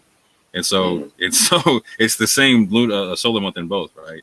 Ramadan is said to happen like at two different periods of the year, like the beginning of the summer in Arabic and in the fall or whatnot, right? The concept of like the visual concept of Ramadan is like the vapor coming off of hot rocks. Do you know what I'm saying? Exactly. And that happens in two portions of the year or whatnot. So like there is a concept of having Ramadan in the fall. In September, right? Everybody has that they have basically the same sunrise sunset. You know what I'm saying? So like that. Can I just tell you another thing? Another thing though, yeah. Just sorry to interrupt you. No, go ahead. For example, when people think about the month of Ramadan and they think of Ramadan means something to do with heat, so therefore the month must have been a hot month. Yeah. However, when you read it contextually, and you remember the fact that the month is a month where the Quran came down. Yes. And the Quran is a guidance between right and wrong, and the criterion, etc. Then you could argue that the Quran is like a cooler to the heat of sin that was going on, if that makes any sense. So for example, it's like saying in the month of sin and corruption is when the Quran came down. As in the Quran came down when it was really, really needed. As in the opposite of what the Quran is bringing is what was happening. So the heat is some sort of an idiom that's to do with that, if that makes any sense. At this juncture, they're probably going to accuse you of putting your own top zero on the whole thing. You know what I'm saying? Which they're probably going to accuse you of the whole time anyway, right? See, but here's the thing: they're going to accuse me of that the whole time. But here's what I'm doing. I'm not saying this is what it is. I'm saying let's compare the two theories and see which holds water. Right. Yeah, but here's what I'm saying. Like, so for me, for someone who's not opposed to the concept of physical fasting, right? Like, so even the concept of fasting for the month of Ramadan is not for me. When I look at this, like, so if it said like the third month, the fourth month, the whatever, like exactly, that makes a lot of sense to me. Yeah, if it's a month that we are supposed to commemorate and know, then surely we would have been given the details about this particular month. But right, and here's what I'm saying. Like, so the only way it makes sense for me to commemorate the details like that is if I take the Torah over the Quran on the situation, right? Because that's the kind, like, so the Torah is the one telling me on the third day of this month and whatever in this month, whatever. Moses fasted this day, 40 days here, blah blah blah. Like, no food here, no water. Again, but here's the funny part, right? It's not even the whole nation of Israel there. Like, it's just one person doing it there. That's the coldest part of the whole thing. Like, that's why I was like, I couldn't even argue with it. I was like, okay. Like, the Jews, it's not like the Jews fast for the whole month. Do you know what I'm saying? Oh, wow. Do you know what I'm saying? Wow, this is crazy. The Jews don't even fast. They don't even celebrate it. Like, they're like, yeah, okay, whatever. No, it is what it is. Cool. Oh, wow. So, like, when it's saying, when it's saying, like, to like, this is what was prescribed to you as before. Like, you get, like, okay, like, so, like, either break down why Ahmed is wrong in the Quran, or explain to me how it works in the previous scriptures. I'll wait. Take your time. I will wait, bro. Should we just finish off the last portion? Go ahead, bro. All right, let's just finish off the last portion. So to then complete the fasting till the night, that was their argument. My argument was then fulfill the abstinence till the night, as in stay in session, or the session is continued for that long. Now, here we go again with the sex. Bro, we have reference about sex 3 times in one verse. Can you imagine this? And sex is called 2 different words. 1 minute is called bashiruhunna, the next minute is called rafathu. But anyways, I'll wait. Yep. So here we go. It says, and do not have, sorry, that went up. Where are you? Yeah. And do not have sexual intercourse with them while you are secluded in the masjid. These are the limits set by God, so do not approach them. Yo, who is looking down their wives in the masjid, bro? This is, I don't know.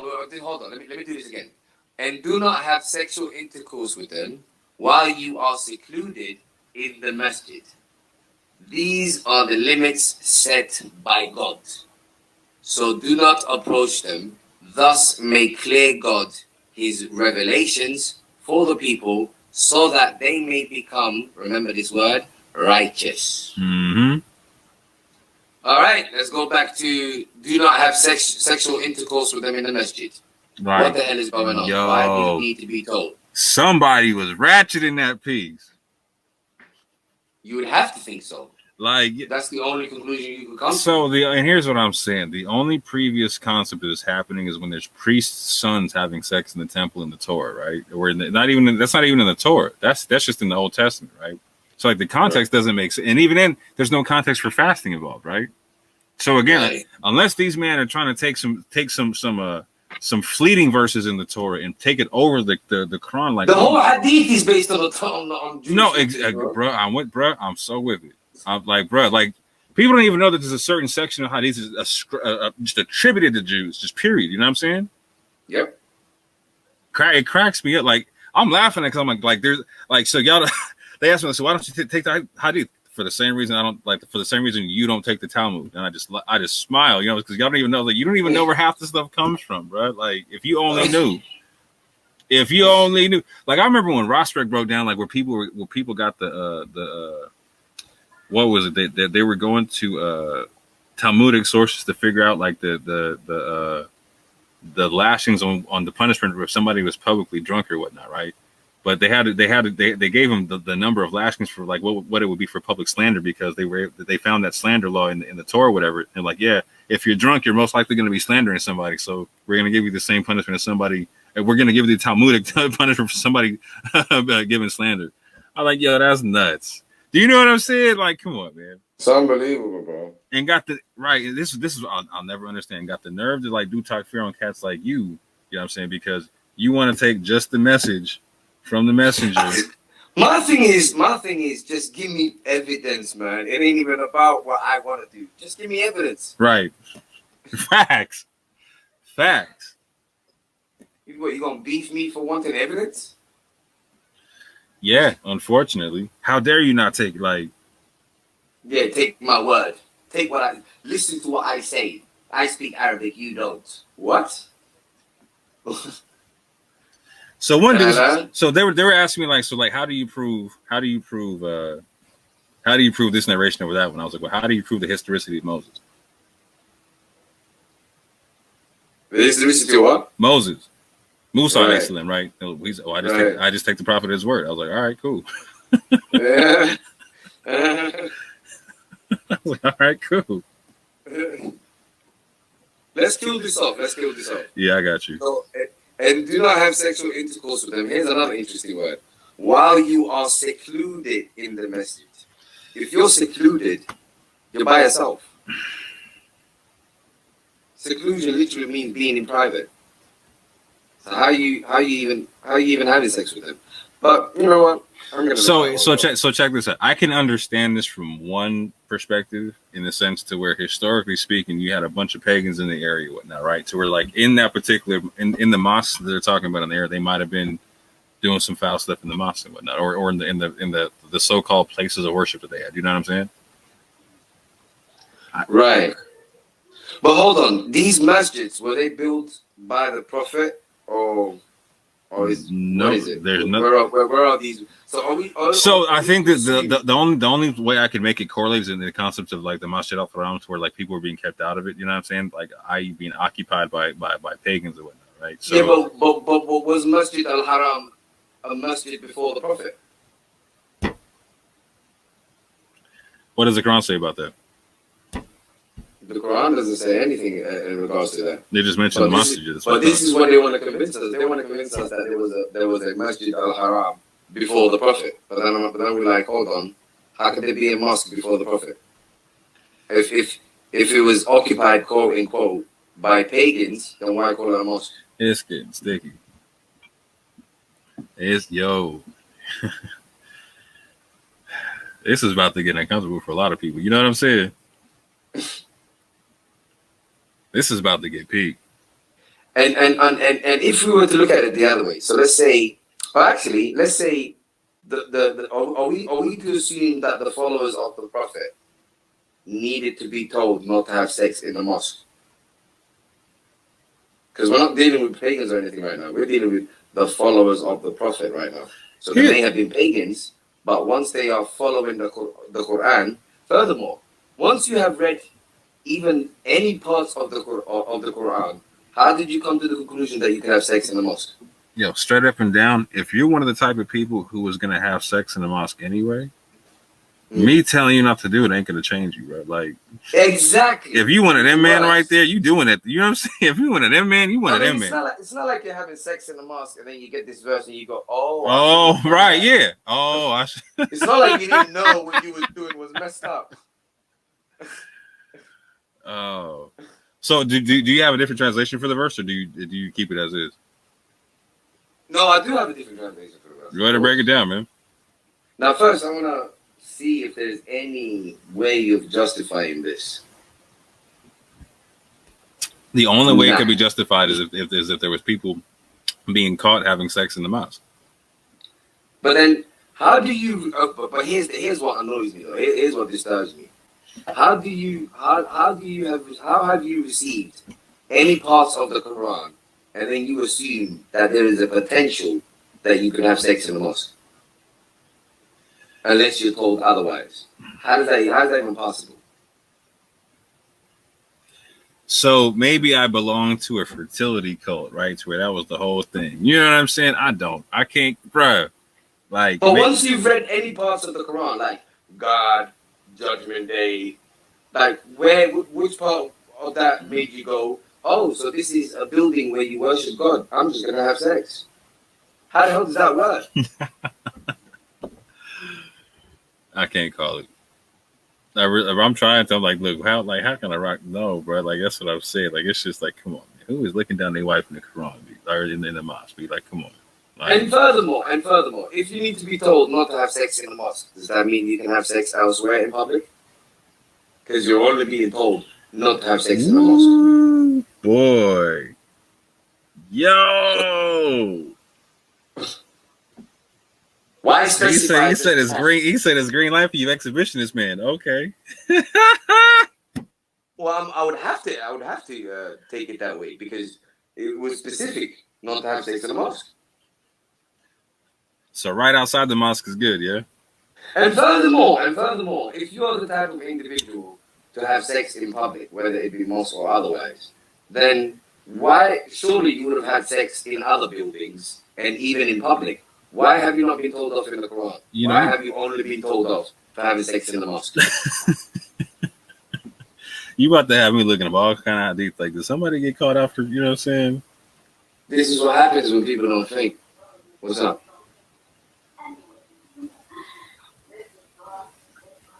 That's funny. One minute, bro. No worries. No worries. You're good. No worries. Oh, wait. I got to share the audio. Hold up. Let me go back to this one. Back to this one. Yeah, where were we? Furthermore, we can't assume. I mean, there is no way for us to assume that whoever had sex in the mosque only had sex in the mosque and nowhere else. Could we assume that? So that one more time, I had to reshare the screen. I messed up. What was that? I was saying we can't assume that whoever had sex in the mosque did not have sex anywhere else. Yo, There's no way for us to assume. Hold on, but what's the penalty for having sex in the mosque, though? No. We'll deal with that. Oh, so that's another one. We'll deal with that. You know what I'm saying? This one. In a verse where he's saying like he's explaining his decrees and verses to you, like, can you I need to see the penalty for getting down on the mosque. Exactly. That's a cold one. I gotta fast for 60 days, you know what I'm saying, for accidentally killing somebody, lying about my wife, breaking oath, but nothing. Exactly. Nothing. Exactly. Yo, just a little tap on the hat. Yo, don't do that. Right, that's peak, Bree. Like, no, I can't. No, okay, I'm done. I can't even take it no more. Go ahead, bro. Go ahead.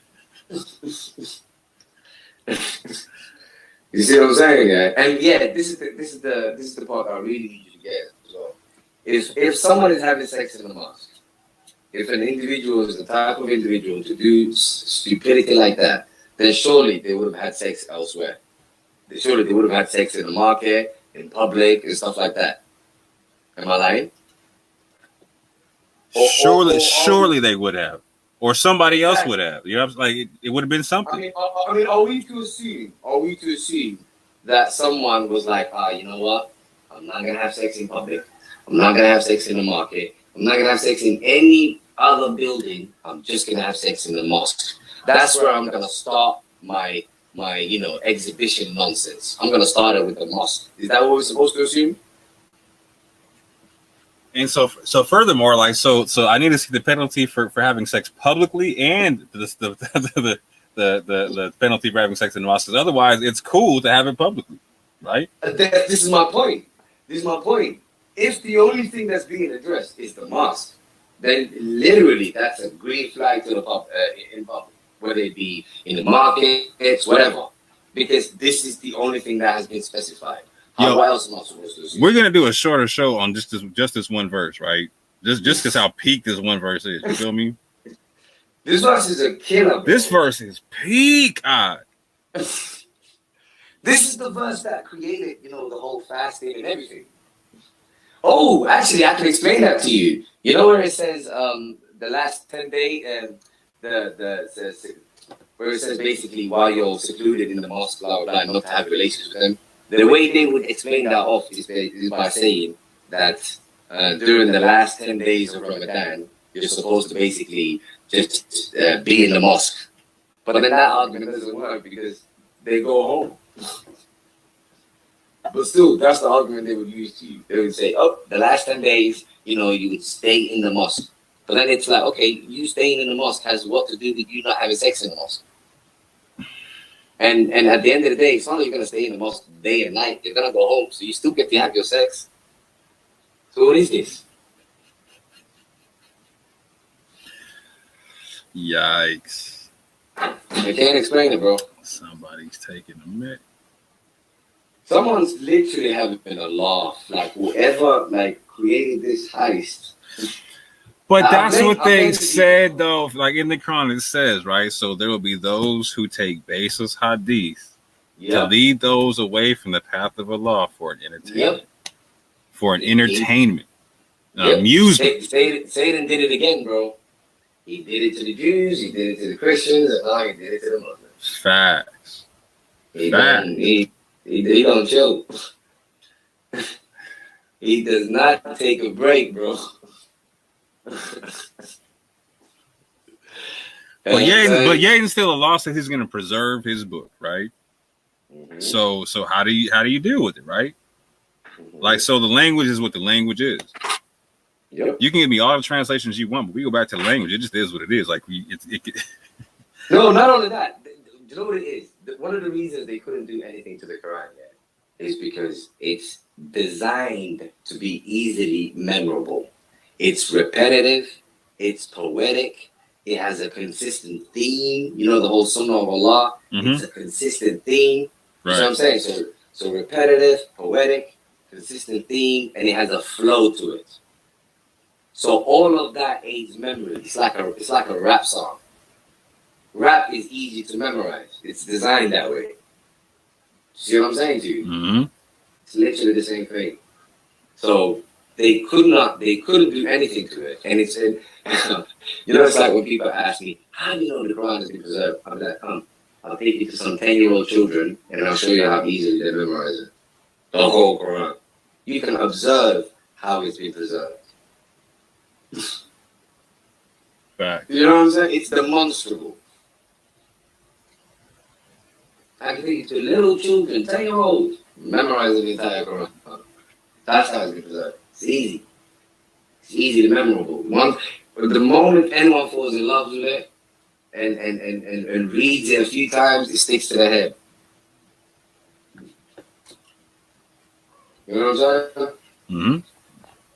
But not only that, though, right? It's the language aspect of it, right? Like, so this is a unique language. Like, you only find it within the Quran. Like, Arabic is Arabic. I'm with that, right? But like, the Arabic of the Quran is mad specific, right? So there's only so many possibilities in this thing, right? And when you're honest and intellectually honest about the history of, so this is what we get all day. We're like, well, how do you trust the Quran that you have? Like, what's your train of narration? Blah blah. Whoop, whoop, whoop, whoop. It's like, all right, fam. Like let's go to the end of your chain of narration. What is there? Mm-hmm. Like, can you show me the original Quran? Oh, you can't. Can you even show me the original Hadith? Oh, you can't. How do you know your Hadith now? Because they love using that on the Quran. How do you know your Hadith now is the Hadith of that time? How do you know it's Hadith of the Prophet? Yeah. Because if we look into the history, you claim Bukhari or whatever, but even Bukhari was not even written by Bukhari. How about that? That's the code. How about that? That's the code. Bukhari was written, the Bukhari that we have today is 600 years after Bukhari. Come on, son. Come on, son. These are the people that are challenging us, bro. But anyways, let me give you the other alternative quickly, so just that. Mm-hmm. Wrap up this verse. All right. So it says here, and do not have sexual intercourse with them while you are secluded in the masjid. These are the limits set by God, so do not approach them. Thus makes clear God his verses, revelations for the people so that they may become righteous. Now, okay, and do not give them the glad tidings. Yes, I know it sounds weird in the beginning, but hear me out. And do not give them the glad tidings while you are devoted in the place of submission. Now, the reason it simply says do not give glad tidings is simply because you are in the early stages of the deliberation yourself in the place of submission. So until you have understood this thing, you're just going to spread nonsense, basically, which is what's happening today. You see what I'm saying to you? So while you are in the beginning stages, do not give any glad tidings. And then it says, these are the limits set by God, so do not approach them. So the limits set by God are found where? In the guidance. so do not approach them. Thus makes clear God his revelations for the people that they may become righteous. Now remember in the beginning of this context in 2183, we were told that fasting was prescribed for us so that we may attain righteousness. And now we finish it. Now we finish this off with so that they may become righteous. So now I'm going to give you my context. My context is basically righteousness. It is connected to Bashir Ummah, the glad tidings that one is receiving in the place of prostration or place of submission. What else do I say? Yeah, seek what God has decreed from you. God has decreed for you from the glad tidings until it becomes distinct to you. The white thread from the black thread of dawn. I mean, God knows that you used to betray yourselves, but He has forgiven you. It all connects, basically. However, considering their particular interpretation that they want to convince us, we have to deal with they are garments for you, you are garments for them. God knows that you used to betray yourself, so He has redeemed you, He has forgave you. So now have intercourse with them and seek what God has decreed for you in the woman's later bits, and eat and drink until it becomes distinct to you, the white thread from the black thread of dawn. Somehow, and then complete the fasting until the night. Somehow we're back to and do not have sexual intercourse with them while you are in the masjid. These are the limits set by God. Now we're supposed to connect limits set by God to don't have sex with them in the masjid. I don't know how that works. So do not approach them. So don't approach these limits where you know, the things we discussed. Thus make clear God his revelations for you. I don't know if that particular interpretation is clear for you, but here it says it's clear. And then it says, so that the people may become righteous. I don't know what you having sex with your wife and not having sex with them in the masjid has anything to do with you becoming righteous. But these are the two arguments that we have on the table. Over to you. Yo, that's like one of the most X-rated verses in the scrolls. Otherwise, you know what I'm saying? Like, if you don't read it that way, it's like, yo, like, yep. Yo, before you start, let me just end the beginning part as well, because we said earlier that if you say that they are garments for you and you are garments for them, and God knows that you used to betray yourselves and now He has forgiven you. The first part has to be connected to this. Right. You see what I'm saying to you? So to make it simple for you, the first part is simply it was made lawful for you, as in not that it was made lawful by God, but you made it lawful on yourselves. Yeah? It was made lawful for you then in the night preceding the siyam, preceding the abstention, preceding the abstention, for you to abuse your wives. So if I continue, what happens there? It was made lawful for you the nights preceding abstinence for you to abuse your wives. They are garments for you, and you are garments for them. God knows that you used to betray yourselves, and He has now forgiven you, and He has redeemed you, and is now forgiving you. So now give them the good news and seek what God has decreed for you. Tell me it doesn't drop. So how does that turn into abuse right quick? How did you do that? Simple. All right, I'll do the beginning again. Well, it turns into abuse because obviously God is talking about they are garments for you, you are garments for them. Yes. So what's your breakdown? What's your breakdown on the word garment right there? Break down the word garment. Yeah. Have you looked into that one yet or no?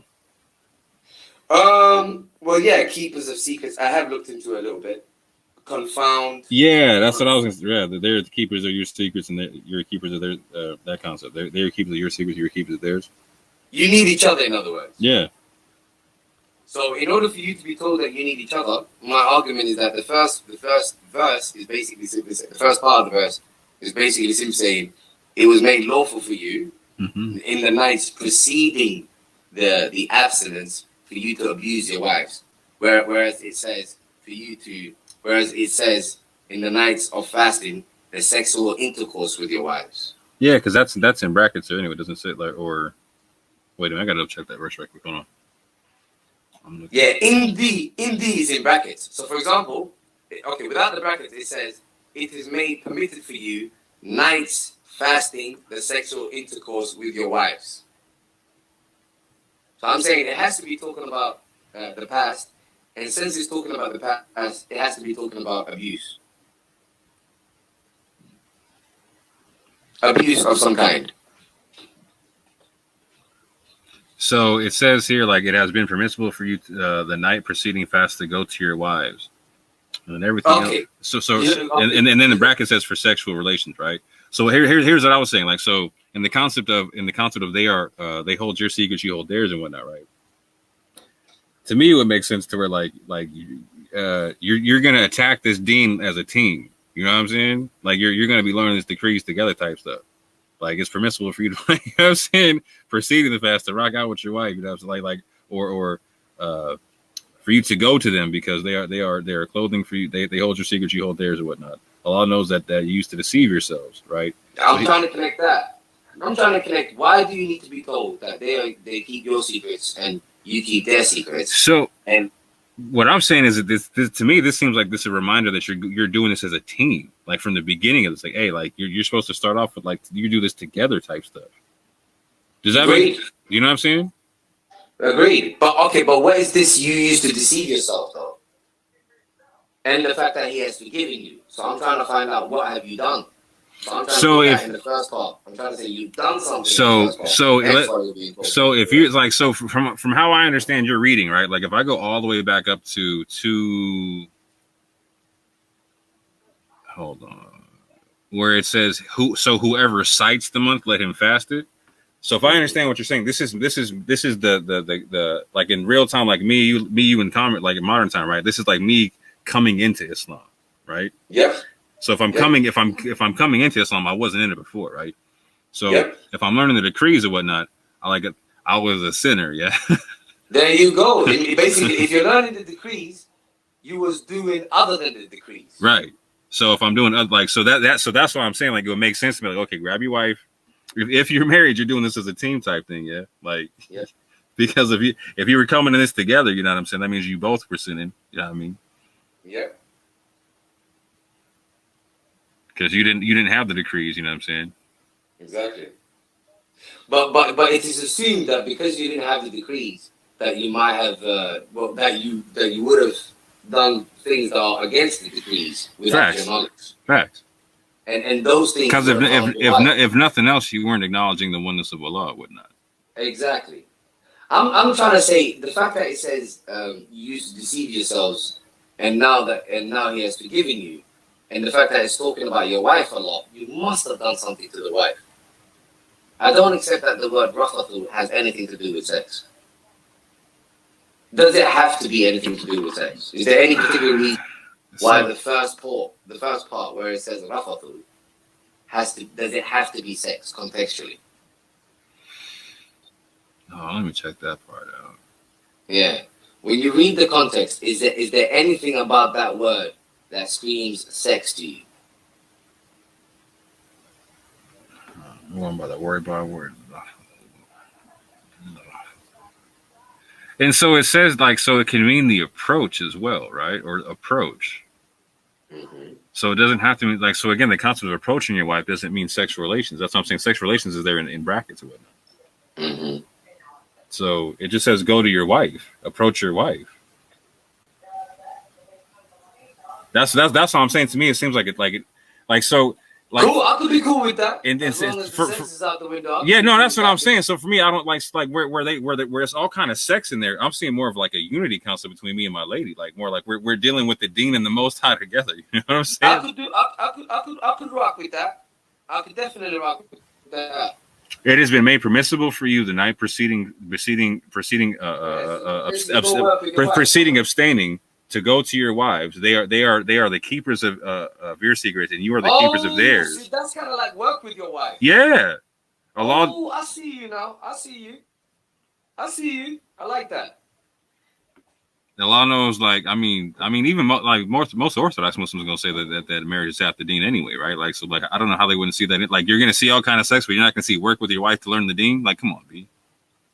Bro, I'm telling you, they need this verse because this is the verse that they use to justify the fasting that they're doing right now. Yeah, let me work this out like in your translation of it right quick. So it has been made permissible for you, and throw this one in there like in my way, right? Like, so it is made permissible for you the night preceding abstaining to go to your wives. They are the keepers of your secrets, and you are the keepers of theirs. Allah knows that you used to deceive yourselves, so He accepted your repentance and forgave you.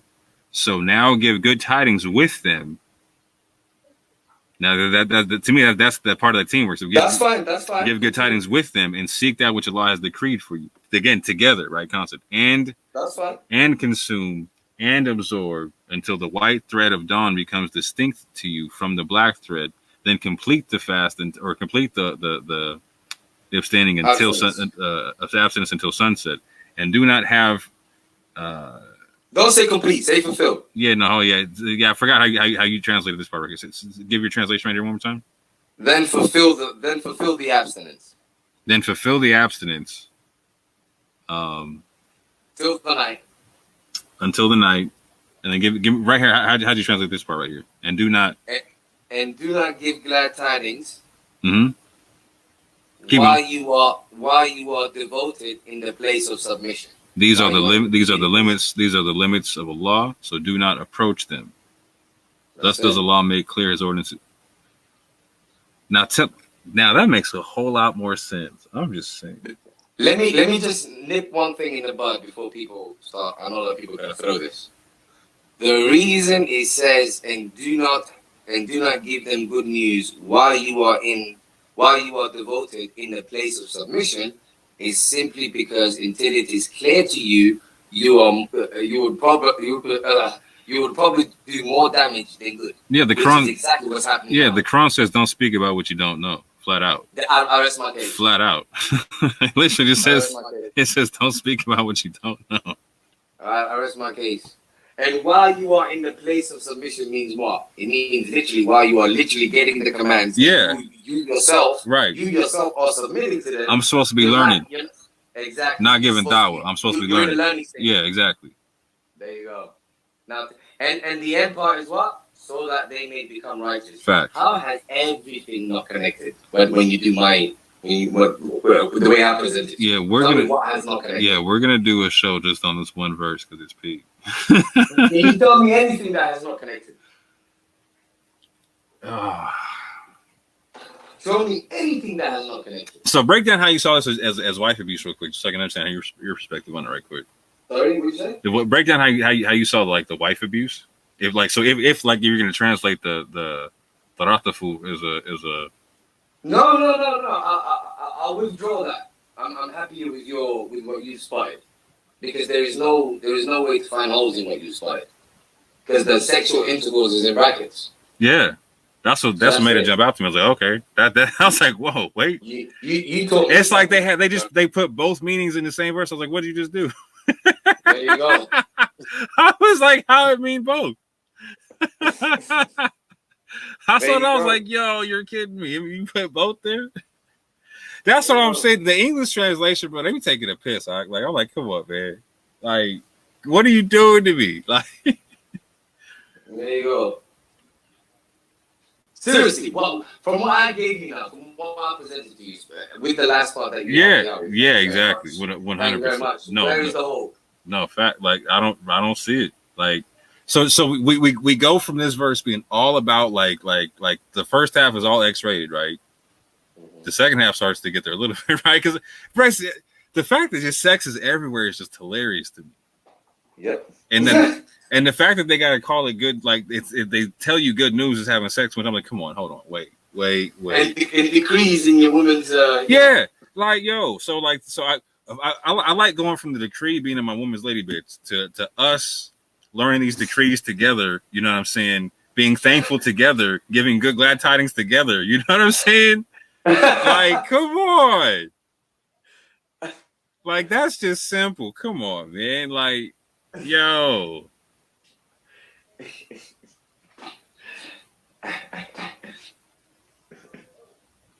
This is out like so. The way I'm hearing Ahmed break this down, right? So this is like anybody who's coming into Islam, right? Like you weren't raised with it, whatever. You're coming into it, okay, boom. Like this is some new stuff for you, right? Yep. I'm coming into a whole new life. Like you're saying, this is a dawn of a new situation, right? I'm getting my learn on, so I'm not speaking more about what I'm speaking beyond what I know at this juncture, right? So I'm not giving good tidings when I should be learning. You know what I'm saying? Mm-hmm. And I'm learning with my squad. I'm learning with my lady and whatnot. Okay.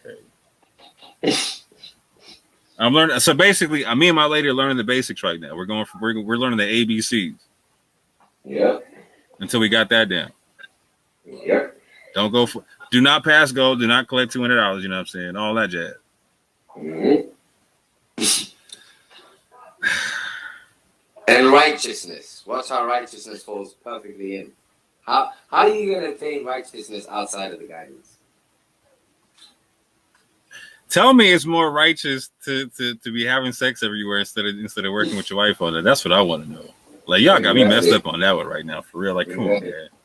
Tell me the decrees is not in the good news. It's actually in the woman's, you know what?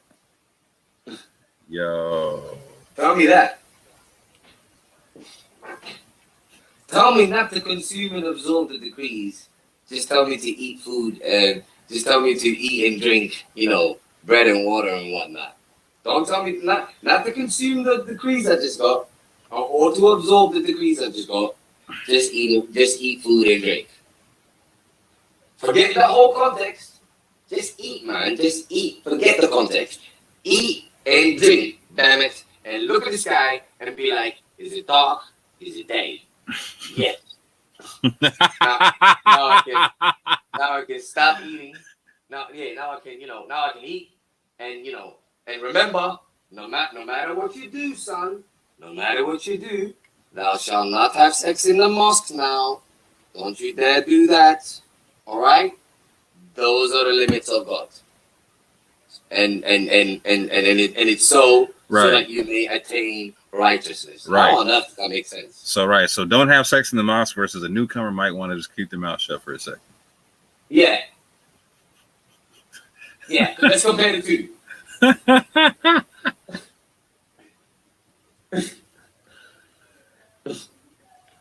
Let's compare the two. Like the mosque doesn't seem like the turn on spot anyway. You know what I'm saying? Like I don't feel. You know what I'm saying? Why you want to do it there? I don't know. Like, what about does the mosque make you rendy? No, homie. Like, no, that's not how this one works, homie. I'm not even gonna lie. If someone hears about Islam and then they think it's okay to go have sex in the mosque, they don't even deserve guidance. That's you're too far gone. You're lost, homie. You are all the way gone. Don't even worry about it. You're good. Don't even worry. Don't even worry about it. I don't know how you're gonna attain righteousness. How are you gonna go from that to attain righteousness? You know what I'm saying? Facts. Satan is still looking at you like, come on, man. Even I know you should do that. You can't even do that at Satan's temple. You know what I'm saying?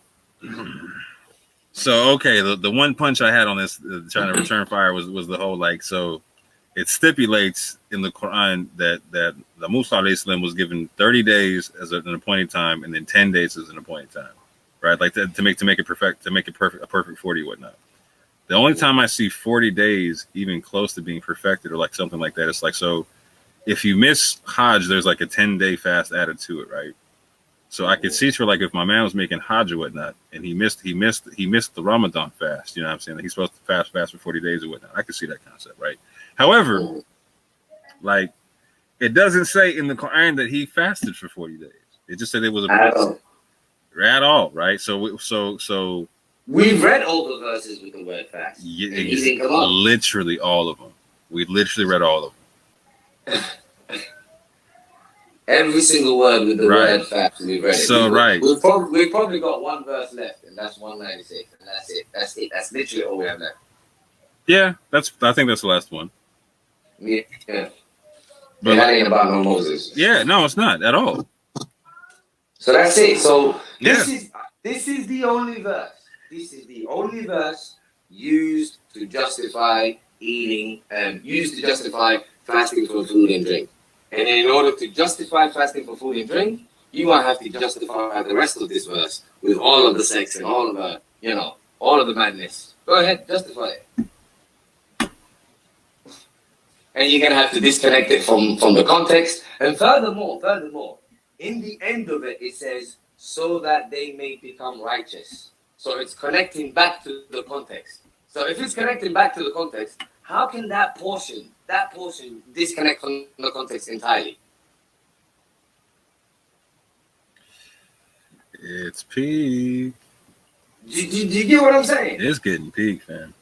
Think about it. In the end of it, it says, look, these are the limits set by God, so do not approach them. Thus makes clear God his revelation for the people, so that they may become righteous. And what did he say in 183? He said, prescribed for you is, all those who believe, prescribed, decreed for you is fasting, as it was prescribed for those before you, so that you may become righteous. So it's connected to the context. So what people want to tell us is that, so when he says, so that they may become righteous, is connected to the context. However, eat and drink and white thread from the black thread of dawn is disconnected from everything else. I don't know how we fit that. How do we fit that part? Hey, real quick, not to catch on experiment. Can you see my screen in the Hangouts? Yeah. Nice. I can now, yeah. Nice. I'm double sharing the screen now, so like I'm sharing it for you, but I'm sharing it through the StreamYard as well. Perfect. Nice. Oh, it's funny. They put sexual relations in brackets. Yeah. But to go right here, to go is the approach part. This is the word. It's like they're giving you both translations same time. So like it says to go to your wives for sexual relations. Like, oh, that's crazy. Like they're playing the coldest game there. Like, so yeah, watch Rafatu, right? Mm-hmm. Used twice. And it says here, right? In the for 2187, the approach. And in the other one, it says what? It says in again. Yeah, right. In 197, 197, right? They're doing it again. For Hajj, right? Hajj is a well-known. Hajj is well-known months. So whoever has made Hajj obligatory upon himself therein by entering the state of Ihram, again in brackets, there is to be for him in brackets no sexual relations. How again? What business? Why are sexual relations supposed to do with Hajj? Sex. Okay, go on, read it. God damn it. Yeah, and no disobedience and no disputing during Hajj, and whatever good you do, Allah knows it, and take provisions. But indeed, the best provision is fear of Allah, and fear me, O you of understanding. But again, so it's how saying. Do you fit in sex in the rest of that? So hold on, let me do it like this, right? Let me see if I can fit approach in there, right? Hajj is well known, blah, blah, blah, blah. So whoever has made Hajj obligatory upon himself therein, there is no approaching and no disobedience and no disputing during Hajj. Oh, perfect. No approaching disobedience. Yeah. No approaching disobedience. So I gotta see how that's written with the nose. I gotta see how that's written with the nose right quick.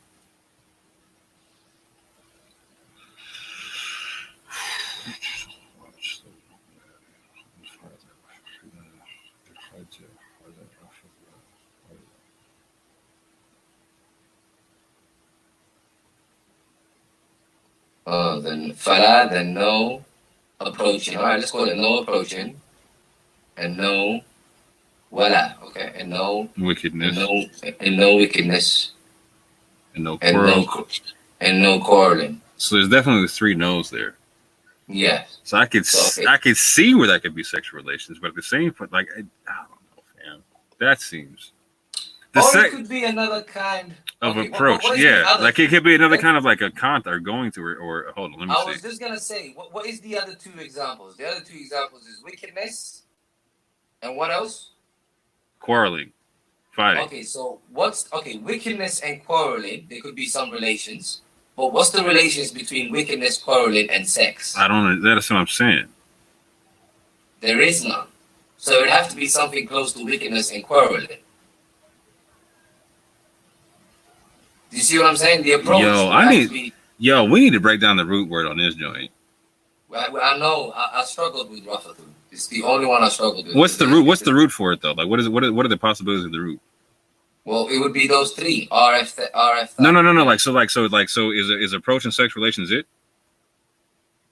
Well, the app that I'm using, that's the only. It's the app I'm using. It's not even getting approach. So you're doing better than me. Okay, we're at the play. I'm gonna have to ask Bernie about this one because he has a few different apps he plays with.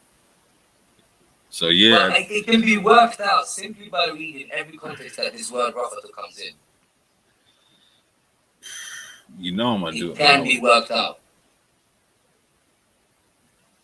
So, for example, what's the similarities in the two verses that it's used? Sex don't make sense to me there, though, bro. Like, so again, like, let's say this, right? I can understand it in it. Hold on, wait. Hers made Hodge blue to her. Yo, this is gonna be one long YouTube clip. Are they actually even gonna listen? No, that's why I said we gotta do one video about that one verse. I don't care. I still like it though. I'm gonna give it to whoever cares. Hey, I'm with it, bro. Like, I'm with it because you went through it thorough. But like, yeah, we'll do a shorter one for the people. But we broke it down like crazy.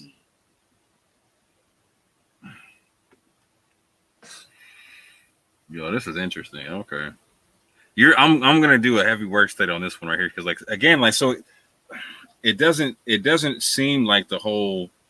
When I go to word by word, talking about wickedness and quarreling and whatnot, right? Sex relations just seems odd there, just like it seemed in the other verse. Exactly. It doesn't flow with it. Yeah. Wickedness and quarreling flows. Well, how does sex fit in? Yeah. Oh.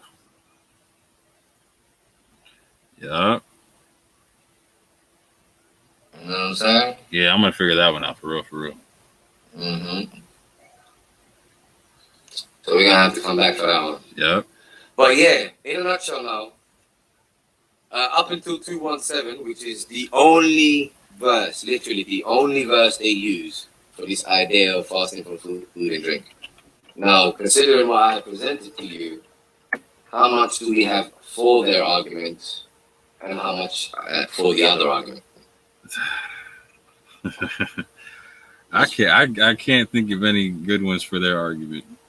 You know what I'm saying? Like I've been trying to, like, but again, like the only thing I got is like there's gonna be some fudging with some scriptures here from previous scriptures or some hadith over here or some tafsir to make it to where like, okay, this is about sex and decree. Yeah, but the moment they do that, the Quran is no longer the criteria. Yeah, that's what I'm saying. Like it's you might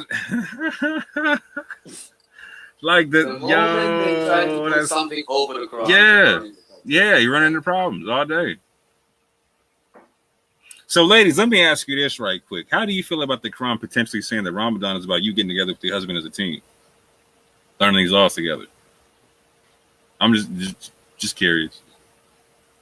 As opposed to you having a decree. Yeah, 100%. Yeah. Like for real. That to me, that's a night and day difference on how it treats the women on that. You know what I'm saying? Like, come on now. Like, you got people like Nine Ether and them, right? Talking about like how like seeing the misogyny or how the women are treated in the Abraham traditions period, whatnot. Like, and they could point to something like that. Like, yeah, like you're trying to tell me. Yeah, they would love stuff like that. Yeah, like yo, that's craziness, man. Let me read that last verse where it talks about fasting right quick. This is 196. Just so we can say we read them all and just get it out the way. Yeah. And complete the Hajj and Umrah for Allah. But if you are prevented, then offer what can be obtained with ease of sacrificial animals, and do not shave your heads until the sacrificial animal has reached its place of slaughter. And it ain't saying Kaaba nowhere. And whoever among you is ill or has an ailment of the head, a ransom of fasting. And it says here 3 days in brackets, so 3 days ain't even there. That's interesting. But it gives you a total of 10 at one point. So a charity or charity or sacrifice, and we are secure then whoever performs Umrah during the and I'm mad because now I know that they don't even say Umrah like that. They got an H in that. I'm hot. By the way, this is the last verse that confuses people. Right. Like once people understand this verse, the Quran will become pretty easy to us. Mm-hmm. So during the Hajj months, in brackets, followed by Hajj, offers what can be obtained with ease of sacrificial animals, and whoever cannot find, in brackets, or afford such an animal, then a fast of 3 days during Hajj and 7 when you have returned home. These are 10 complete days. This is for those whose family, and this is where I was saying I could understand where people like in the previous scripture, like Isa alayhi salam and Musa alayhi salam were fasting 40 days because on Hajj. Or like so, it literally says in the Torah that Musa alayhi salam was trying to make Chagah, like he was trying to make Hajj, right, in Hebrew and whatnot, right? And so, but he didn't get to Mecca, right? So I can understand the concept of. No, but does the Torah say anything about Mecca though? It actually kind of does, but anyway. Oh wow! But that's a whole. No, I'm saying in that particular verse. No, and that's what I'm saying. Like that. That's why. That's the only way I could try to combine it or have a link in any way, shape, or form. Because he wasn't able to do the Hajj like it says here. Like if you can't complete this, you know what I'm saying, then you tack on the 10 extra days. No, I'm saying, does it say anything about the Hajj and Mecca being connected in the Torah? No, not directly. But the trip, the Hajj and the trip for Musa alayhi salam getting the Torah in the month of Ramadan was all connected. Okay, only the Mecca part. All right, cool. Yeah, the Mecca part. Yeah, exactly. All right, so we have and complete the Hajj and the Umrah for God. So before I continue, I want you to notice that Hajj and Umrah has not been translated. Facts. Any curious why it hasn't been translated? Oh, okay, check this out. You can't break every heart at the same time on the same show, Aki. You know that, right? Right, like you didn't even give me the Kaaba warning. You feel me? You trying to take out Hajj at the same time, bro? My man's trying to take out Hajj. He's trying to take out Ramadan. He's trying to take out fasting. He's trying to take out. Yo, easy, bro. Easy boy. Hey, shit. Nah, bro. It's just, people gotta learn to respect the Quran, man. So it has to be done. The Quran is not as easy as people make it out to be. It's proper wisdom. It's not as simple as, just do this ritual here, do that ritual there. No, I agree. It's a lot more than that. And see, the issue is a lot of people can be like, well, why do I have to think this hard about it when I could just listen to what the scholars tell me to do? That's the problem. That is the problem. Check this out. That is precisely why the translation has been messed about. So that people will say, right. So that people will give up and go, you know what, I give up. I can't deal with this. Who's the professional? You tell me what it is. Right. You get it? Mm-hmm. It's that simple. I mean, look, ask yourself, why has the word Hajj and Umrah not been translated? Give me a single logical reason for why that is the case. And by the way, even at 595, when we was reading the Kaaba, even that wasn't translated. Did you notice that? Yo, it had me messed up, bro. Like I'm trying to. So is it an accident? Is it just a coincidence? It can't be an accident. Managed not to translate these words. It can't be an accident. So let me say this: the narrations can't be as well preserved as everyone's claiming that they are, and it be an accident. Exactly. It's not possible. So are we supposed to believe that the translators, they translated everything but Hajj, Umrah, and Kaaba? And are we supposed to believe that's just accident?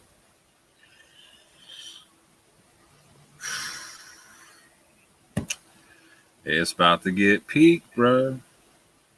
You about to have a whole bunch of hungry heads mad at you, bro. I'm just reading. I ain't doing shit. I'm just playing a game of the book says. You know what I'm saying? That's it. That's what I'm doing. I ain't even introduced nothing, outside of the book. I'm literally just using the book.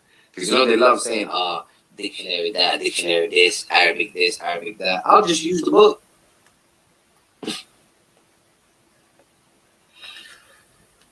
know what I'm saying? Yeah. And see, that's why I do the same thing. That's why I tripped out. Like, so you were talking about like you couldn't find that word meaning what did I just say, to approach, right? Mm-hmm. I found that just looking via the Quran corpus concept, right? Like, that's tripping me out that they're showing you via the corpus how just cattywampus the whole thing is. Like, it don't make sense. Like, they're showing you, okay, like so you could look in a dictionary, right? Because this is what I'm saying. They're telling you, like, oh, you take your dictionary for your hadith or your whatever, you know what I'm saying? But no, that's not the case, fam. That's not what's going on here in any way, shape, or form. Like, because my man is saying, like, I'm going here to the Quran corpus of what it's telling me to look for, what it's saying, right? And when I get there, it's telling me a whole different story than what you're telling me, right? Like, it's saying here, like, again, is the approach. Oh, this is the Quran corpus. That's not me going to some dictionary, bro. Like, Exactly. where are they getting it from? Exactly. And I'm gonna click on it right here. You know what I'm saying? Exactly. And it's gonna tell me sexual relations is the approach. It's a noun. One is saying the, and the other one just is what it is. Mm-hmm. But when I click on a verse, does it say the approach? No. Mm. I'm clicking on all this stuff, and it's telling me, check this out, right above the verse. This is above the verse. Iladafathu is in brackets or in the parentheses the approach. They're so noted, man. Because in the translations I'm reading, they put sexual relations as the actual translation of the word. Yo, that's crazy. That's crazy. They didn't even put it in brackets. Hold on, let me check out. There you go. Let me check out the other English translation. So, like, how many of them say sexual relations in brackets are for real? So we got the Sahih saying in brackets sexual relations. We got the Pickthall saying, hold on, go in unto your wives like it's the Bible. That's definitely, you know what I'm saying? Wow. You're definitely having sex. He's explicit. Yeah. So Yusuf Ali, what he's saying? Approach to your wives is the approach to your wives. Okay. Appreciate you, Yusuf. Good looking out. Yeah, we're gonna talk. Let me read the Yusuf Ali version right quick. So, permitted to you on the night of the fast is the approach to your wives. They are your garments, and ye are their garments. Allah knoweth that you used to do secretly among yourselves, but He turned to you and forgave you, and now associate with them and seek that. So now associate with my dude Yusuf. At least make.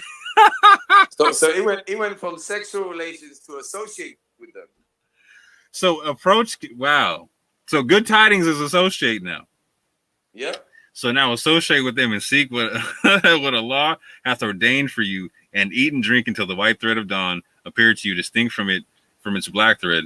Then complete your fast till the night appears. Like, that's closer to what you're talking about, right? But do not associate. Yeah, it's actually a lot closer. Right. But do not associate. Oh, okay. So, but do not associate with your wives until you are in retreat in the mosques. Okay. So until you are what? It says, do not associate with your wives while ye are in retreat in the mosques. Okay. Well, then that's kind of okay. That's do not associate. What? How do you make sense of that? So I could see that where they might separate the men and women from each other, right? But here's what's making even more sense to me is that word is like we were talking about that concept of hajj and that's where you abstain from fighting and from wickedness and whatnot. I could see like certain kind of associations and whatnot. Like I'm gonna play with that right here. That's interesting. Let's see what Shakir is saying. It is made lawful to you to go into your wives. Yeah. Well, hold on. When they say do not associate with your wife while you are in retreat in the mosque, what does that mean, though? Associate with my wife in what way? It doesn't say. It just says so if I'm in retreat in the mosque by myself, I mean, like, I should be by myself. Yeah, if you're in your retreat in the mosque by yourself, then automatically that means you're not associating with your wife. So why even state that? The do not associate part is what's saying like the you're by yourself. I'm guessing in that context here in the way Yusuf was translating it. But what's the issue in associating with your wife in the mosque? I don't understand. I mean, even in Hajj, what they call Hajj today, men and women just literally is both men and women. Damn, Muhammad Sarwar. They're not separated. Check this one out, Muhammad Sarwar. It is made lawful for you during the nights of fasting to have carnal relations with your wife. Wow. Wow. Now, and going further, right? They are your garments and you are their garments. God knew that you are deceiving yourselves. He relented towards you and forgave you. Now it is lawful for you to have carnal relations with your wives and follow that. And follow. Now it is lawful for you. When was it not? That doesn't even make sense. Wow, watch this. Now it is lawful for you to have carnal relations with your wives and follow what God has commanded. Eat, drink until the white streak of dawn becomes distinguishable from darkness. Complete your fast, starting from dawn to dusk. It is now lawful. Oh, starting from dawn. Look at this guy. He's adding stuff. Yeah, right. It is not lawful to have carnal relations with your wives during. Wow. Look at what he said during the tikaf, but he decided not to translate it. Wow. Play game. Okay, motion con, because there's some brothers who like this one right there. Okay, let me see this. It is made lawful for you to have sexual relations with your wives on the night of Asawm. Okay. They are libas, i.e., body covers or screen, or sakan, i.e., you enjoy the pleasure of living with her, as in verse 7, 189. Yo, that's crazy. Y'all are doing way too much. Well, Yo, you see how much going on? Yo, all of that, they're doing that to basically throw a wool over your eyes, basically. Yo, that's because they're literally doing too much compared to the simple version that I gave you, which would be connected to the context and everything. Look at what this is doing. This is just designed to have you confused and have you become a subject to them. What other way is there to understand this? Like, how am I supposed to understand it when you give me two meanings for the same word in the same verse?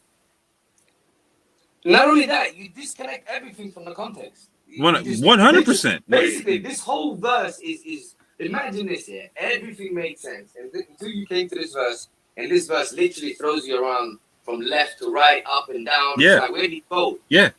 See, and this is the perfect verse what I was talking about. Like, so if we were looking at like the oldest Quran manuscript out there, right, it would not have the diacritic marks, right? So, like, how would we translate this verse then?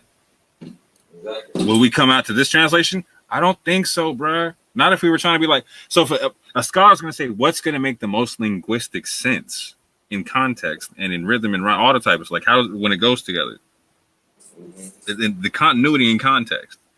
Like, so the whole bit about like the whole sex bit just changes all the continuity in context. And the eating drink. Yeah. Fuck up everything. Look, it's two things that fuck up everything. Watch this. Eating, drink, right, and all of the sex stuff. Right. It's the only thing that ruins the context. Right, because I can show the family here. We're supposed to believe that's a coincidence. Right, because I'll show the family here what eat means to consume, right? In a verse, right? Like, so let's see how they do it properly, right? Like, so you're seeing here it says to consume. I don't even know what this verse is saying right now. Okay, those who consume interest cannot ban. Okay, are you eating interest, my dude?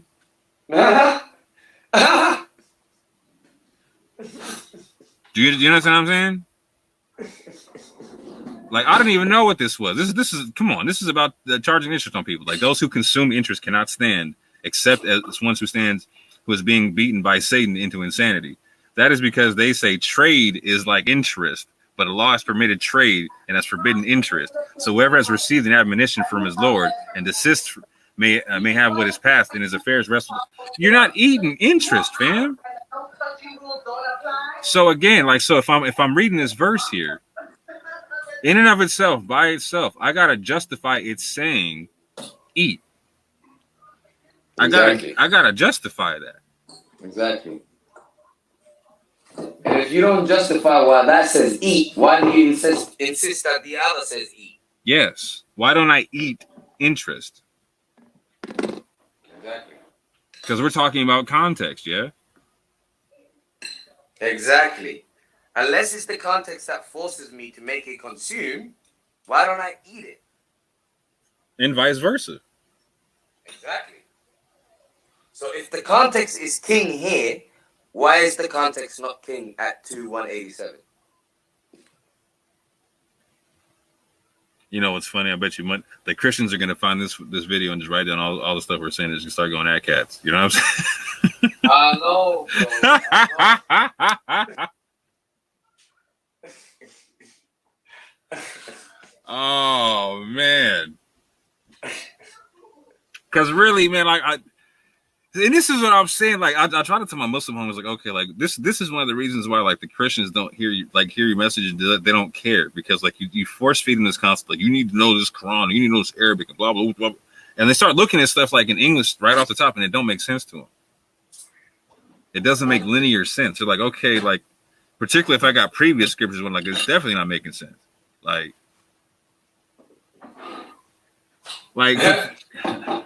particularly with the sex talk, fam. They're like, where did like what? Sex in the masjid? What are you talking about? Sex in the what? And like you said, how come we weren't given a punishment for that? Yes. Punishment for everything. Like Yo. if you break a vow, there's a punishment. Yes. But there's no punishment for having sex in the mosque? Right. The finger wag and that's it? Yo. Yo. Here's what I'm saying. Even in the Bible, right? People died over that ish. Exactly. They died on that joint. They died in the temple. You feel me? But here they're like, no, it's cool. Just don't do it. Like, okay, but hold on. So it literally says here right afterwards, these are the limits set by law. So what's the limitation on it though? Like, so what happens if I do it? Like, what's the punishment to? Exactly. Allah made a crime that there's no punishment for. Knock it off. Knock it off.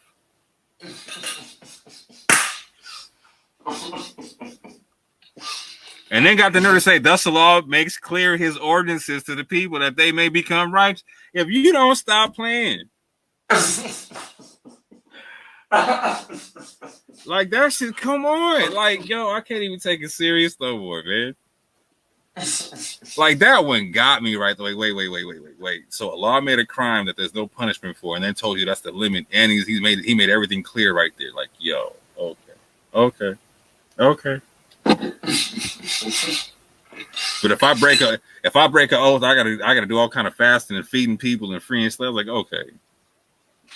And remember, one of God's falsification tests in the Quran is that thou shalt not find any discrepancies in the Quran. Facts. It's got to make sense. They're making discrepancies now. Yeah, 100%.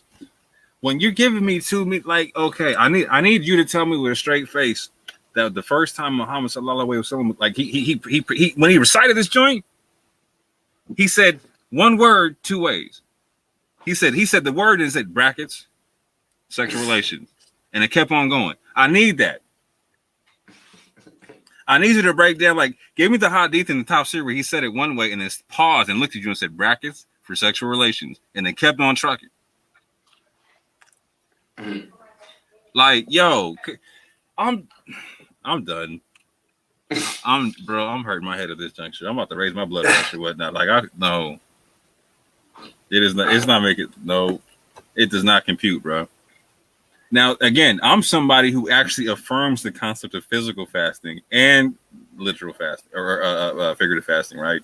But I don't see. But for me, I'm with Ahmed. You can't get spiritual attainment just from the one. Like, if you separate the two, what are you doing? Like, if I'm hungry and so check this out, right? I got this book of guidance right here in front of me, right? And so I'm saying, in order to get closer to Allah, right, I'm just going to be hungry instead of read that book. Like, I'm having a hard time wrapping my mind around that.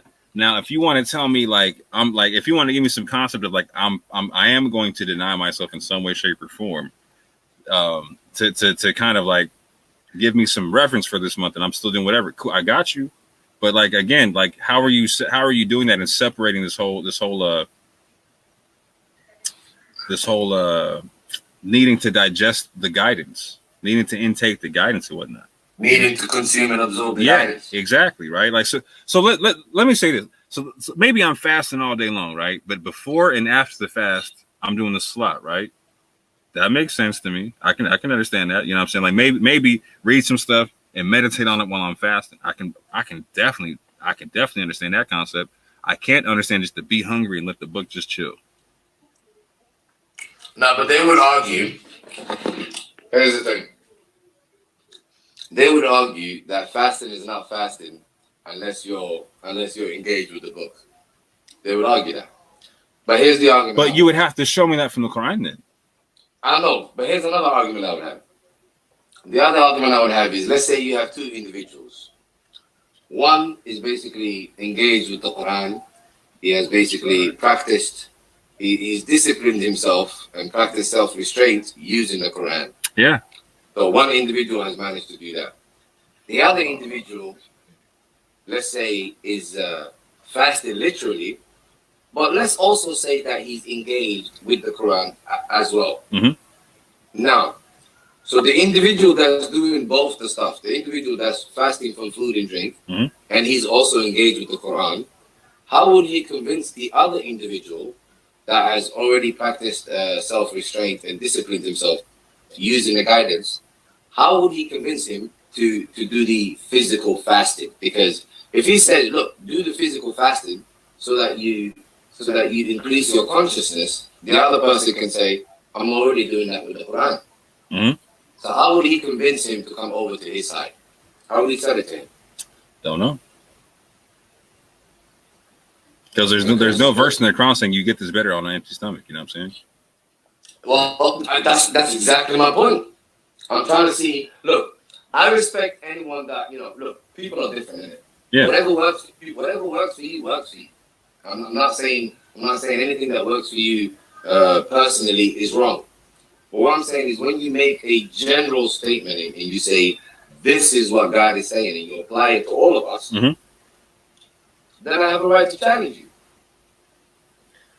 So on a whole different note, like furthermore, like so the way I'm hearing you break this down, because this is even slightly different than how I break it down, but like how you're breaking it down, like you showed me something here. It's like, so where else am I going to get instructions as a newcomer? Exactly. Do you know what I'm saying? Like, and why wouldn't I get instructions as a newcomer versus someone who's always been raised up in this? Why wouldn't there be like that understanding? Like, you're not always going to know this stuff. You might be coming into this from another perspective, another school of thought, etc. Mm-hmm. So where is this the set of rules for the person just coming in? Like just. But that is who the book is for. It's literally for the people coming in. It's not like it's a message for people. It's a message to convince people. So yeah, but like some of them people who just come in and like they go to the mosque or whatever, and like out of nowhere they're getting pushed to go do dawah and whatnot. Like, oh yeah, I know. But I'm saying like, so this is directly against that kind of concept. It's like, so you're just coming in like here's 100%. The basic set of rules for you just coming in. You know what I'm saying? Yep. It's the simple stuff for you, the person that is just coming in to just chill out and engage with this. Yeah, learn the ABCs, be good. Yeah, be good, simple. Yo, I gotta tell you, Ahmed, like, bruh, it's about to get real peak. I can tell you right now, fam. My man, I told you I had some shit for you, boy. My man tried to take out Hodge 2 out of nowhere on the slide. I saw that, bro. I know that's next. I'm gonna take out Hodge and on next.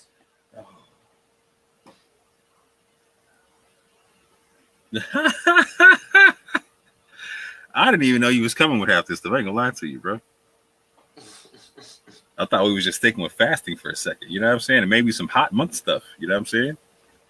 No, I was just gonna stick with that, but it's just that unfortunately, like there's a lot of people that are, leaving Islam. Unfortunately, there's a lot of people that are becoming extreme, and yeah, all of this. I can dig it. All of this Salafi nonsense and whatnot. You know what I'm saying? Yo, for real.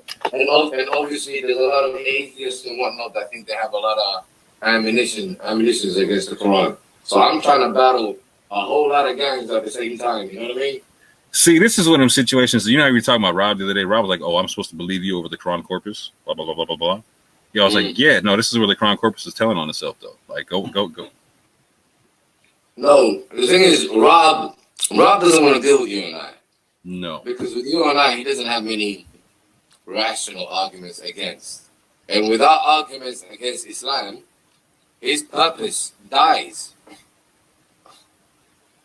You know what I'm saying? Him and Stops, basically, their whole character, their whole, persona is about we're going to quote unquote critique Islam. Mm-hmm. So with people like you and I just defending everything that they throw at us, they're gonna become obsolete. So he has to play dumb. But that's the fallacies are gonna show though. Like it's gonna be like, so for instance, we were just talking about the free will concept, right?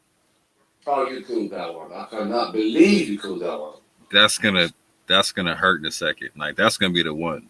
You know what I mean? That's gonna be the one that they feel. You know what I'm saying? Because I hit him on the naturalist concept. You know what I'm saying? Like you can be a naturalist and a theist and whatnot. Because I was like, no, there's such things as rational concepts in Islam or rational schools of Islam. You know what I'm saying?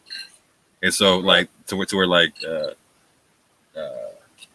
you got to justify God in a sense, right? Like so I'm with that. Like so there's ways of rationalizing that out, and they don't understand that concept. You know what I'm saying? Like you can rationalize it out. You can walk it out that way. They're like, well, prove it. Like, cool, got you. And then you do prove it. They're like, wait a minute. Like, I'll show you the video about me and him going round and round on naturalist theology. He was hurt. And then he went and started reading the definitions for like, yep, it's there. he was typing hella hard. He was mad punching them keys. You can hear it. Ultra Funky was like, who's that typing in the background? I was like, not me.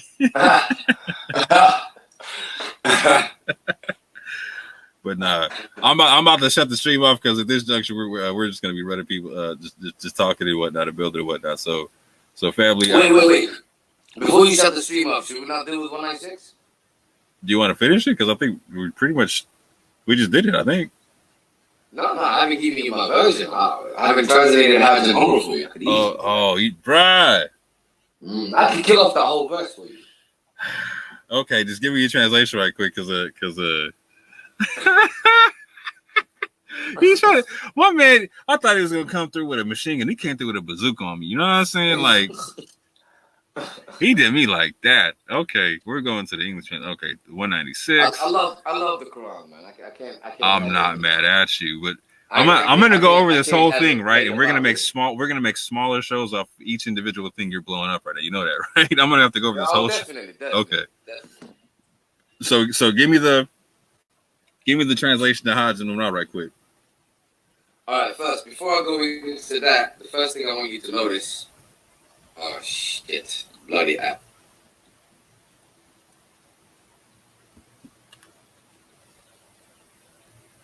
I think my man just got a phone call or something like that. We're gonna chill for a quick second. Well, I'm Somali Ahmed said, I'm gonna take out the major holidays. I'm gonna take out everything all at once. Like, yeah. I hear you a little bit. Hold on. Oh, I don't hear you no more. Yeah, but my man Somali Ahmed trying to take out all the holidays, like this is about to get real peak. Yo. There you go. My bad. The bloody app cut me off. No, you good. There it is. All right. You good. Where were we? You were about to take out Hajj and Umrah right quick. All right. The first question I wanted to ask you is, apparently Hajj is supposed to mean big pilgrimage and Umrah is supposed to mean little pilgrimage. So how does that work in the same verse? First of all, how do they work that out? Well, neither one of them have any similar spelling, but it would have the concept of pilgrimage within both. Oh, that too. Oh, I like that. I'm glad that you brought that up. That too. So how do we deal with those two questions? So the first two questions is, one, why is quote unquote big pilgrimage and little pilgrimage in the same verse? How do you speak of the two in the same sentence? Please give it a try. And the second one is, like my brother said, how is two different words having the same meaning, pretty much, basically? How did that happen? You got me so messed up with haram being pilgrimage in some way, shape. Like, how does that work? Like, yo, You're playing with me now. I'm mad that you did that to me. You know what I'm saying? Like, come on, put the H there. Stop playing.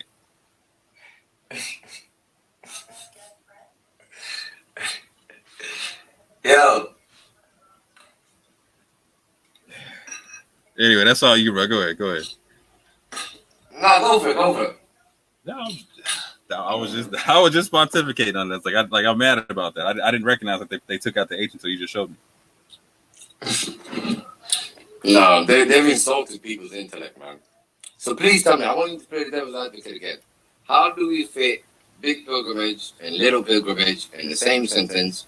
And why do these two different words have the same meaning? They would have to be defined that way, because like Hajj is being introduced as a proper noun there, right? Same thing with Umrah, right? Like, so I need the definition or the so for instance, right?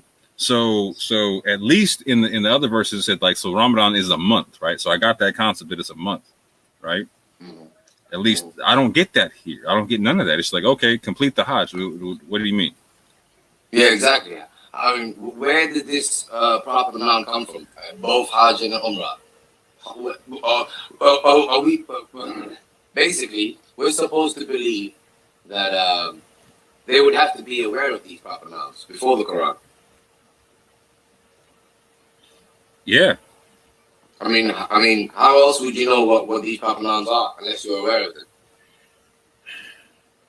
Yeah, and the only place I see it, like again, so in Hebrew, Hajj, like, so Hajj has its, like, there's words for it in Hebrew, like the word it means a festival, and it also means like a feast time. It also means like circumambulating. You know what I'm saying? Right. So I can see where they try to correlate certain things, but I'm saying they ain't ever going to Mecca. Like it ain't the same. I don't understand it, bro. Like it's there's a reliance on what there's too much missing right there, right? So like unless it's been made into that, and like I'm looking at the words and I can map them out and it means something different. I don't understand what they're talking about. Like, so and complete the Hajj and Umrah for Allah. Like, I need that broken down. Then fast for 3 days during Hajj. Yo. And then it says Hajj months at one point in another verse, right? Mm-hmm. So I need that. Like, how many months? What are you talking about? Like, what's going? Like, mm-hmm. if it's this thing that you're talking about, like, man, you got me messed up a little bit right now, man. I ain't gonna lie to you.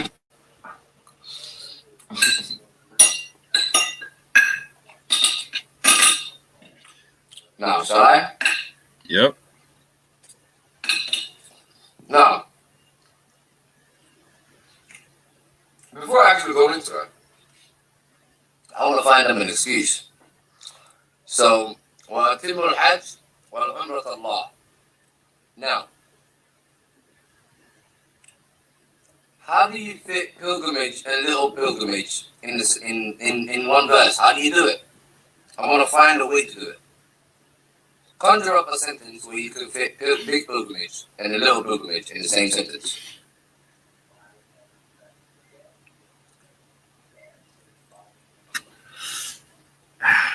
I'm literally trying to figure out how to do it, and I'm stuck, right? Because I'm like, okay, because I need the description for both of them to be able to do it. Does that make sense? I need the clear picture for both to be able to do it, and I don't have and it's introducing it without giving me the clear picture. Mm-hmm.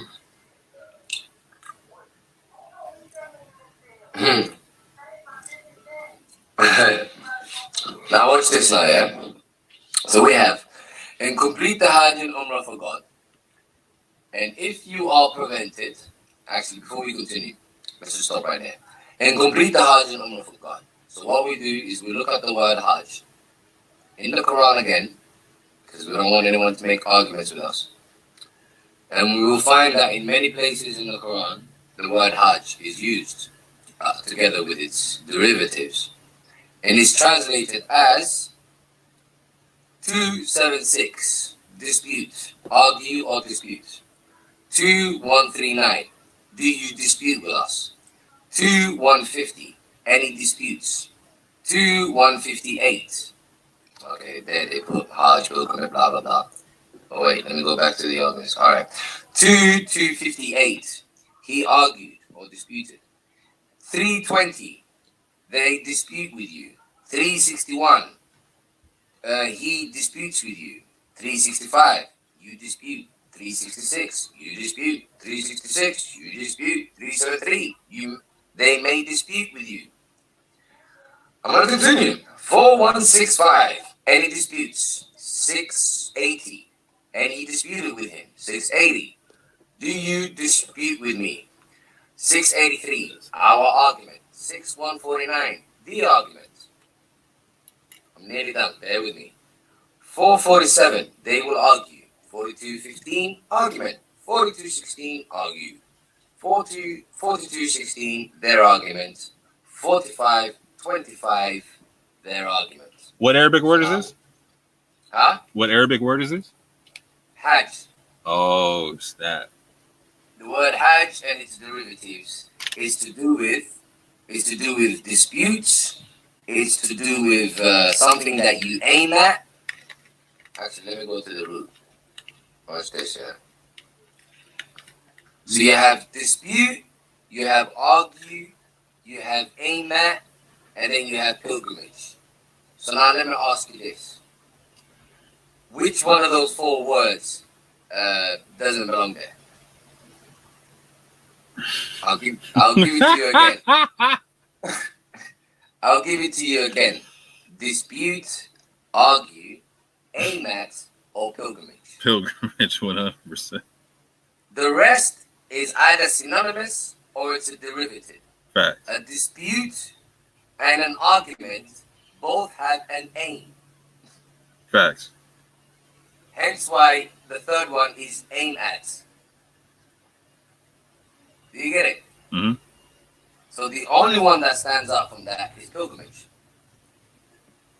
And when we look at the Quran, like I told you, and basically, in most verses, it's translated as dispute or argument, except for the verses where they have translated it to mean pilgrimage. So is that a coincidence? Not at this juncture. And what is the Quran if it's not an argument? Exactly. If it's not an aim, if it's not something that you should aim at, like that is designed to, to help you spiritually evolve. If it's not an argument, what is the Quran if not that?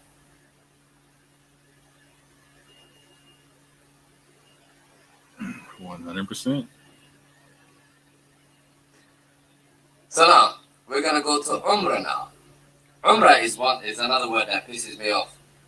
Let me tell you why. Yeah, it's because it's a very, very common word. Even in my language, again, we say "hevel o amir, hevel o amir, why amir esa?" You know what I'm saying? Stuff like that. So the word Umrah, which is same word as amir that we use in Somali, simply means to how do you put it? To promote, to cultivate. Yeah, to promote, to cultivate something. You know what I'm saying? It could mean life. Those kind of things. To maintain. So if I go to the Quran now, we will have 296. It could be granted a life. Life. 296 again, life. 917, they maintain or frequent. 918, maintain or frequent or cultivate. 919, maintenance or carry, cultivating, again, same thing. Lifetime. 1161, settled. 1572, life. 1670, age. 2144, life. 22.5, age. 2618, life. 39, population or cultivation or prosperous. You know what I'm saying? Need I say more? I think you get the. I think you get the drift. When we go into the root, when we get to the root word, you get to inhabit, to dwell, to mend, to repair, to build, to promote, to cultivate, to make habitable. Do you get the drift? So the only thing that stands out, whether it's how it's translated throughout the Quran, or whether it's the root word, the only thing that stands out is quote unquote little pilgrimage, wherever that's supposed to mean. Do you get it? So, for example, when it says here, and complete the Hajj and the Umrah for God, we would basically have, and fulfill the aim and the promotion for Allah, or the cultivation for Allah. So, the whole point of the Quran is what? Is for you to fulfill the aim and to promote and cultivate for the sake of Allah. Comprende ese? Yes, sir. Are you with me though?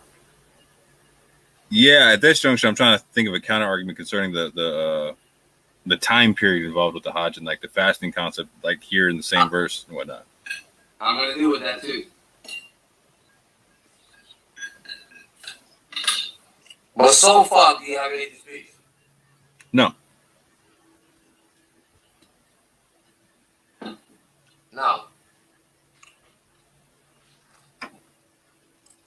Now, here's the interesting part. And if you are prevented, then offer what can be obtained with ease. They put the sacrificial animal. The Arabic is huda, al-huda. Do you remember when we discussed what hudan is earlier? Guidance. That's what I like to hear. Now they've translated it here as the sacrificial animal. You see what's happening? Hold on. You're going to break everybody. Hold on, man. We got too many verses right here to break people's heart. Like, Ahmed, you're doing too much. It's what they're doing, bro. Look what they put, yeah? So they said, and if you are prevented, then offer whatever can be obtained with ease of the sacrificial animal. What the hell does that mean? Well, where's the guidance in is the question. Exactly. No, they've destroyed the word guidance and they translated it to mean sacrificial animal instead. Wow. Now, alternatively, it would be, watch this here, and fulfill the aim and cultivate for the sake of Allah. However, if you are prevented, then offer whatever can be obtained with ease. Oh, from offering. From the guidance. Right, the sacrificial animal is the offering. I got you. Wow. Well, no, but whereas my translation would be, if you are prevented, then what? Then they put offer in. Yeah. I was looking at what they try to make it mean in other spots. I was like, oh, okay, I see what they try to do with that particular spot. Oh, wait. Where was it? They're trying to go from from being all about the guidance, to just going away from the guidance. Yeah. You see what I'm saying? 3 times. Yeah, I'm here. Okay, my battery might die. If it dies, then we'll have to continue this another time. Yeah. But please put it up because I want to watch. Oh, it's live, bro. It's gonna go regardless. It's gonna be live, yeah. It's live now. Oh, my battery is already starting to die. No worries. I'll close it out. No worries. I'll close it out. Put it in the back chat. Yeah. You got it. I got you. Yeah, it's nice. So that's it, family. You know what I'm saying?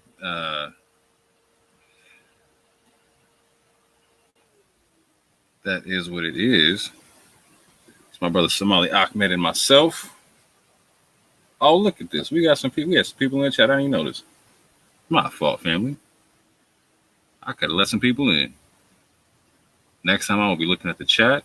My apologies to the people who were watching in any way, shape, or form because I was double sharing screen, so I couldn't see what was going on with the chat. I'd have to have my phone on next time when I do that, and my phone was dead during this whole time. So My apologies, family. But yeah, we will be doing another show about this where we break down this shows plural. We break down these points in more singular format because this was a lot to digest in 5.5 hours or whatnot. But that being said, family, I appreciate your time. I appreciate any studying you've done. I appreciate any logical arguments you choose to leave down below or etc. whatnot. And with that, I say peace and love.